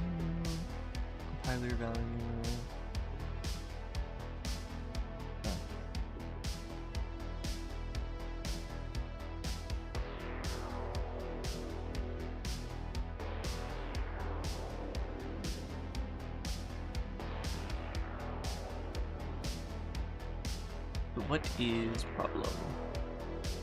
Expected compiler value, found compiler value kind. This is true, it needs to be folded.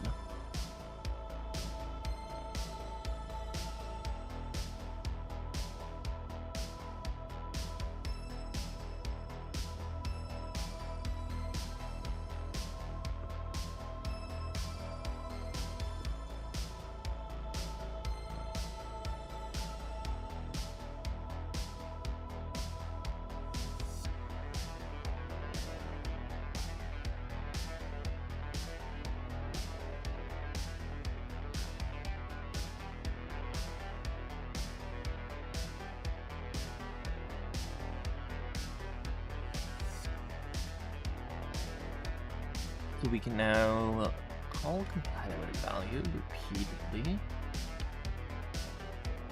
but call also needs to be nested in compiler value itself.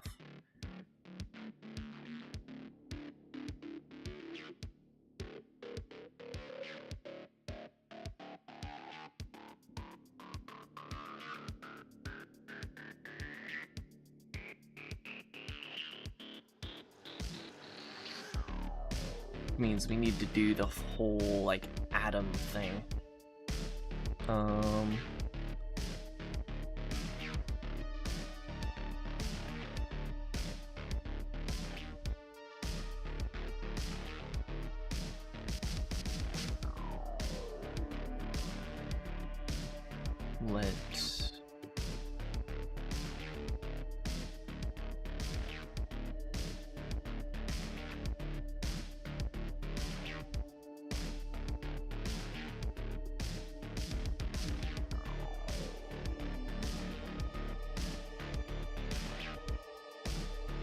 And then here, instead of compiler value, we do at home. At home. Then here, we do define compiler value as just call.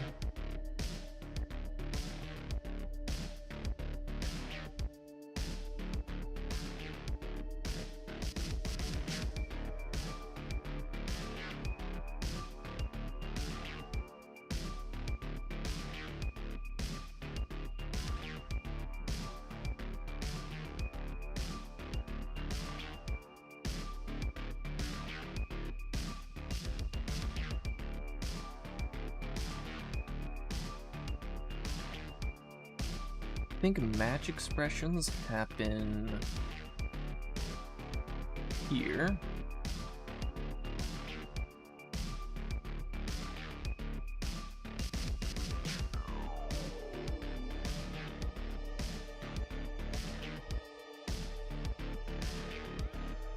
And we just do match, and then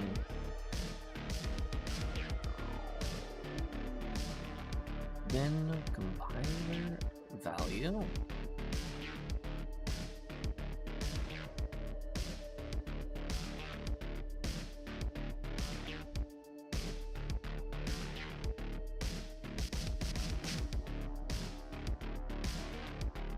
Then after that, let's look at what match looks like. Match expression, and we need an enum variant.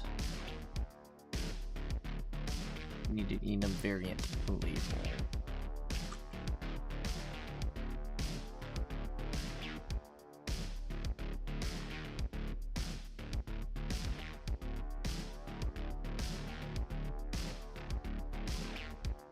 So this will be just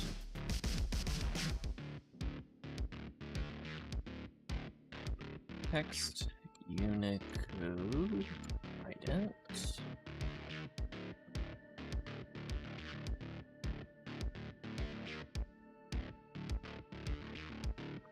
Then ignore.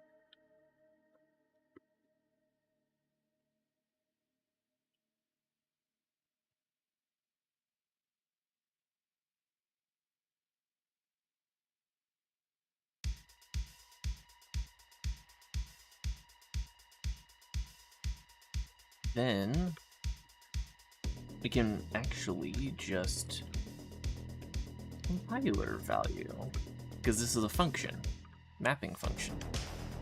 And mapping functions can be by value. Easy.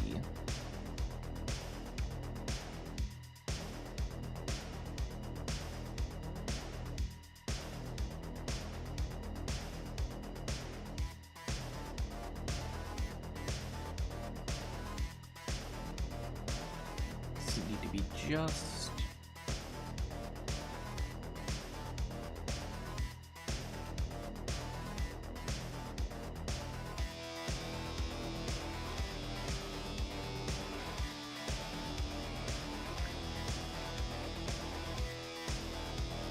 separated by just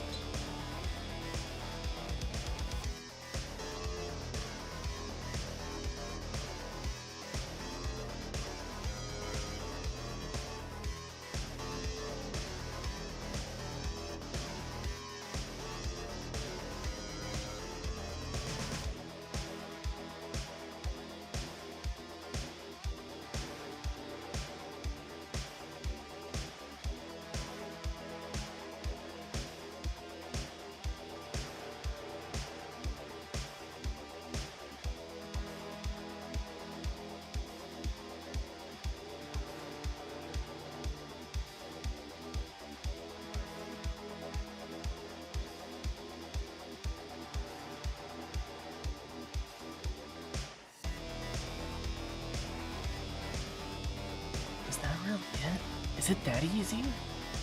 I keep getting like blindsided by how fast I feel like I'm moving right now. Okay, match expression.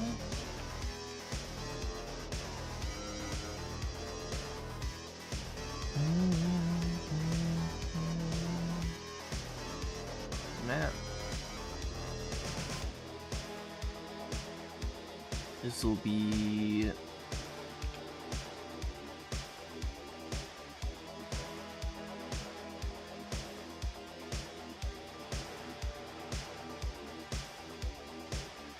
value, branches.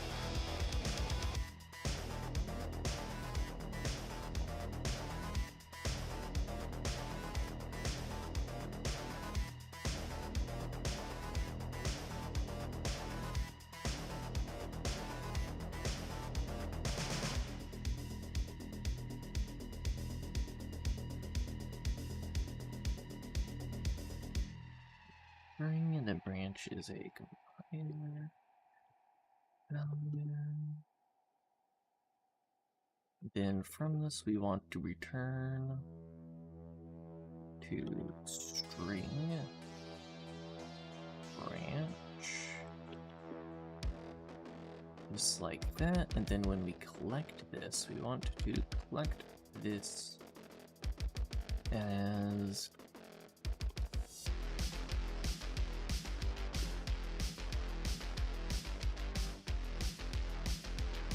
a map.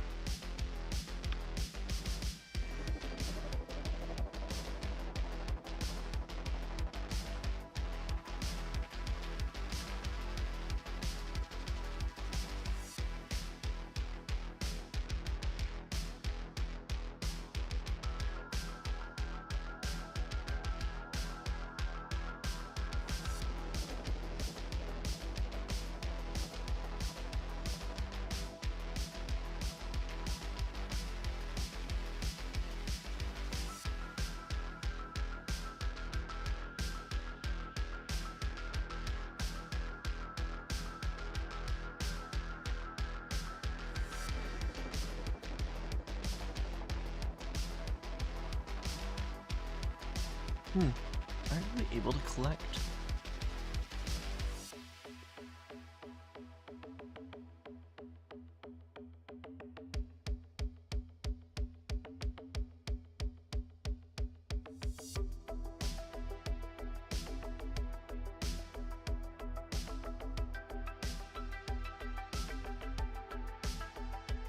Well, this isn't a reference, so I should be able to do this. If it's using the generic collect.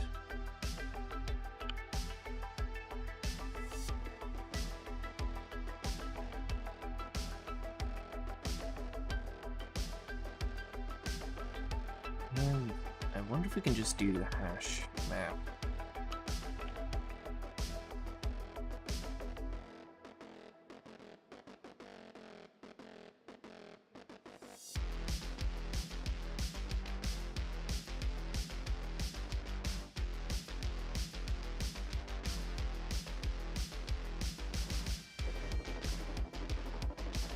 Well, just that hash map wasn't.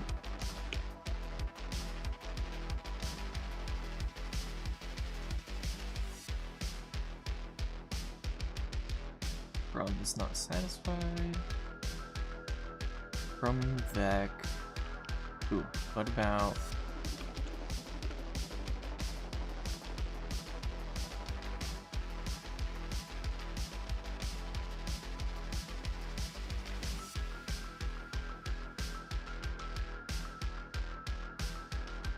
Even into iterator?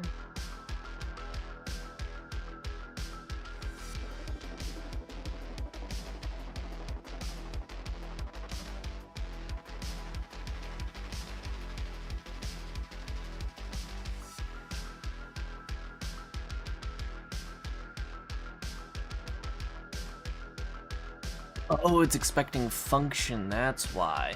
That would explain it.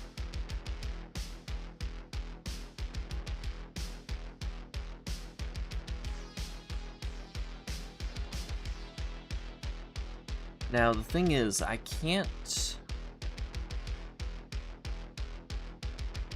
cast them to a function at compile time.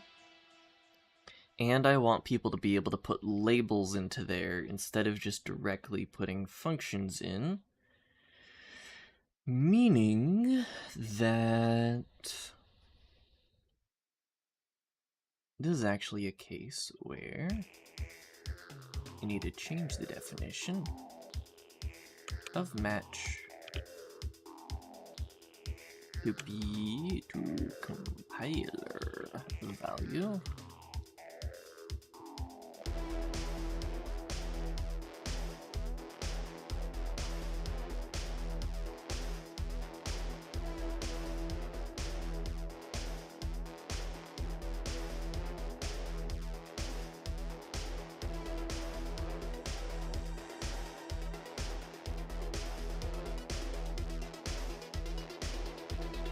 Right. I need to fully fix this module before it works.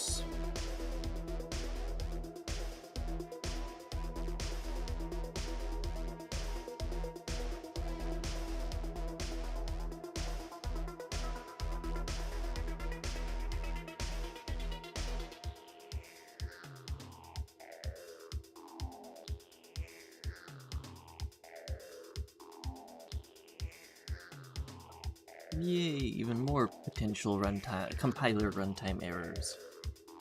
Yippee!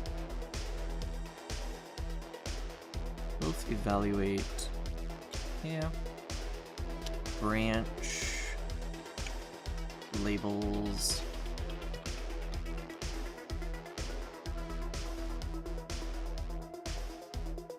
If let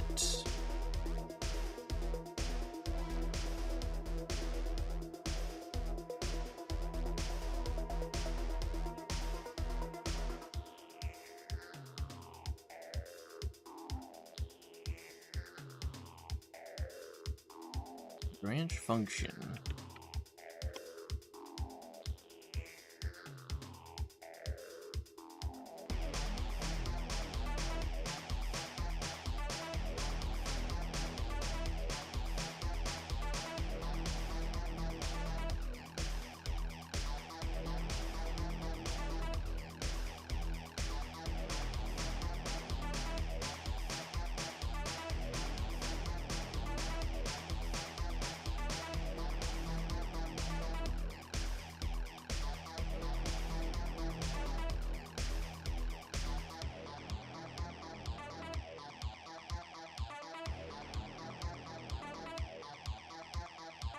If compiler error.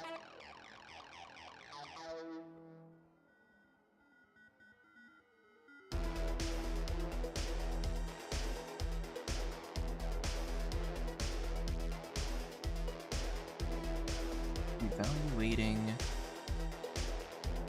branch function. Or no, we'll stick with a value.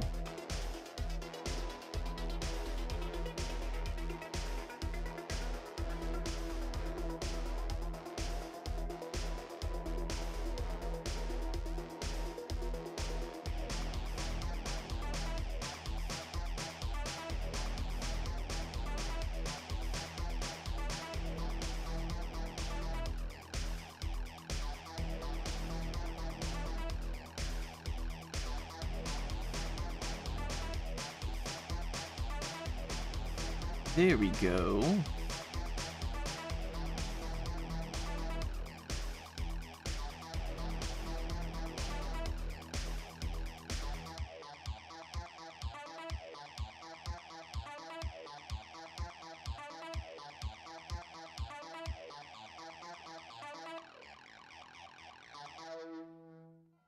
And now over here in this, we should be able to directly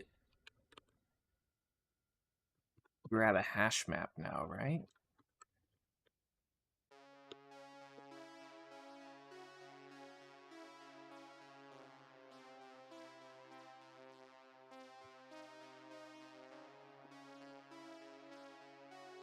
Yeah, it's not complaining.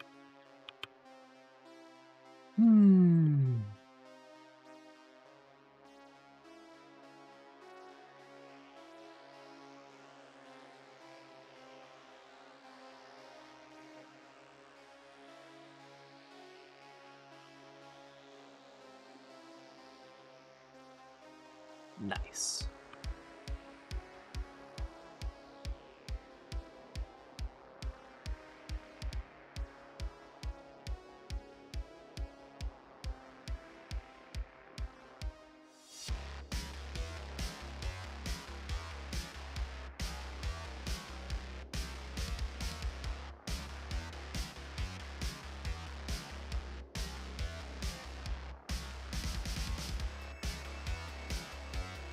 We potentially are able to run code with this.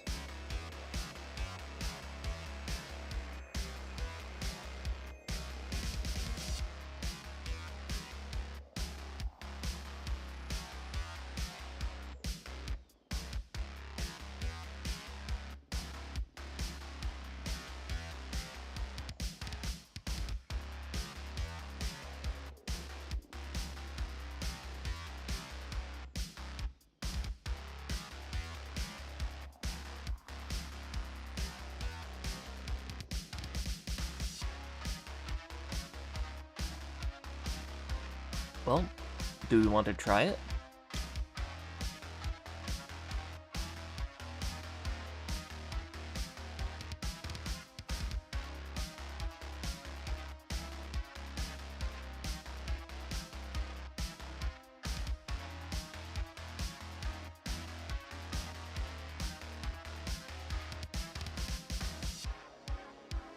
Alright, I'm gonna just nuke all of this since we do have a git tag to bring us back to what we actually need.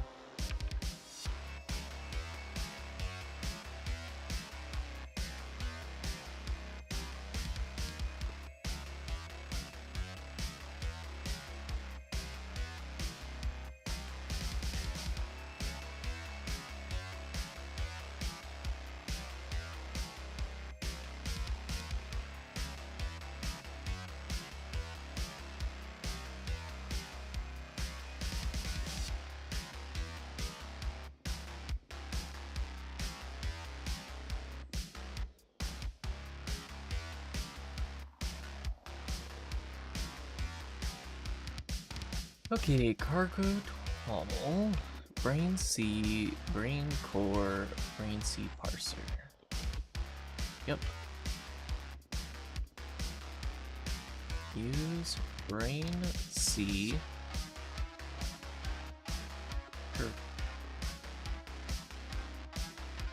Use Brane C interpreter. This needs to be public.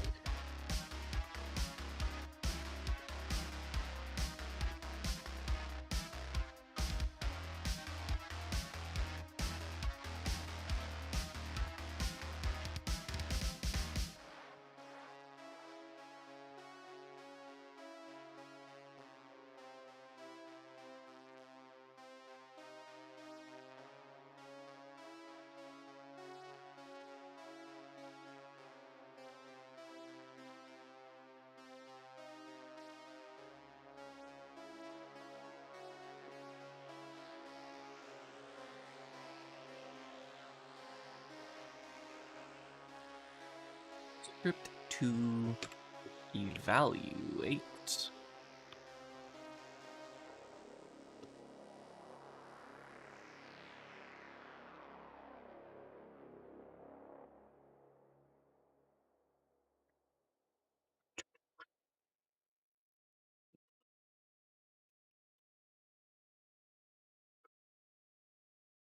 So use Brane C parser.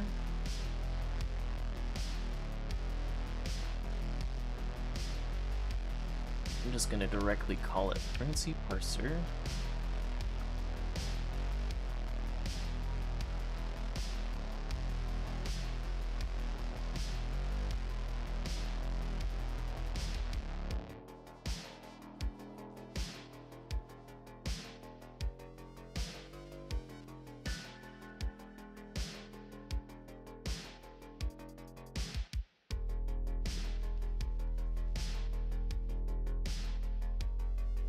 Read to string. CLI input.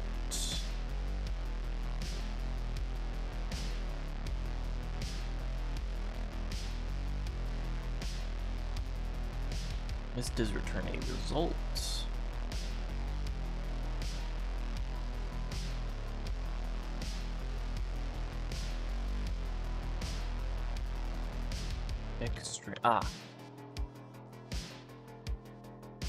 Yeah, we only need to evaluate one script at a time. At least in this case, to start off.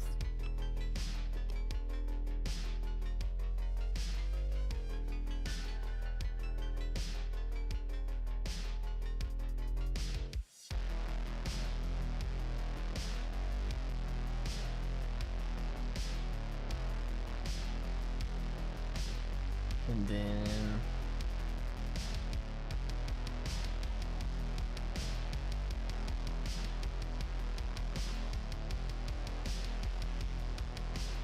if let OK script function parser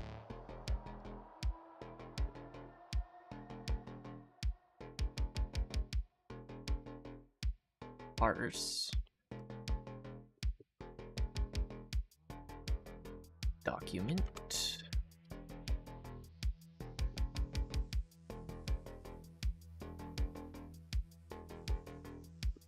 to result.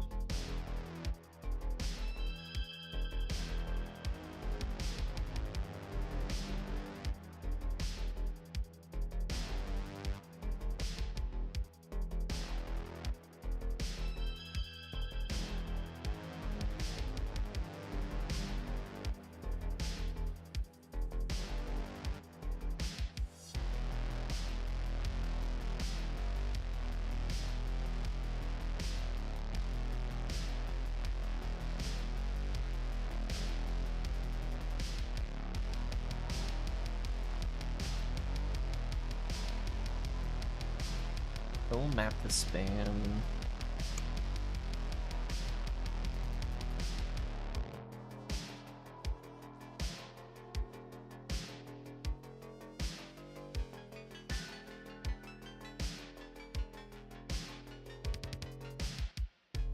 Okay.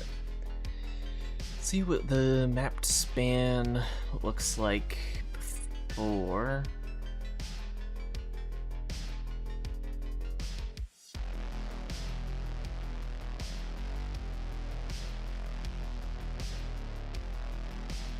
Actually, for tokens, do I need, well, if I'm adding context, then yeah.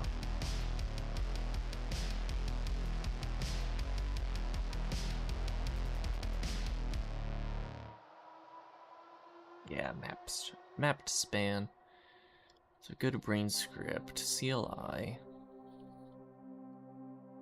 main, map span, move span.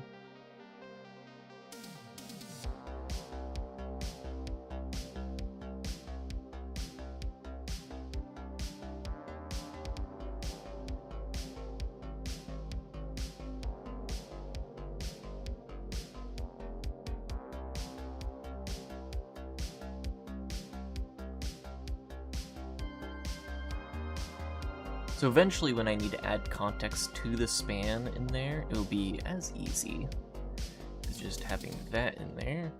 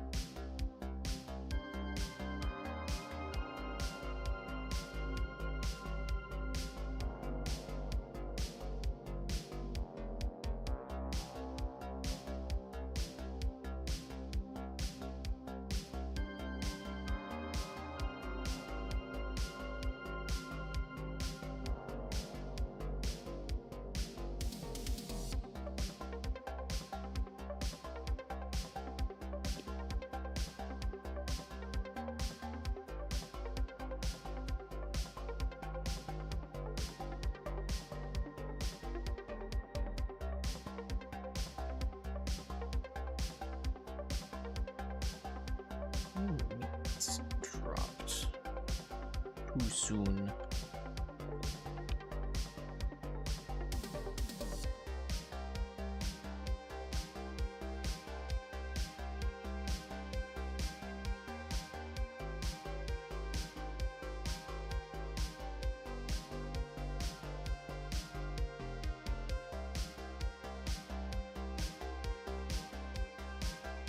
Document does not live long enough.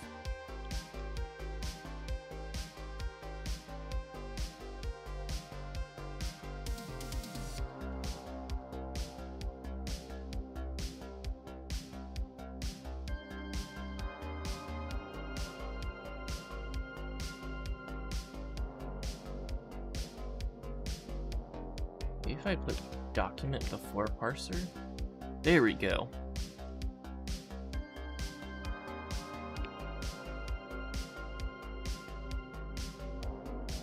Borrow checker weirdness.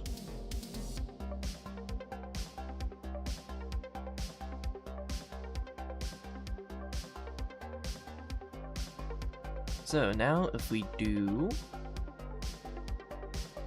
let interpreter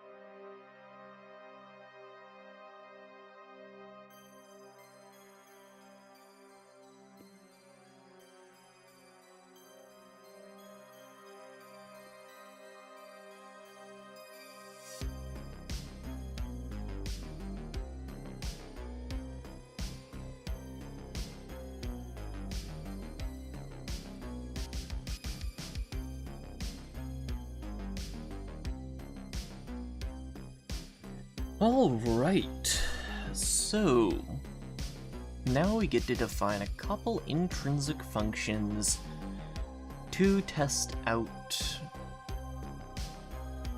how all of our stuff works.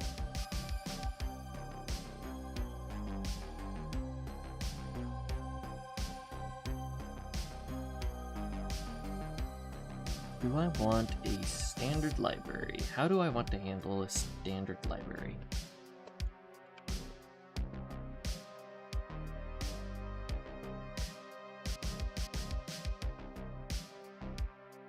Insert standard.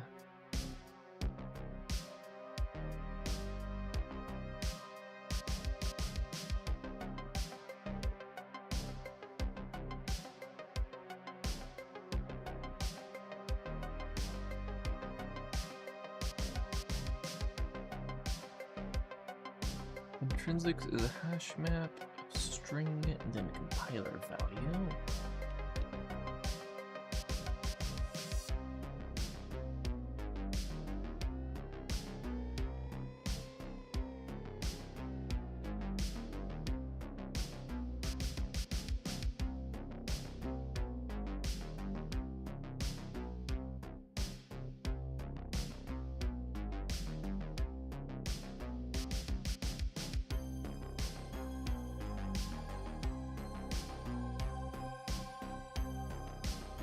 Let's just create an intrinsic add, which is a function.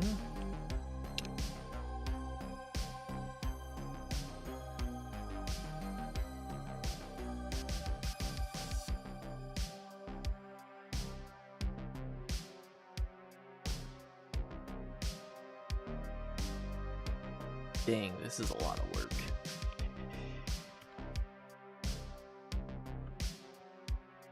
Kind needs to be compiler value kind function.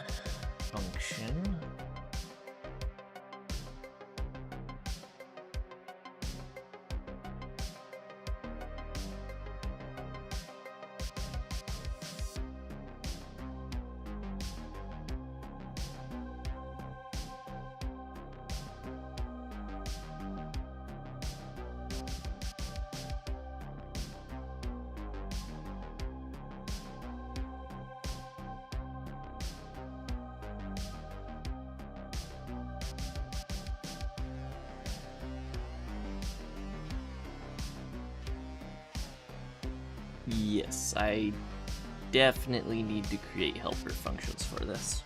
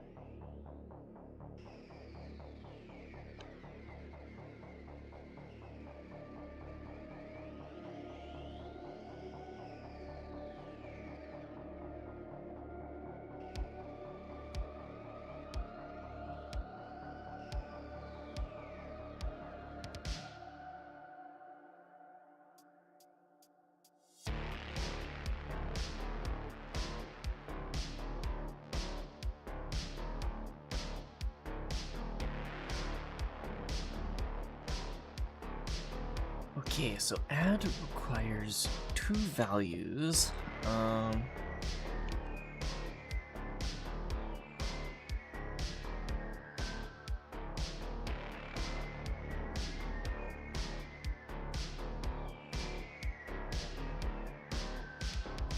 I am implementing helper methods. For compiler value, implement compiler value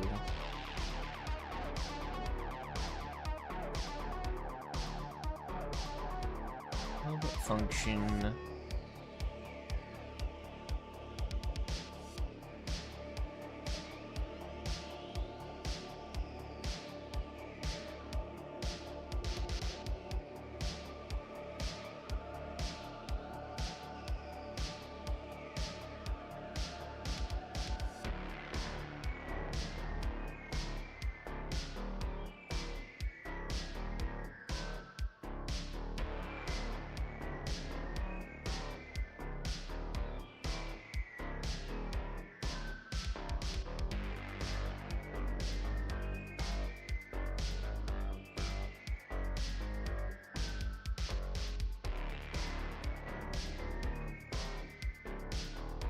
Brain just completely blanked out. What am I trying to do? Adding helper functions to compiler value so I don't have to... Okay. Function label.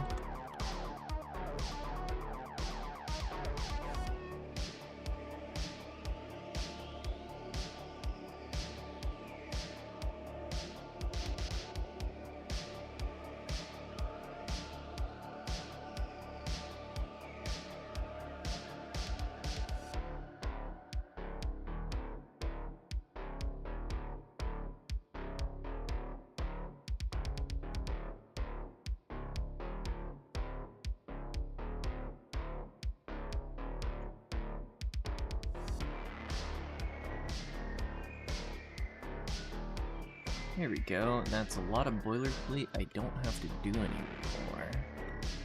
Compiler value label.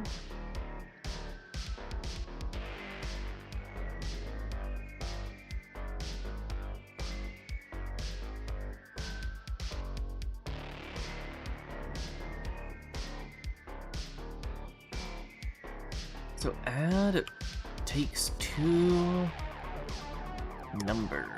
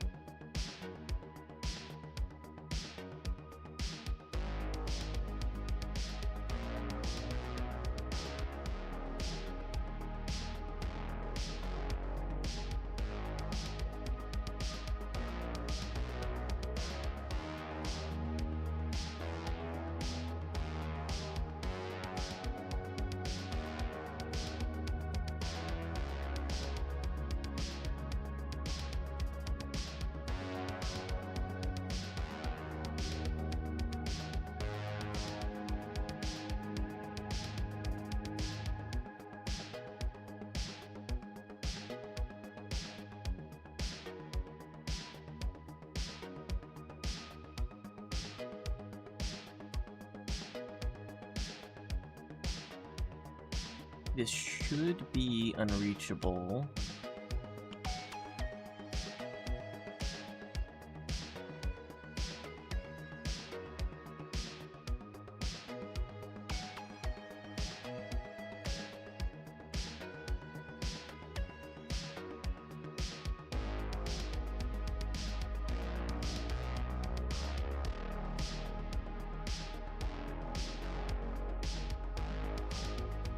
Number A, number B, compiler value, function number,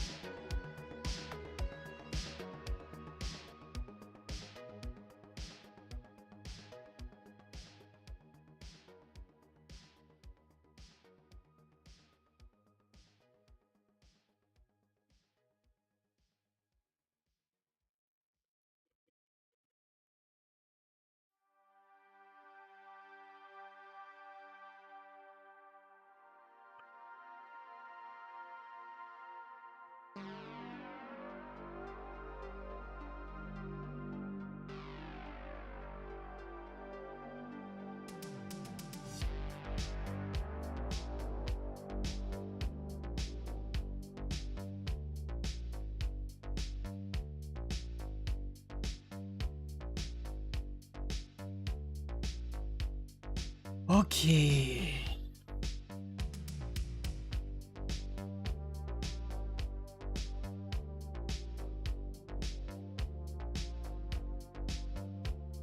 Now I also need to add the intrinsic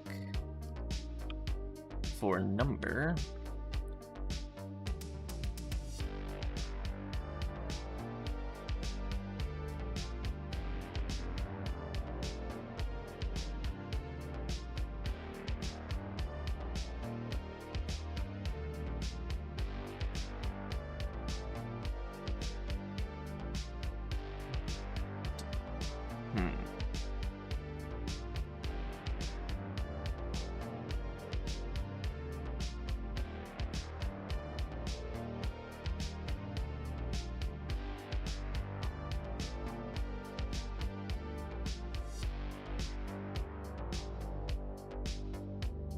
Now I'm thinking about how I deal with no constraints. Do I always want to have to define a function implicitly, or do I want there to have the possibility of a none value? Because I still have to do a match statement there.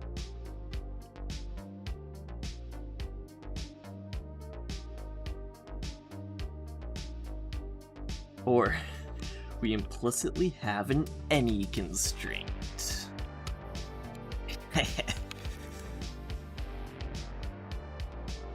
Crap.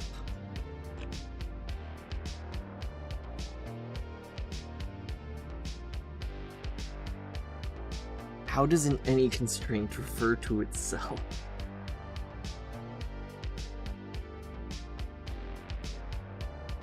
Okay, we are gonna do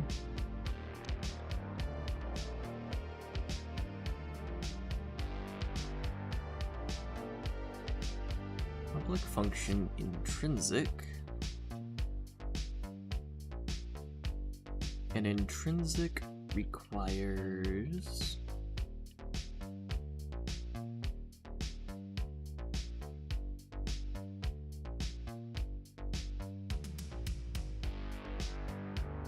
see, that's the thing, it's recursive. Requiring parameters is recursive.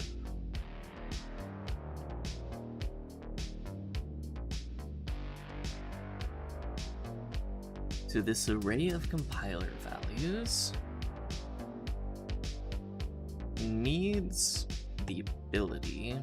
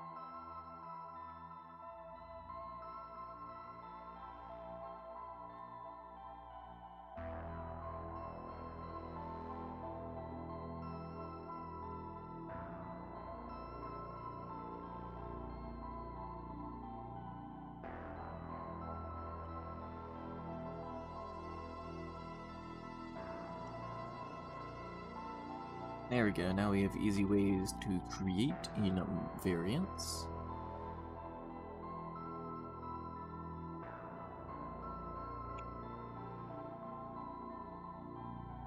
Now, we just need, in our interpreter, when we check a constraint,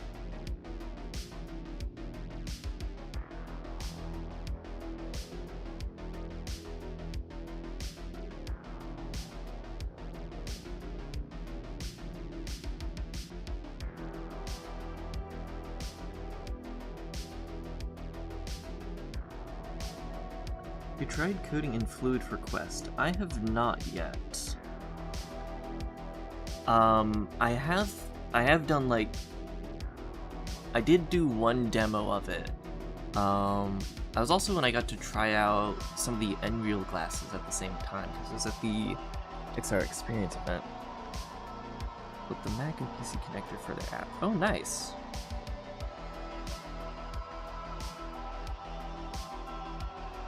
Yee. John is cool. I like John.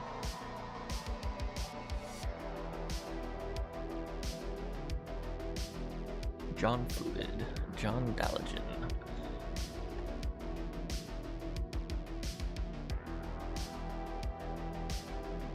Yeah, I haven't used them for long enough. I want to try out I haven't tried out the new ones with the 6DoF tracking. The ones I got to try was just like actually, I'm not sure which ones I tried. Whichever ones John had at the XR Experience event.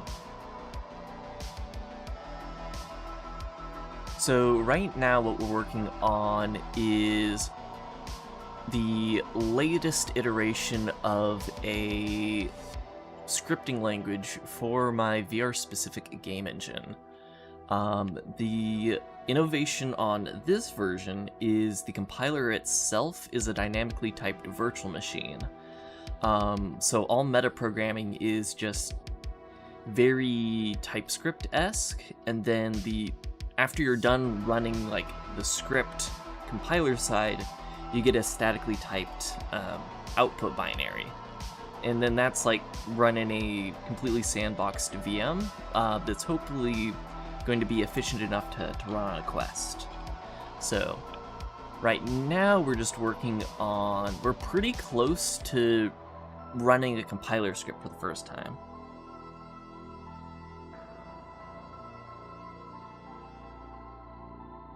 Okay. Hello then. Yes, hopefully. Yeah, so the thing that's different about this iteration, so I've done this is my third version of Brane script, so I've worked on Brane's script for the past 3 years. Restarted multiple times, each time after I've gotten tons of ideas. So the second version I started at the beginning of the year, and now we're on version 3, and the biggest difference is I actually wrote out a design document for this one, and I can highly recommend it because I've been moving a lot faster. It took a couple days of writing this giant document that doesn't even describe everything, but now I actually know what I'm doing, so it's pretty fast. Ad break during the explanation. No, my apologies.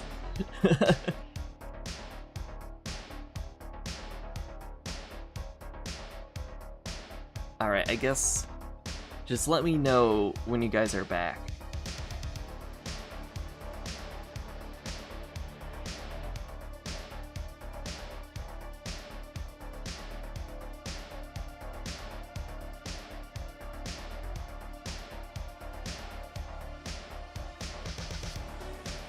Alright, where was I? Right, I was changing...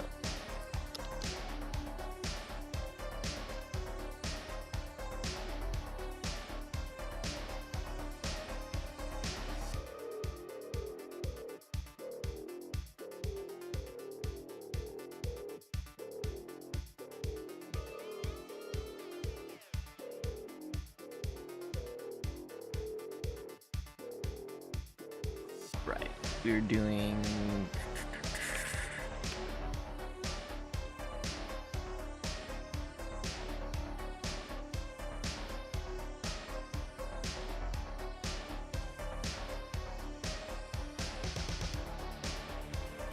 Strain.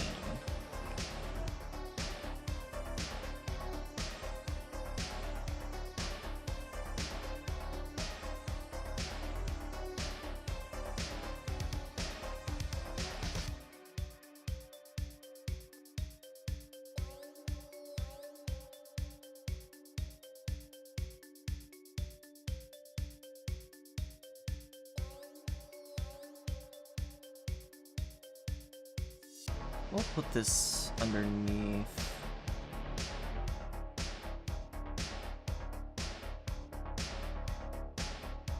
Oh.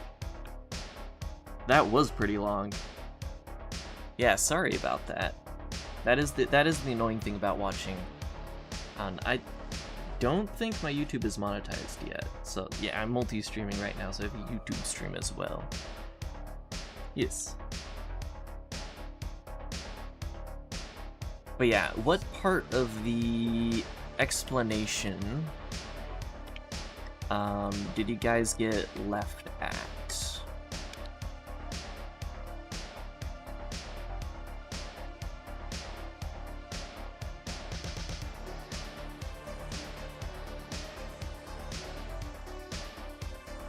Okay.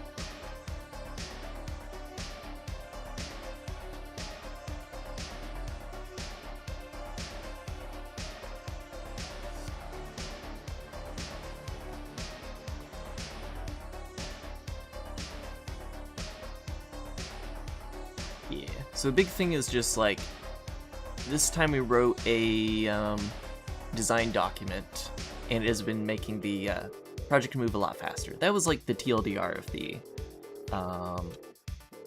entire tangent I went down. So you constraint value. What? Value to constrain.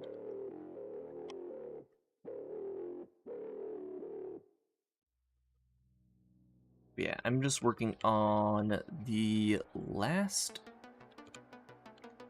couple bits of piping here.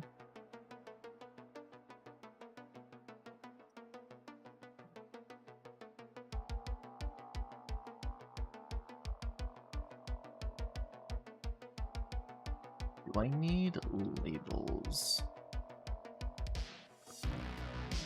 To a certain extent, yes, I do need labels.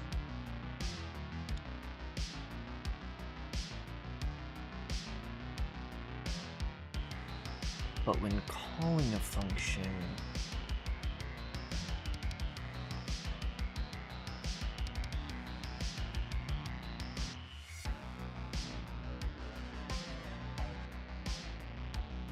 well, theoretically, those are all evaluated already.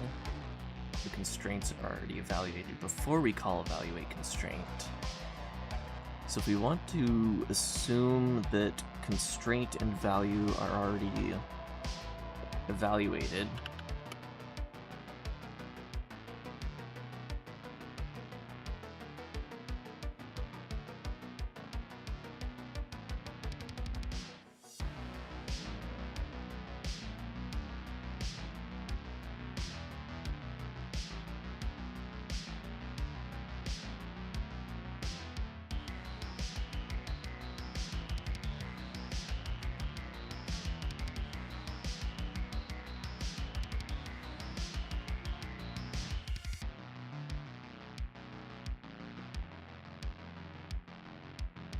thank you.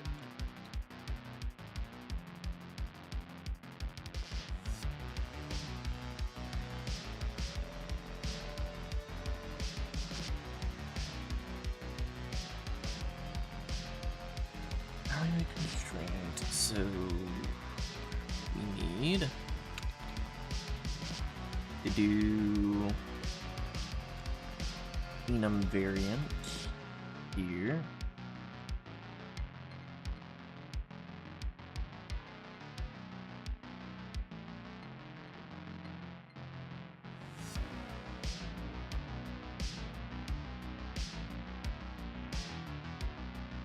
And if enum, or let's match on enum variant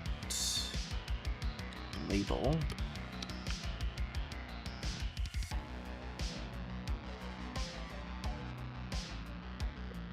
Convert that to a slice so it's actually workable. And then sum.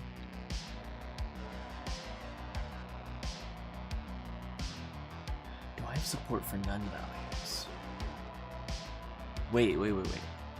Enum variant.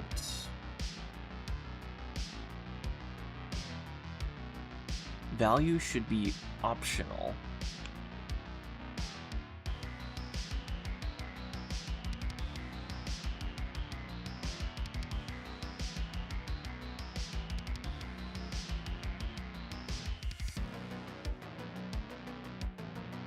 So in the case of sum,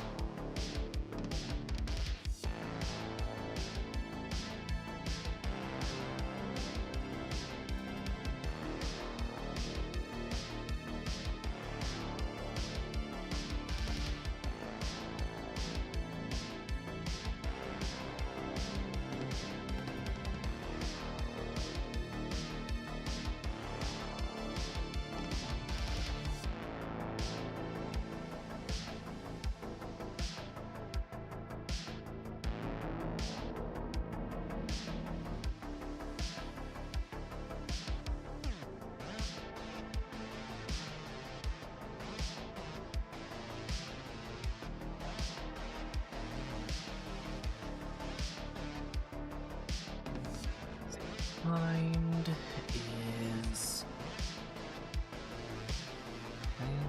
value kind error.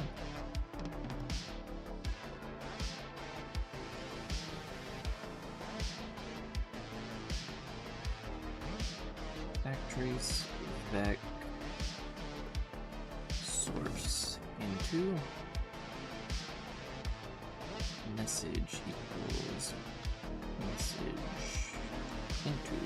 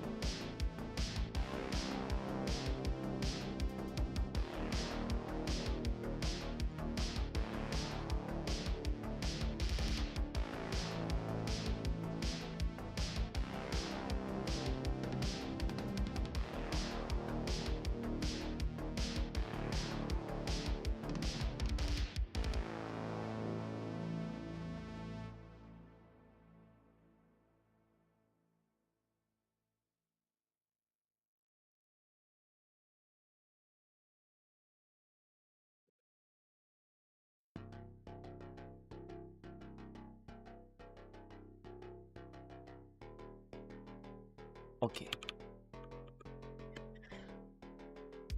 Expected reference. Ah, it isn't auto casting.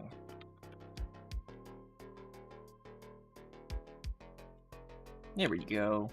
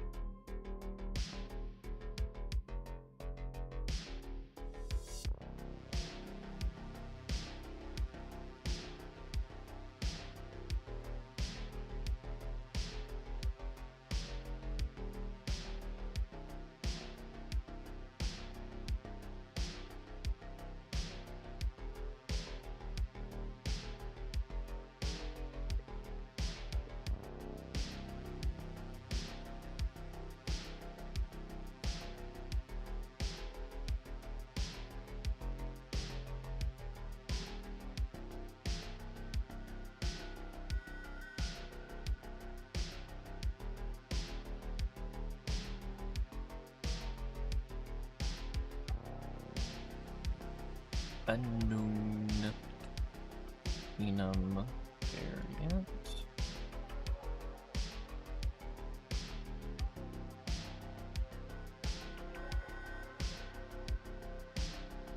No branch or we'll just do this.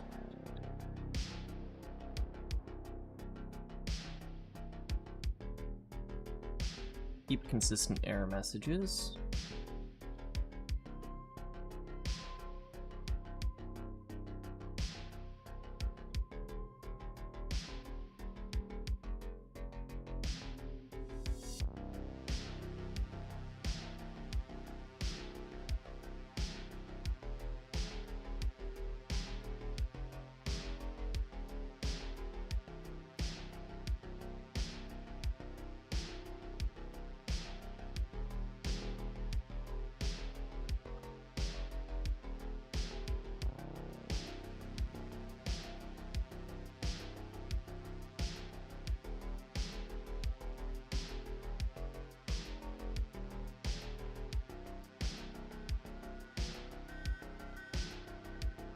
Then let's have this one.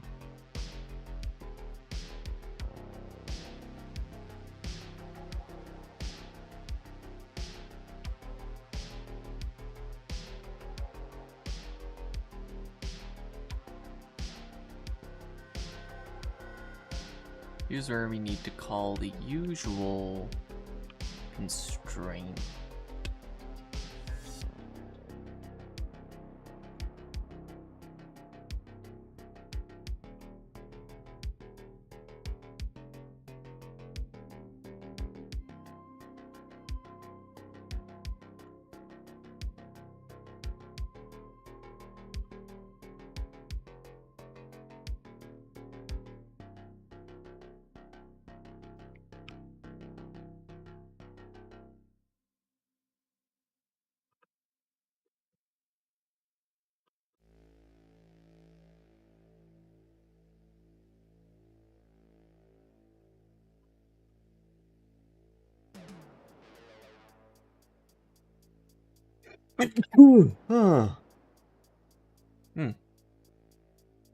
Nose itch.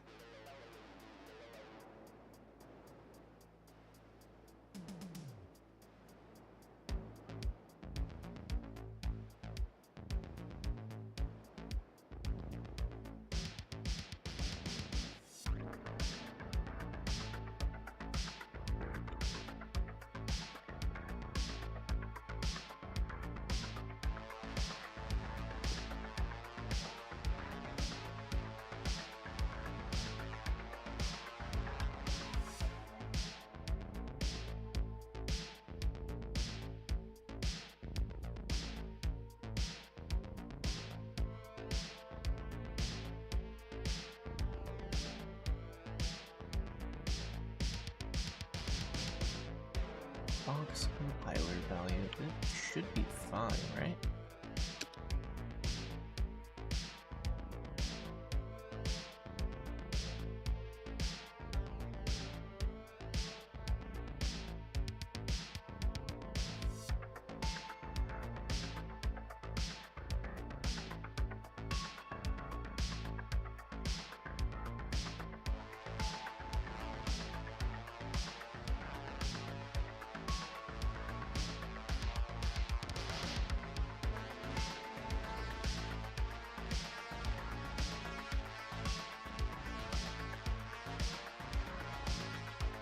did struct box compiler value. Found struct compiler value.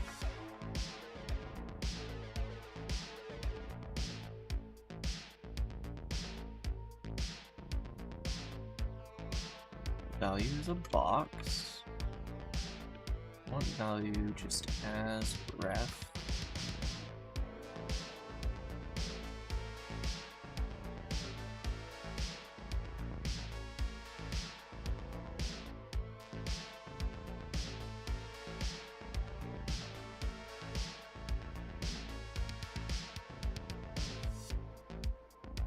All with.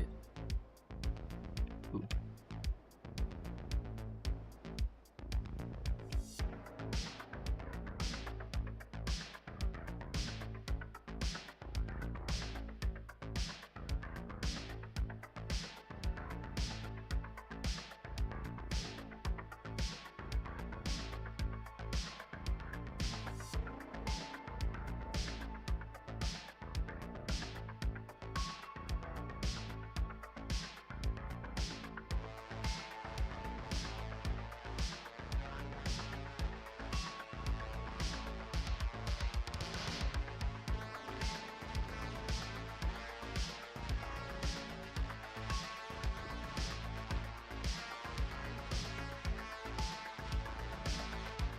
Oh, it's complaining about this not having an else statement.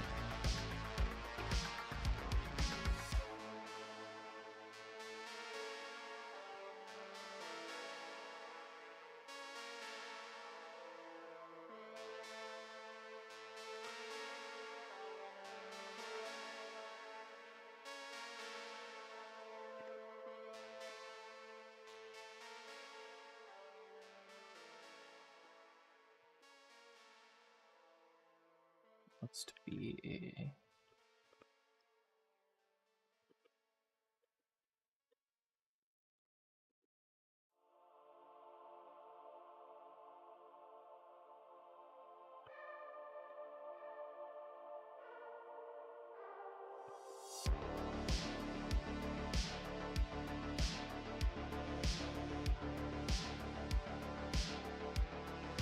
It's a lot of work just to call a function.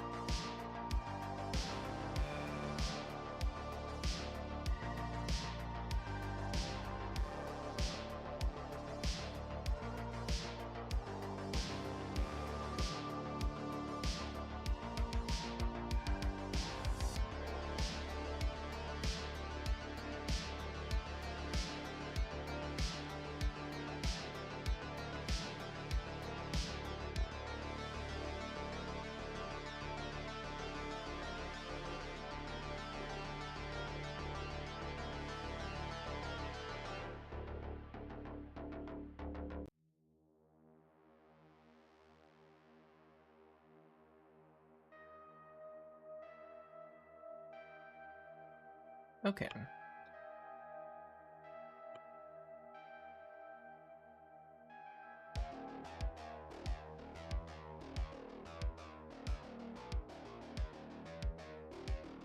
I believe that's now correctly being handled. Let's test...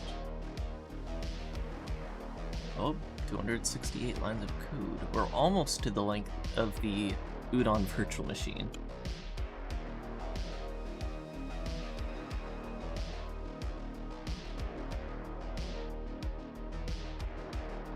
Which is 300 lines of code.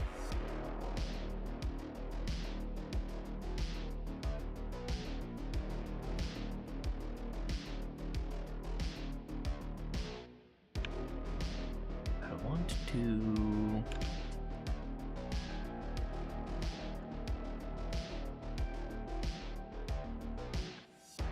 In here, when I call constraint,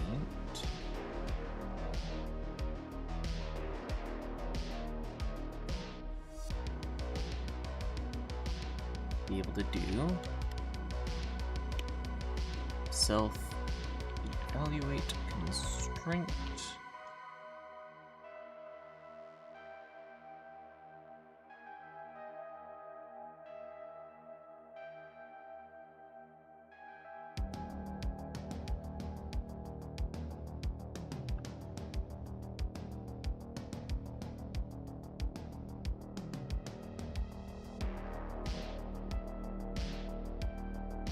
Go, and now in here, whenever we do a label operation,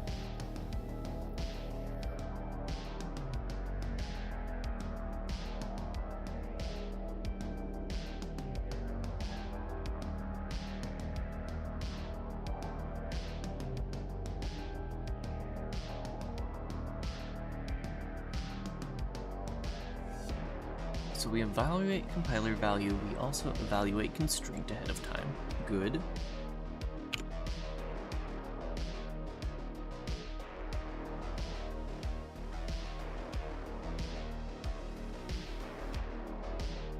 Then instead of all this, we can just do self evaluate constraint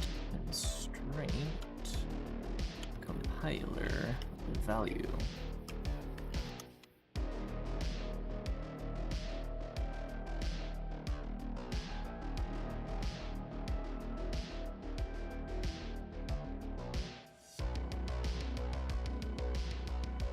I guess that's what the to-owned trait is for, now that I think of it.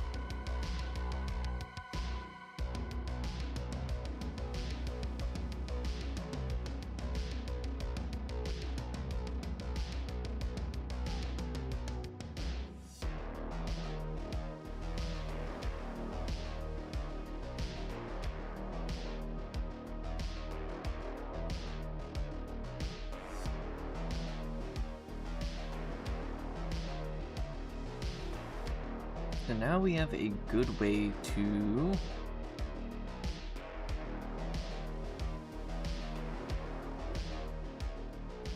not... Now we have a really good way to not put in parameter constraints into our functions. Compiler value variant.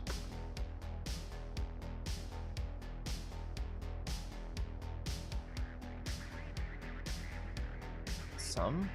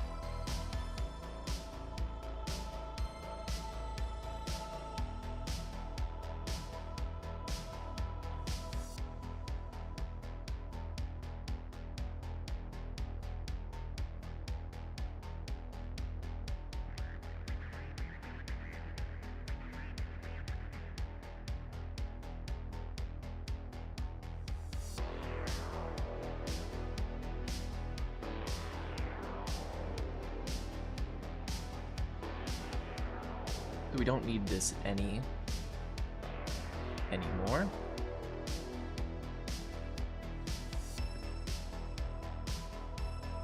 But we do need this to be here instead.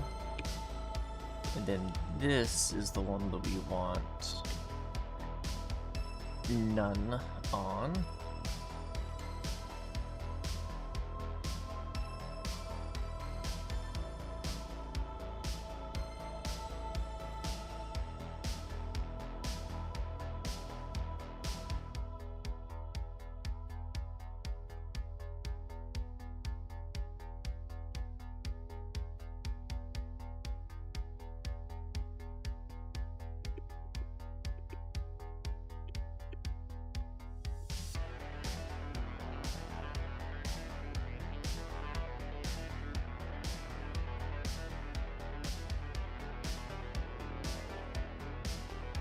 You know what? Let's make this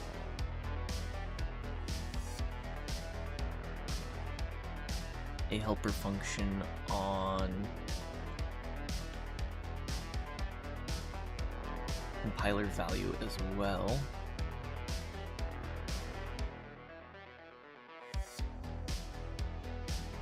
Helper function is number.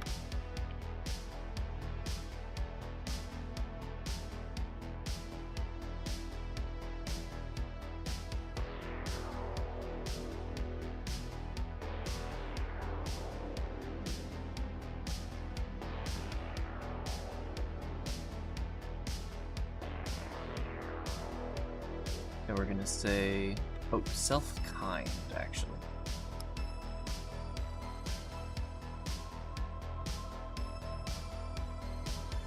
Say compiler value kind number.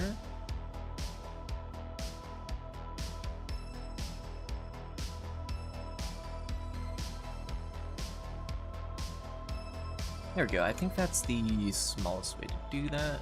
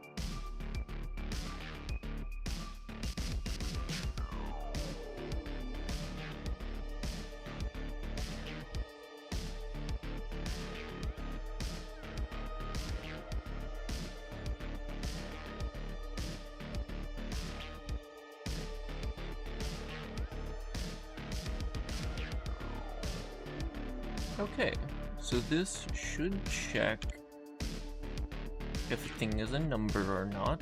This should reference our global intrinsic number validator. And this should perform addition.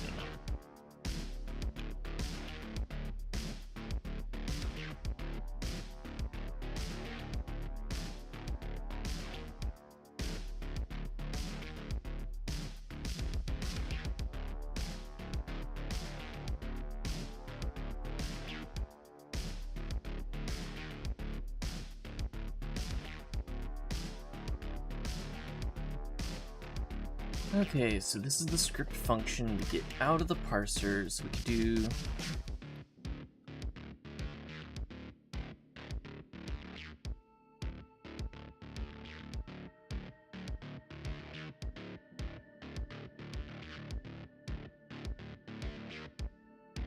interpreter call script function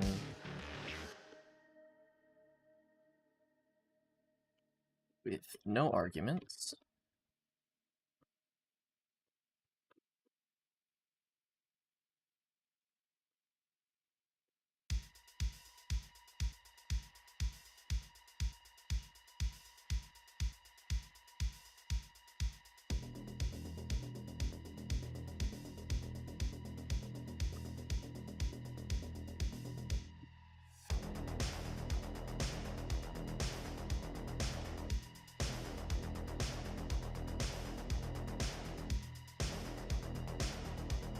Okay.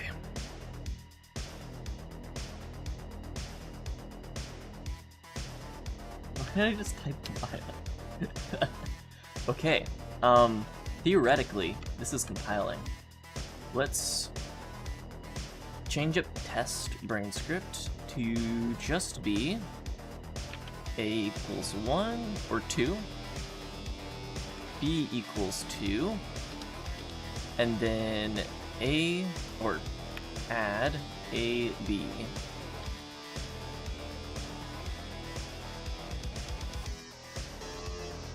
Then we just do cargo run, and then I think double dash after cargo run is all we can do. Help. Arguments for the binary, or you have to run. Okay, so you just pass arguments, and then you're good. So cargo run example scripts test B script.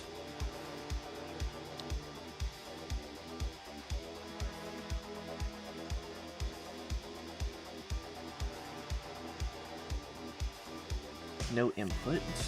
Okay.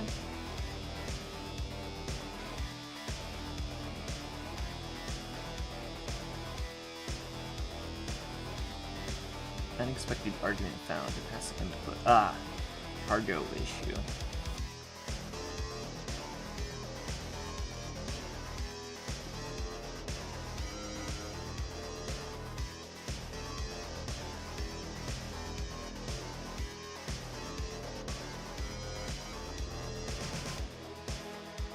I'm not accounting for white space right now, I think.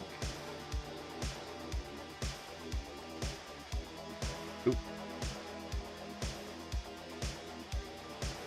I'm not properly tokenizing.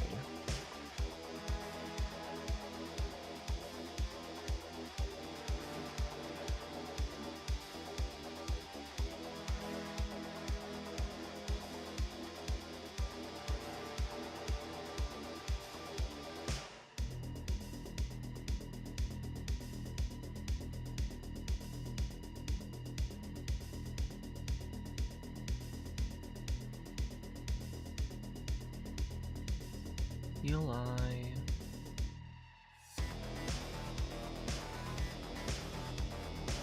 This is the parser. I need the tokenizer.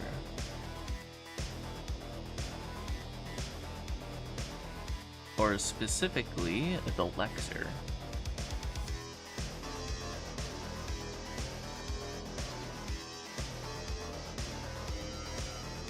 here's my white space.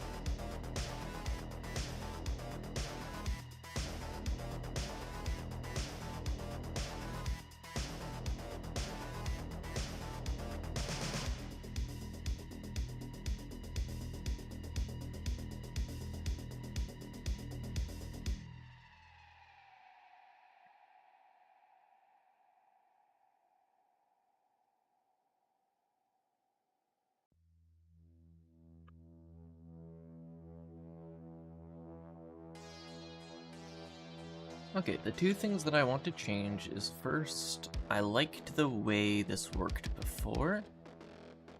Now that I think of it, where you didn't have to explicitly specify an input, you just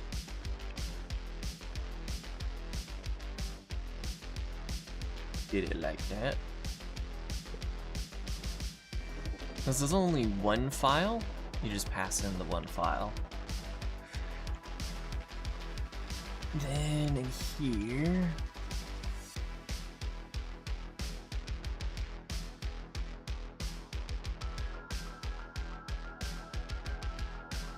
I need to get all of this parser to just basically ignore white space.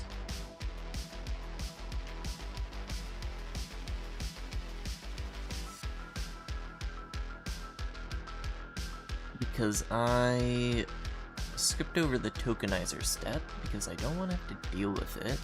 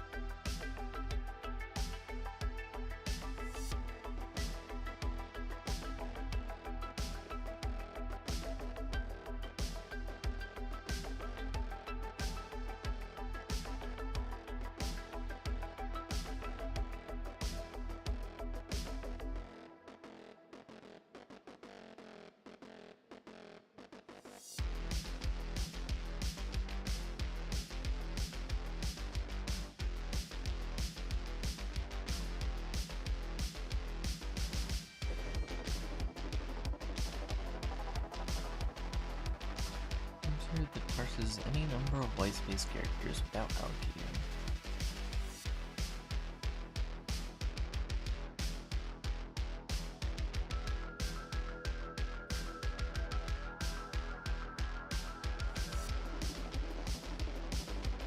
Do I just have to shove whitespace ignored in a ton of places?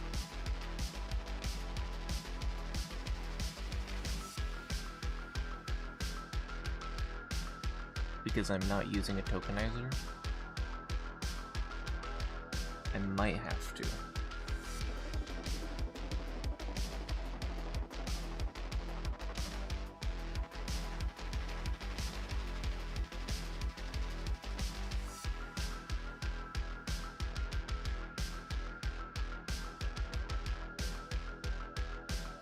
Or create helper functions for all the things I want to do.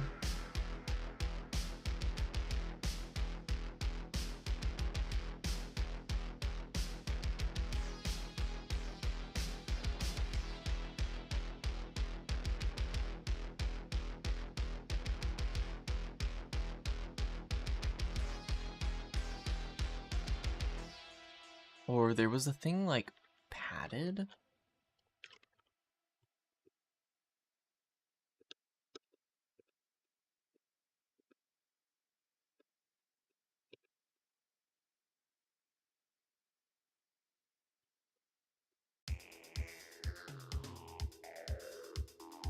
Where's a pattern? Ignoring any amount of white space before and after the pattern.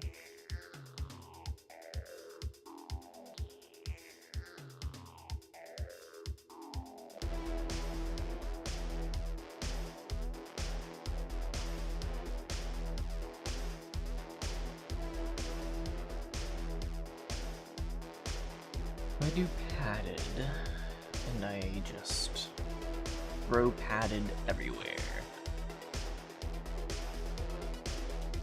Padded to slice, then just that padded.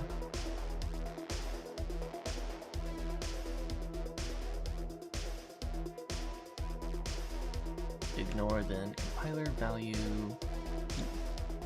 I can make compiler value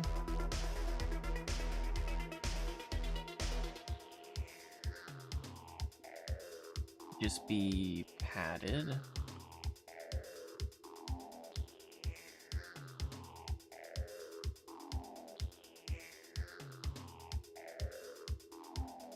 Also make atom padded.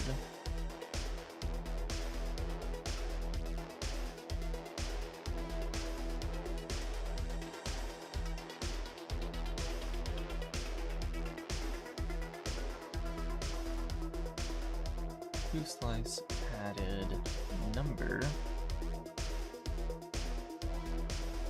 Actually, if I do padded on this, I don't have to do padded on the individuals. Match expression has match padded. Actually, compiler value is padded.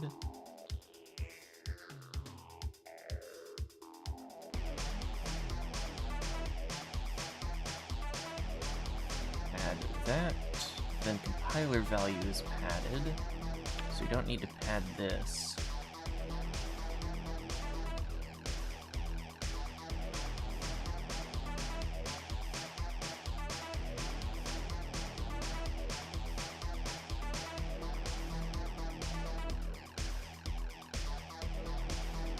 So we don't need to pad that because everything around it is padded. Atom itself is padded.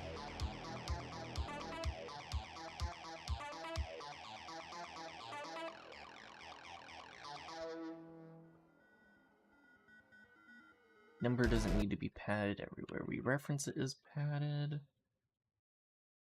Oh. Network dropping.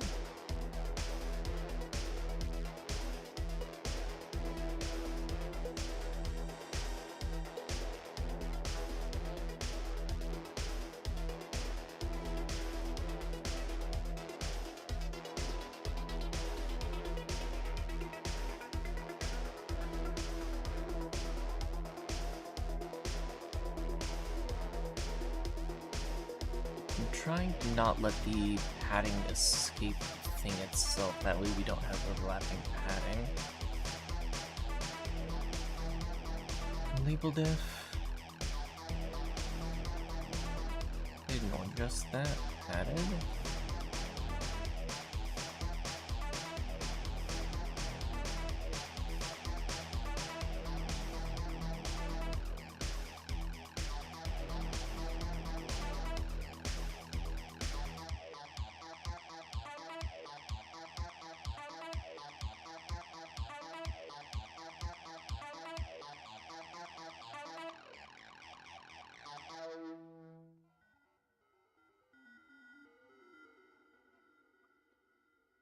Two slice padded, then this two slice.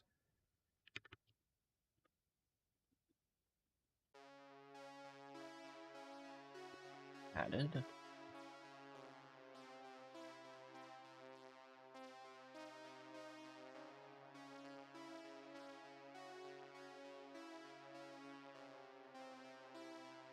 Actually, we don't need to pad those because padding is consumed by the idents being padded.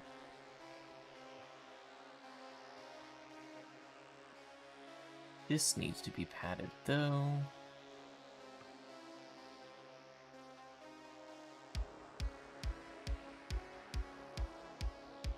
Number doesn't need to be padded at all.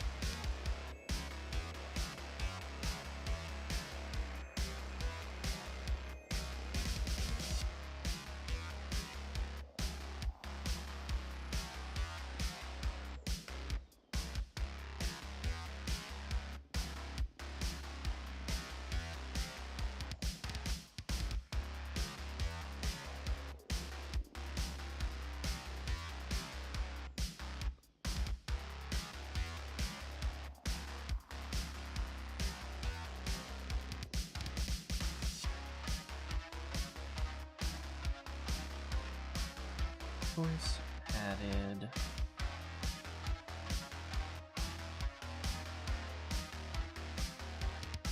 Compiler value. Which compiler value is already padded? Okay.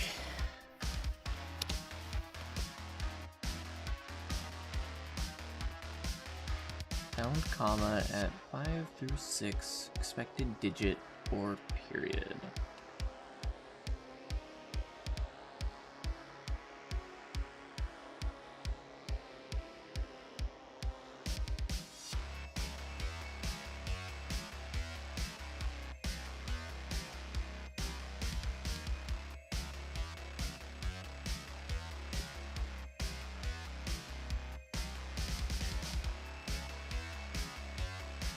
Found new line at 5 through 6 expected digit.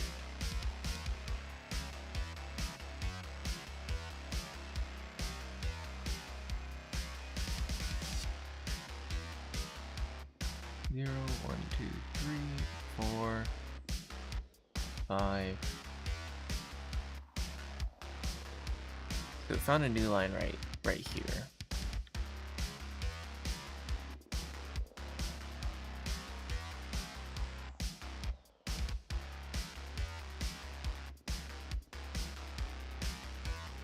Which means between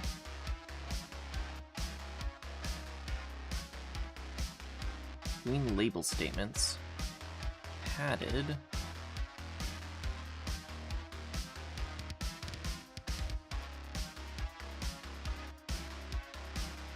yeah, new lines are included in padding. What? Or number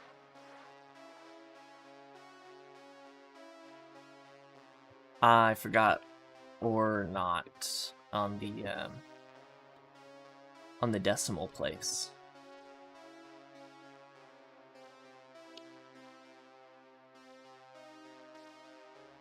Found equal at 5 through 9.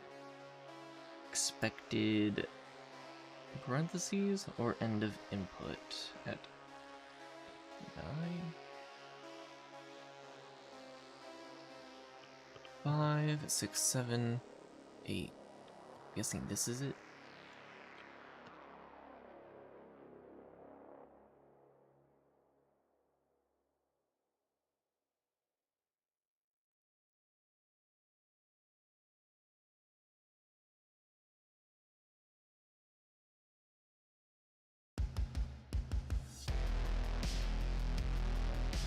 Equals.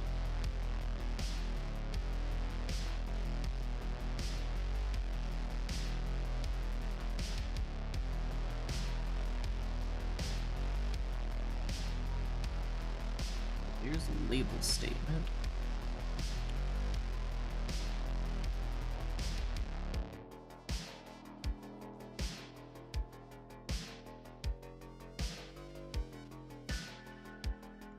We have a choice between label statement and D structure. D structure also contains an equal statement.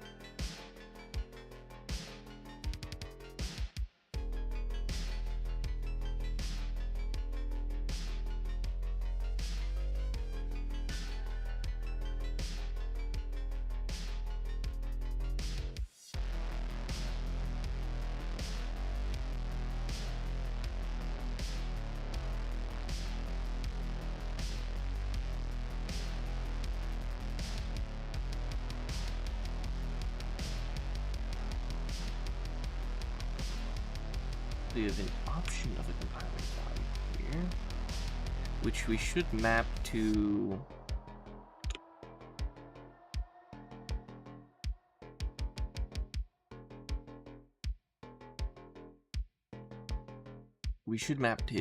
using our enums.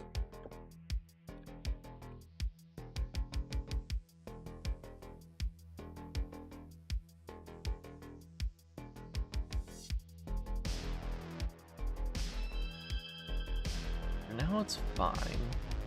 Trying to just get the parser working.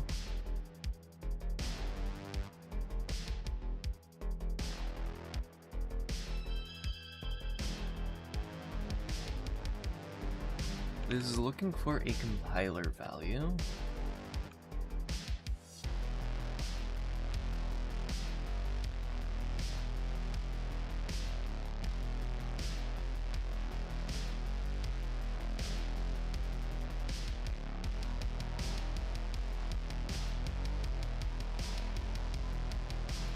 All is looking for an atom, which is one of these.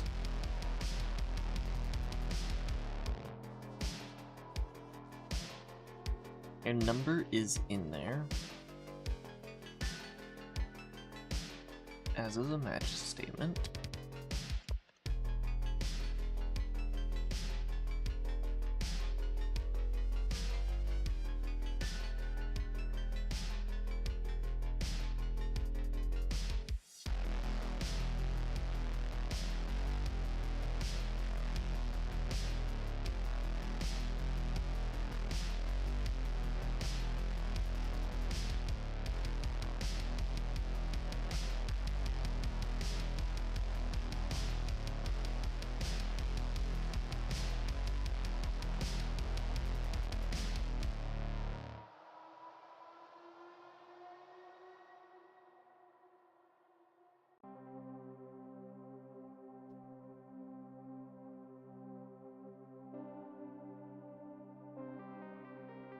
Equals at 8 through 9.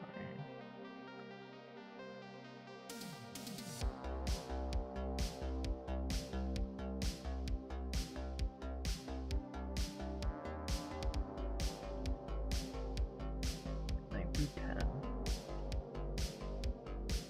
Wait a second. I did put in a semicolon.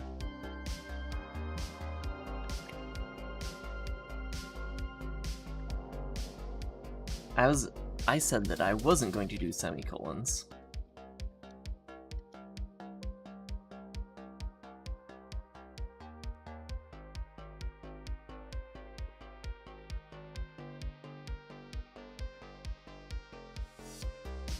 Because, you know, since literally the only things that can be done is like labeling, it's pretty clear that you're starting a new line because you say expression equals. That's pretty clearly a new line. At least, it should be to the parser.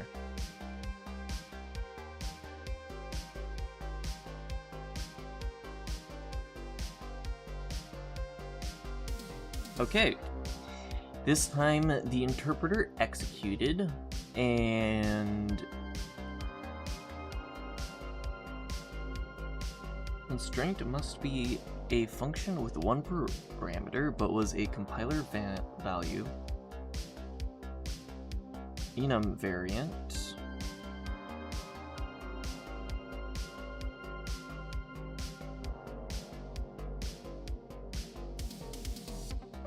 constraint must be a function with one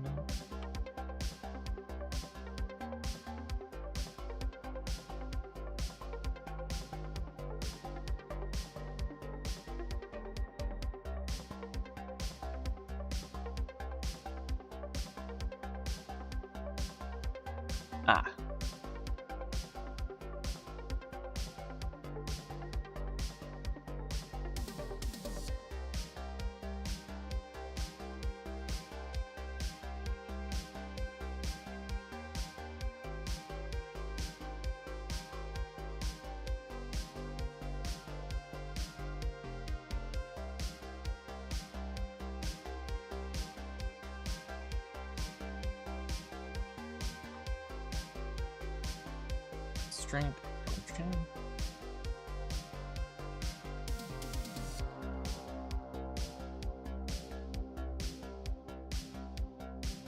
There we go. Now our debug message should be correct. But was compiler value kind label?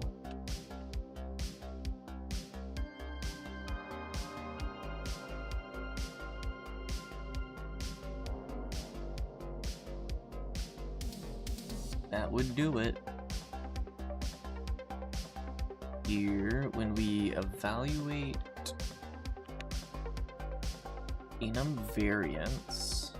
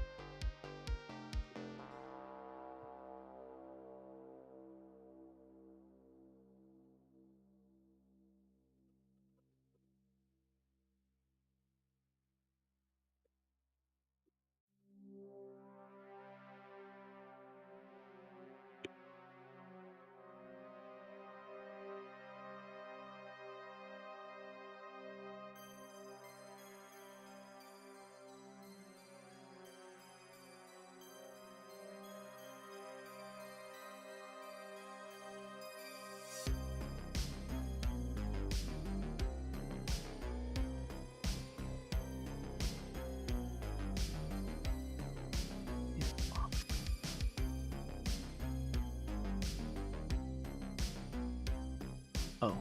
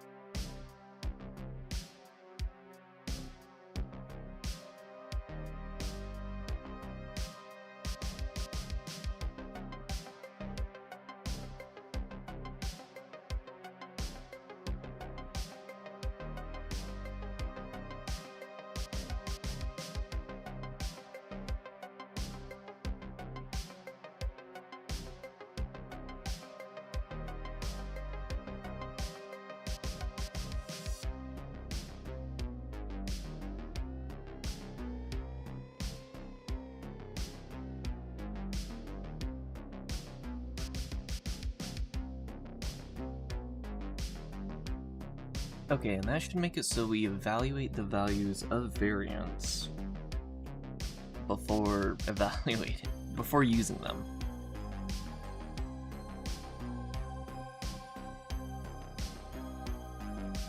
Technically, I should be doing this for object values as well.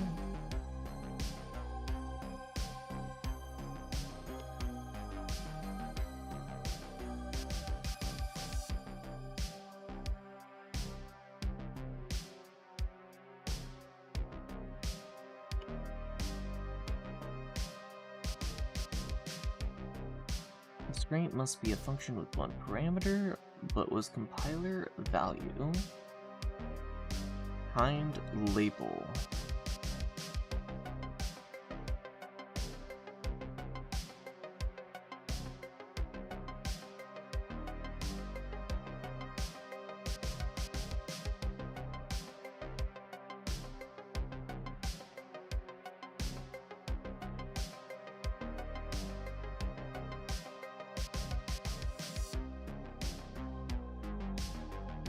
Alright, we need a stack trace.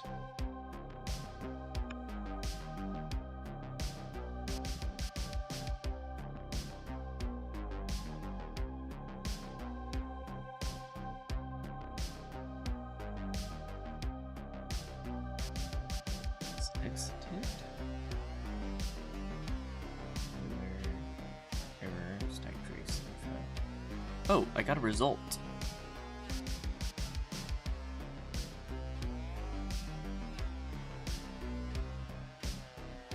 Find error.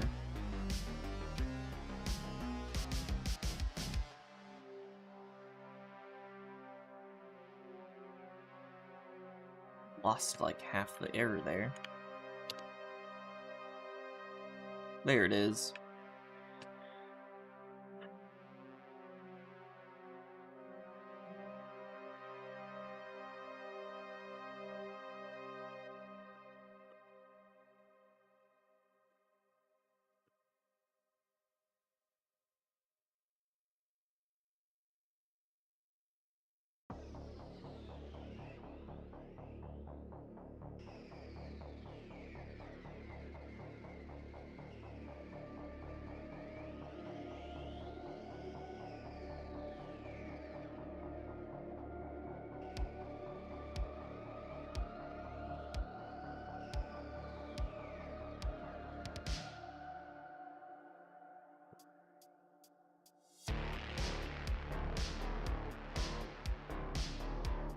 Alright, where would this be being called from? This would be called from... This would be called from call.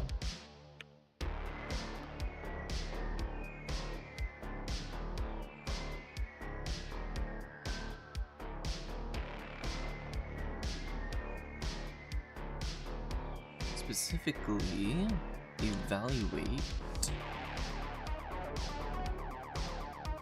call.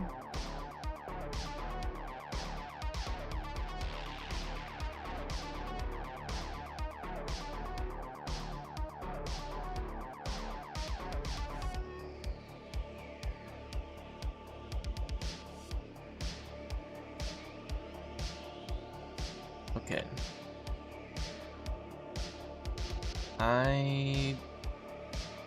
This cloning is really annoying me. So I'm going to attempt to make it so we only clone if absolutely necessary. Otherwise we consume values. But here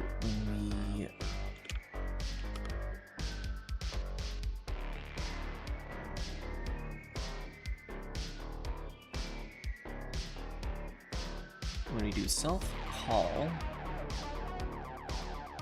calling functions, since we already turned this into an iterator,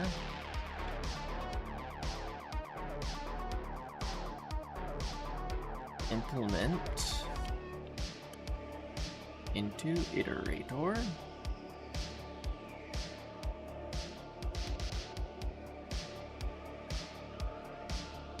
with item equals compiler value. Now,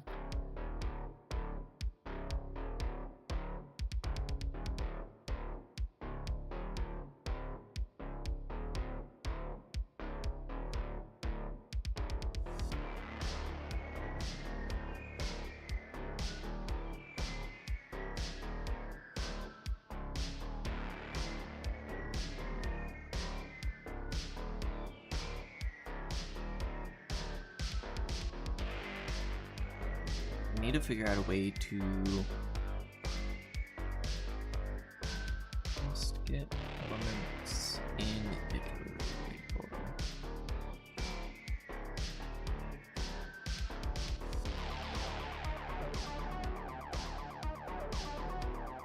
Okay, when we do a call,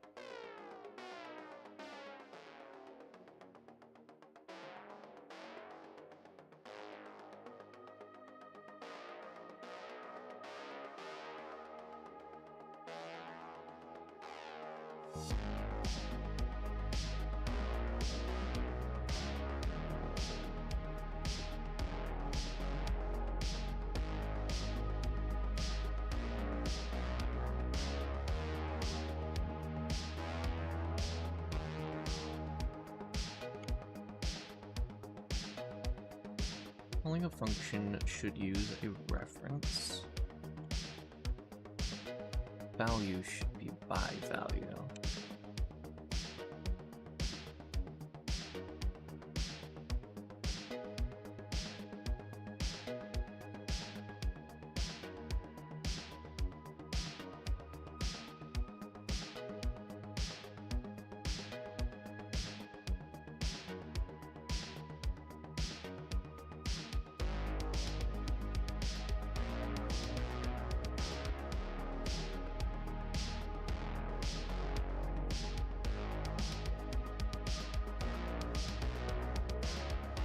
Can I pass this as a tuple?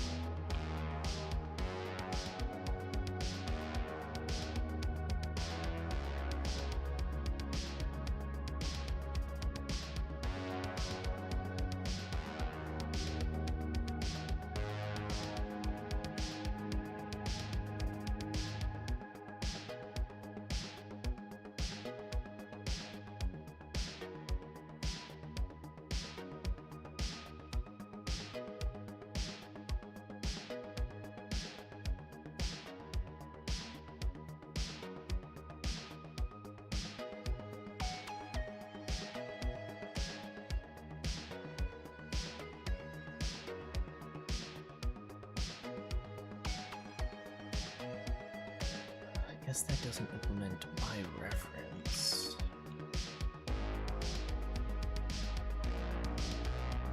I want to do that though. It's an allocation. If I do that, I might as well just pass in a vector.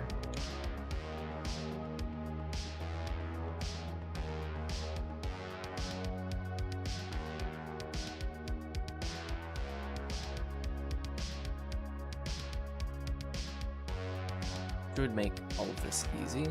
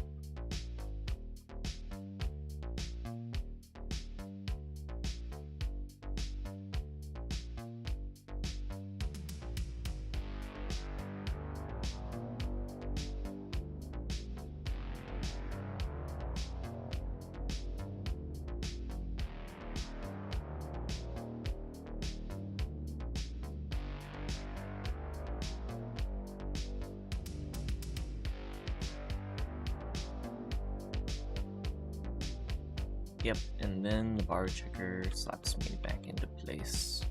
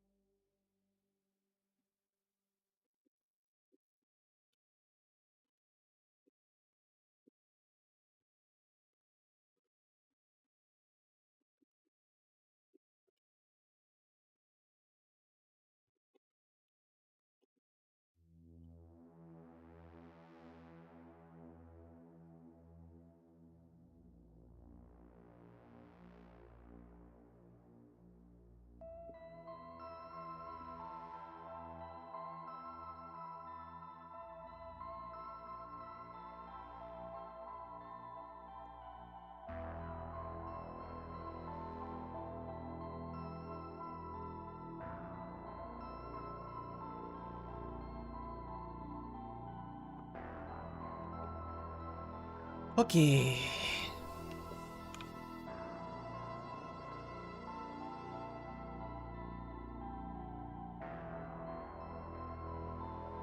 It's strange, it must be a function with one parameter.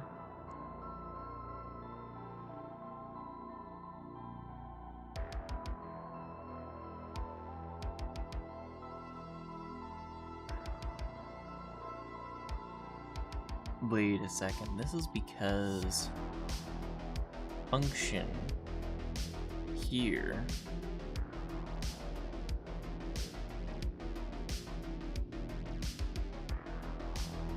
this is where I'm supposed to be evaluating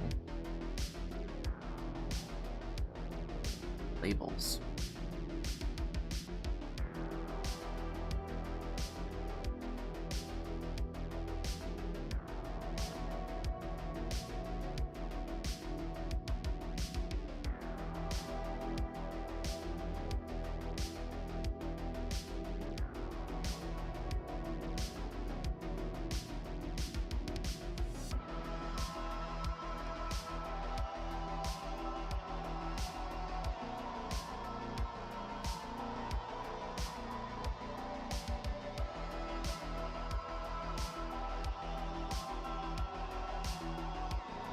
Let's add patience around that, because it's possible? Nope. So we're never evaluating when we call and we evaluate function value.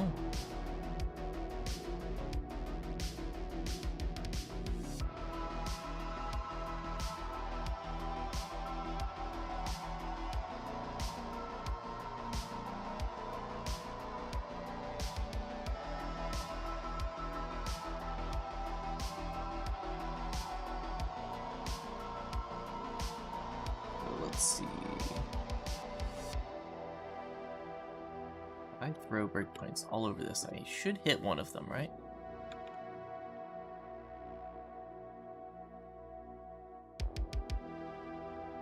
There we go.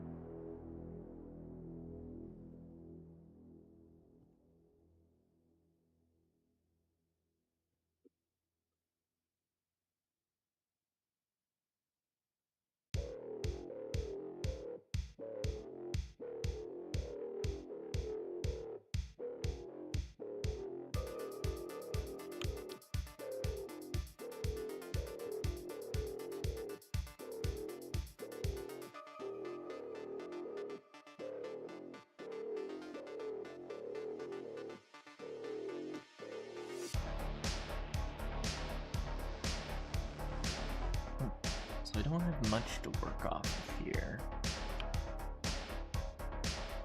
Aside from the behavior of the compiler.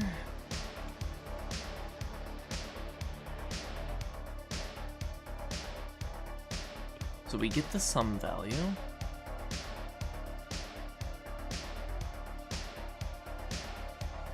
Evaluate constraint. Actually, that's right. I wanted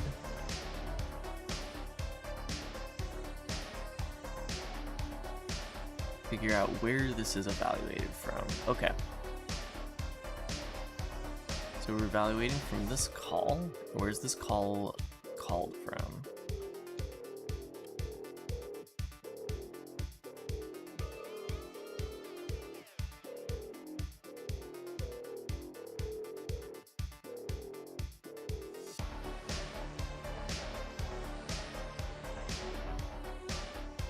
Value constraint is from this call.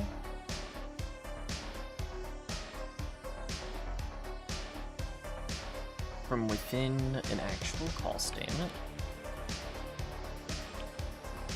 Which means the function should have been evaluated.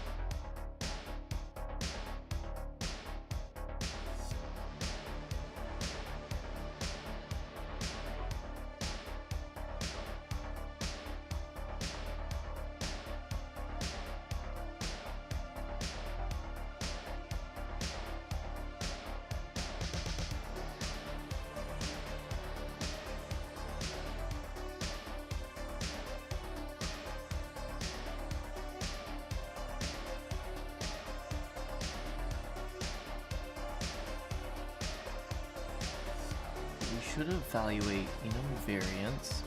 Then this evaluation call should evaluate label.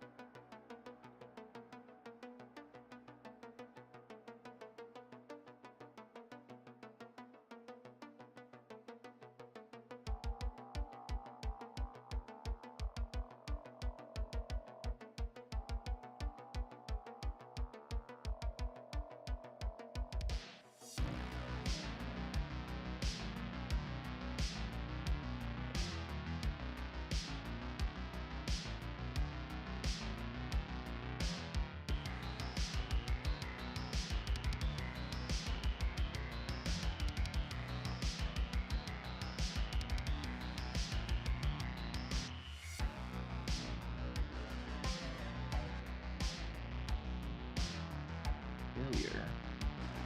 Who built the bug failed? What?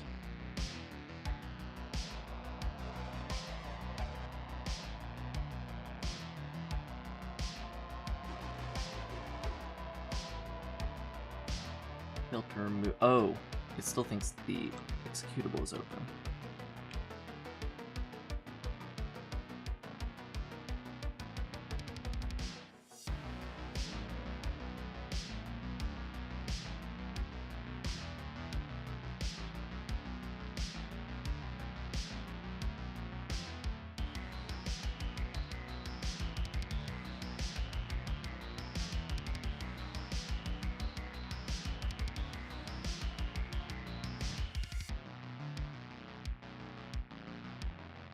This version of LLDB has no plugin for the language Rust. Ah!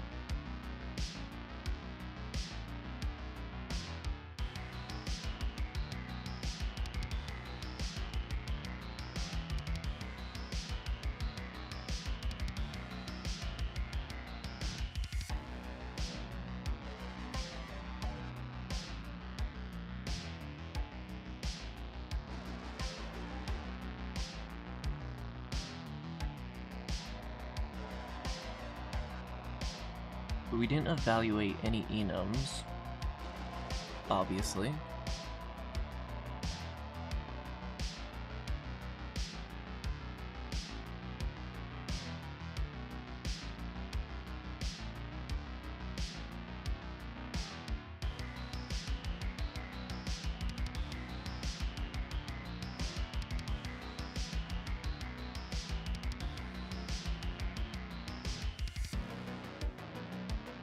Wait a second. I know why this isn't working.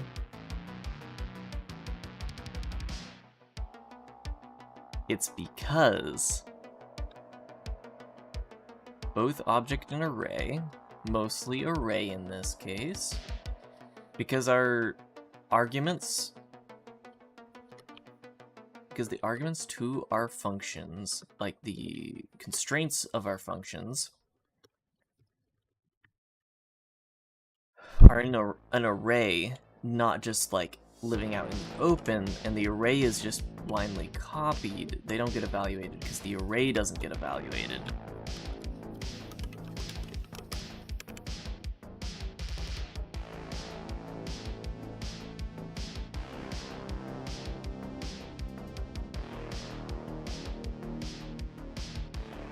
So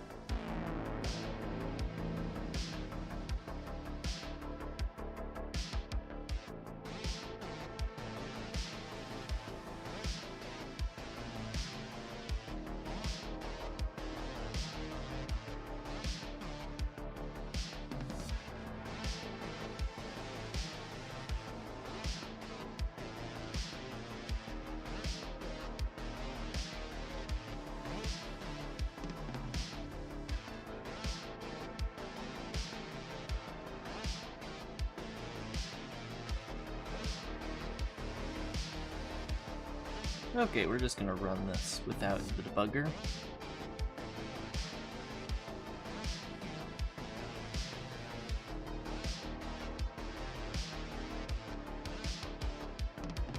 It must be a function with one parameter, but was a compiler value not.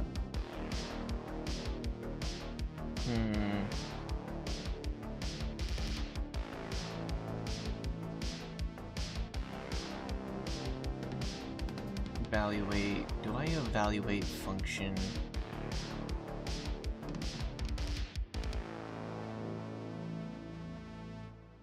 Here it is, function values.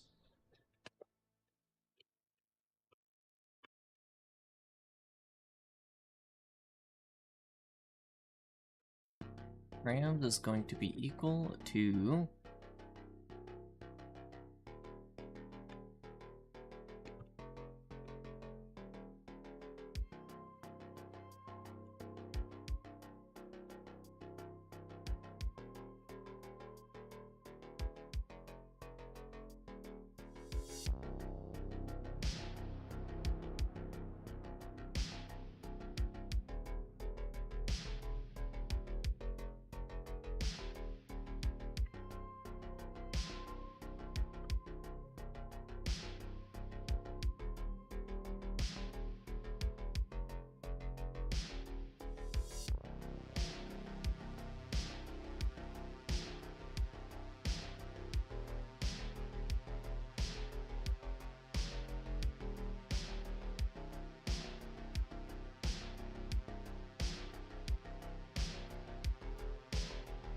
So it doesn't matter that arrays isn't getting evaluated because supposedly we're evaluating functions.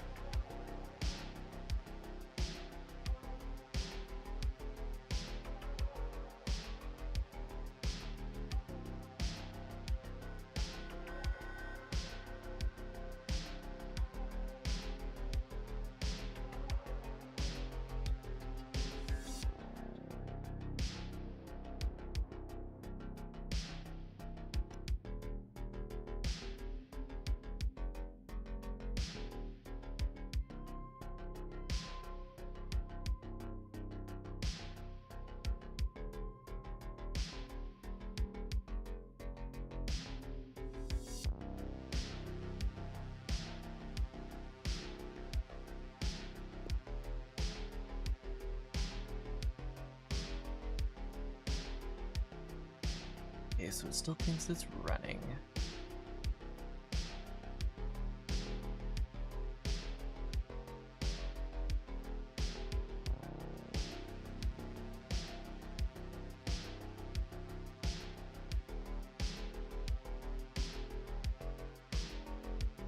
Okay, so it doesn't think it's not evaluating the function to begin with.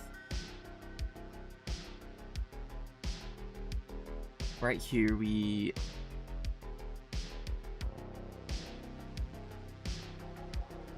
I know we evaluate calls because we're evaluating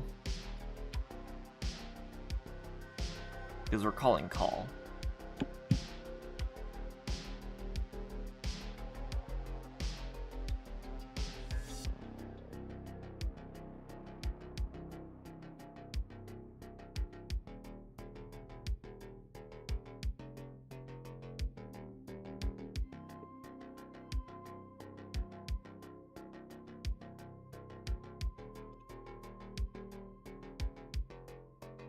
We are evaluating call, evaluating label add.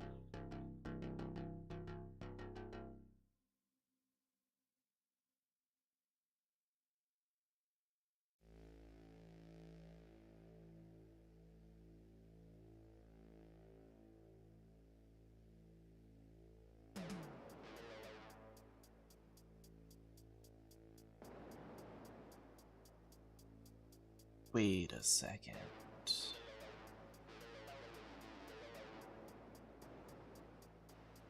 This is because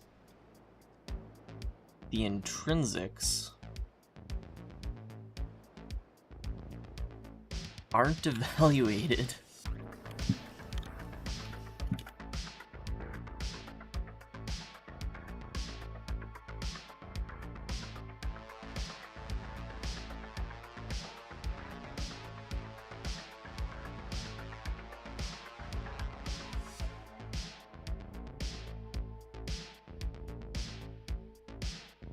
So I'll just throw that in there as a placeholder. Look at that, we get a stack trace, a to-do error. Expected number, but found compiler error.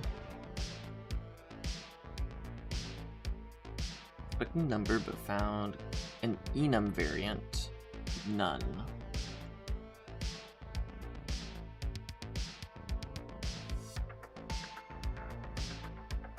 Oh. How do you get an enum variant? None.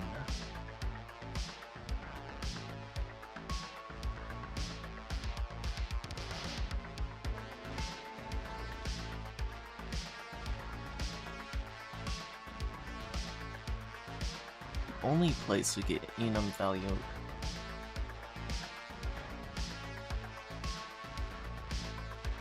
enum variant none is, let me check.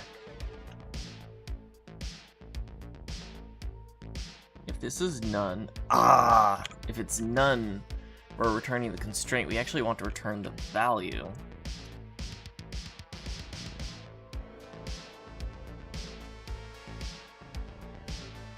There we go.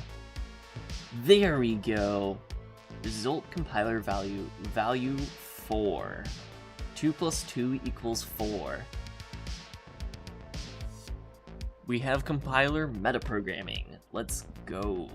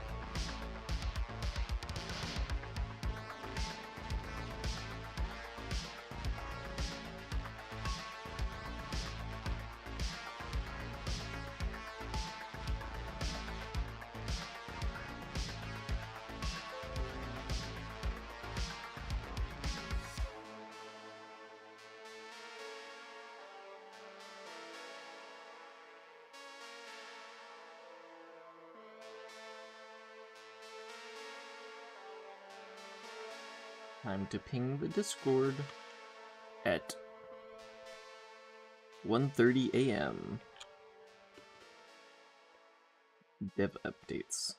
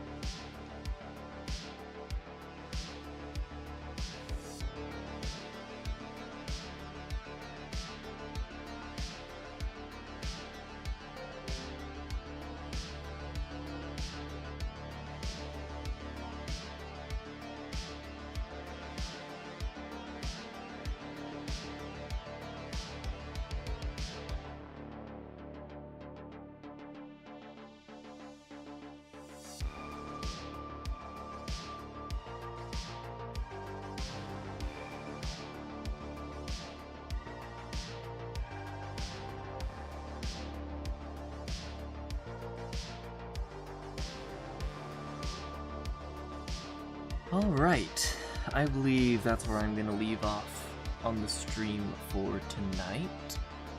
This is like really good progress. I did not expect to have code execution. Well, this isn't code execution. This is compiler execution.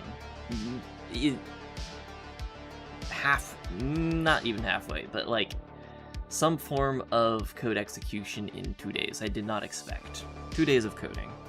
So, we are gonna fly through this. We're gonna have... Will we have BraneScript working by the end of the month? Tune in till the next set of streams to find out. But until then, I will see you around.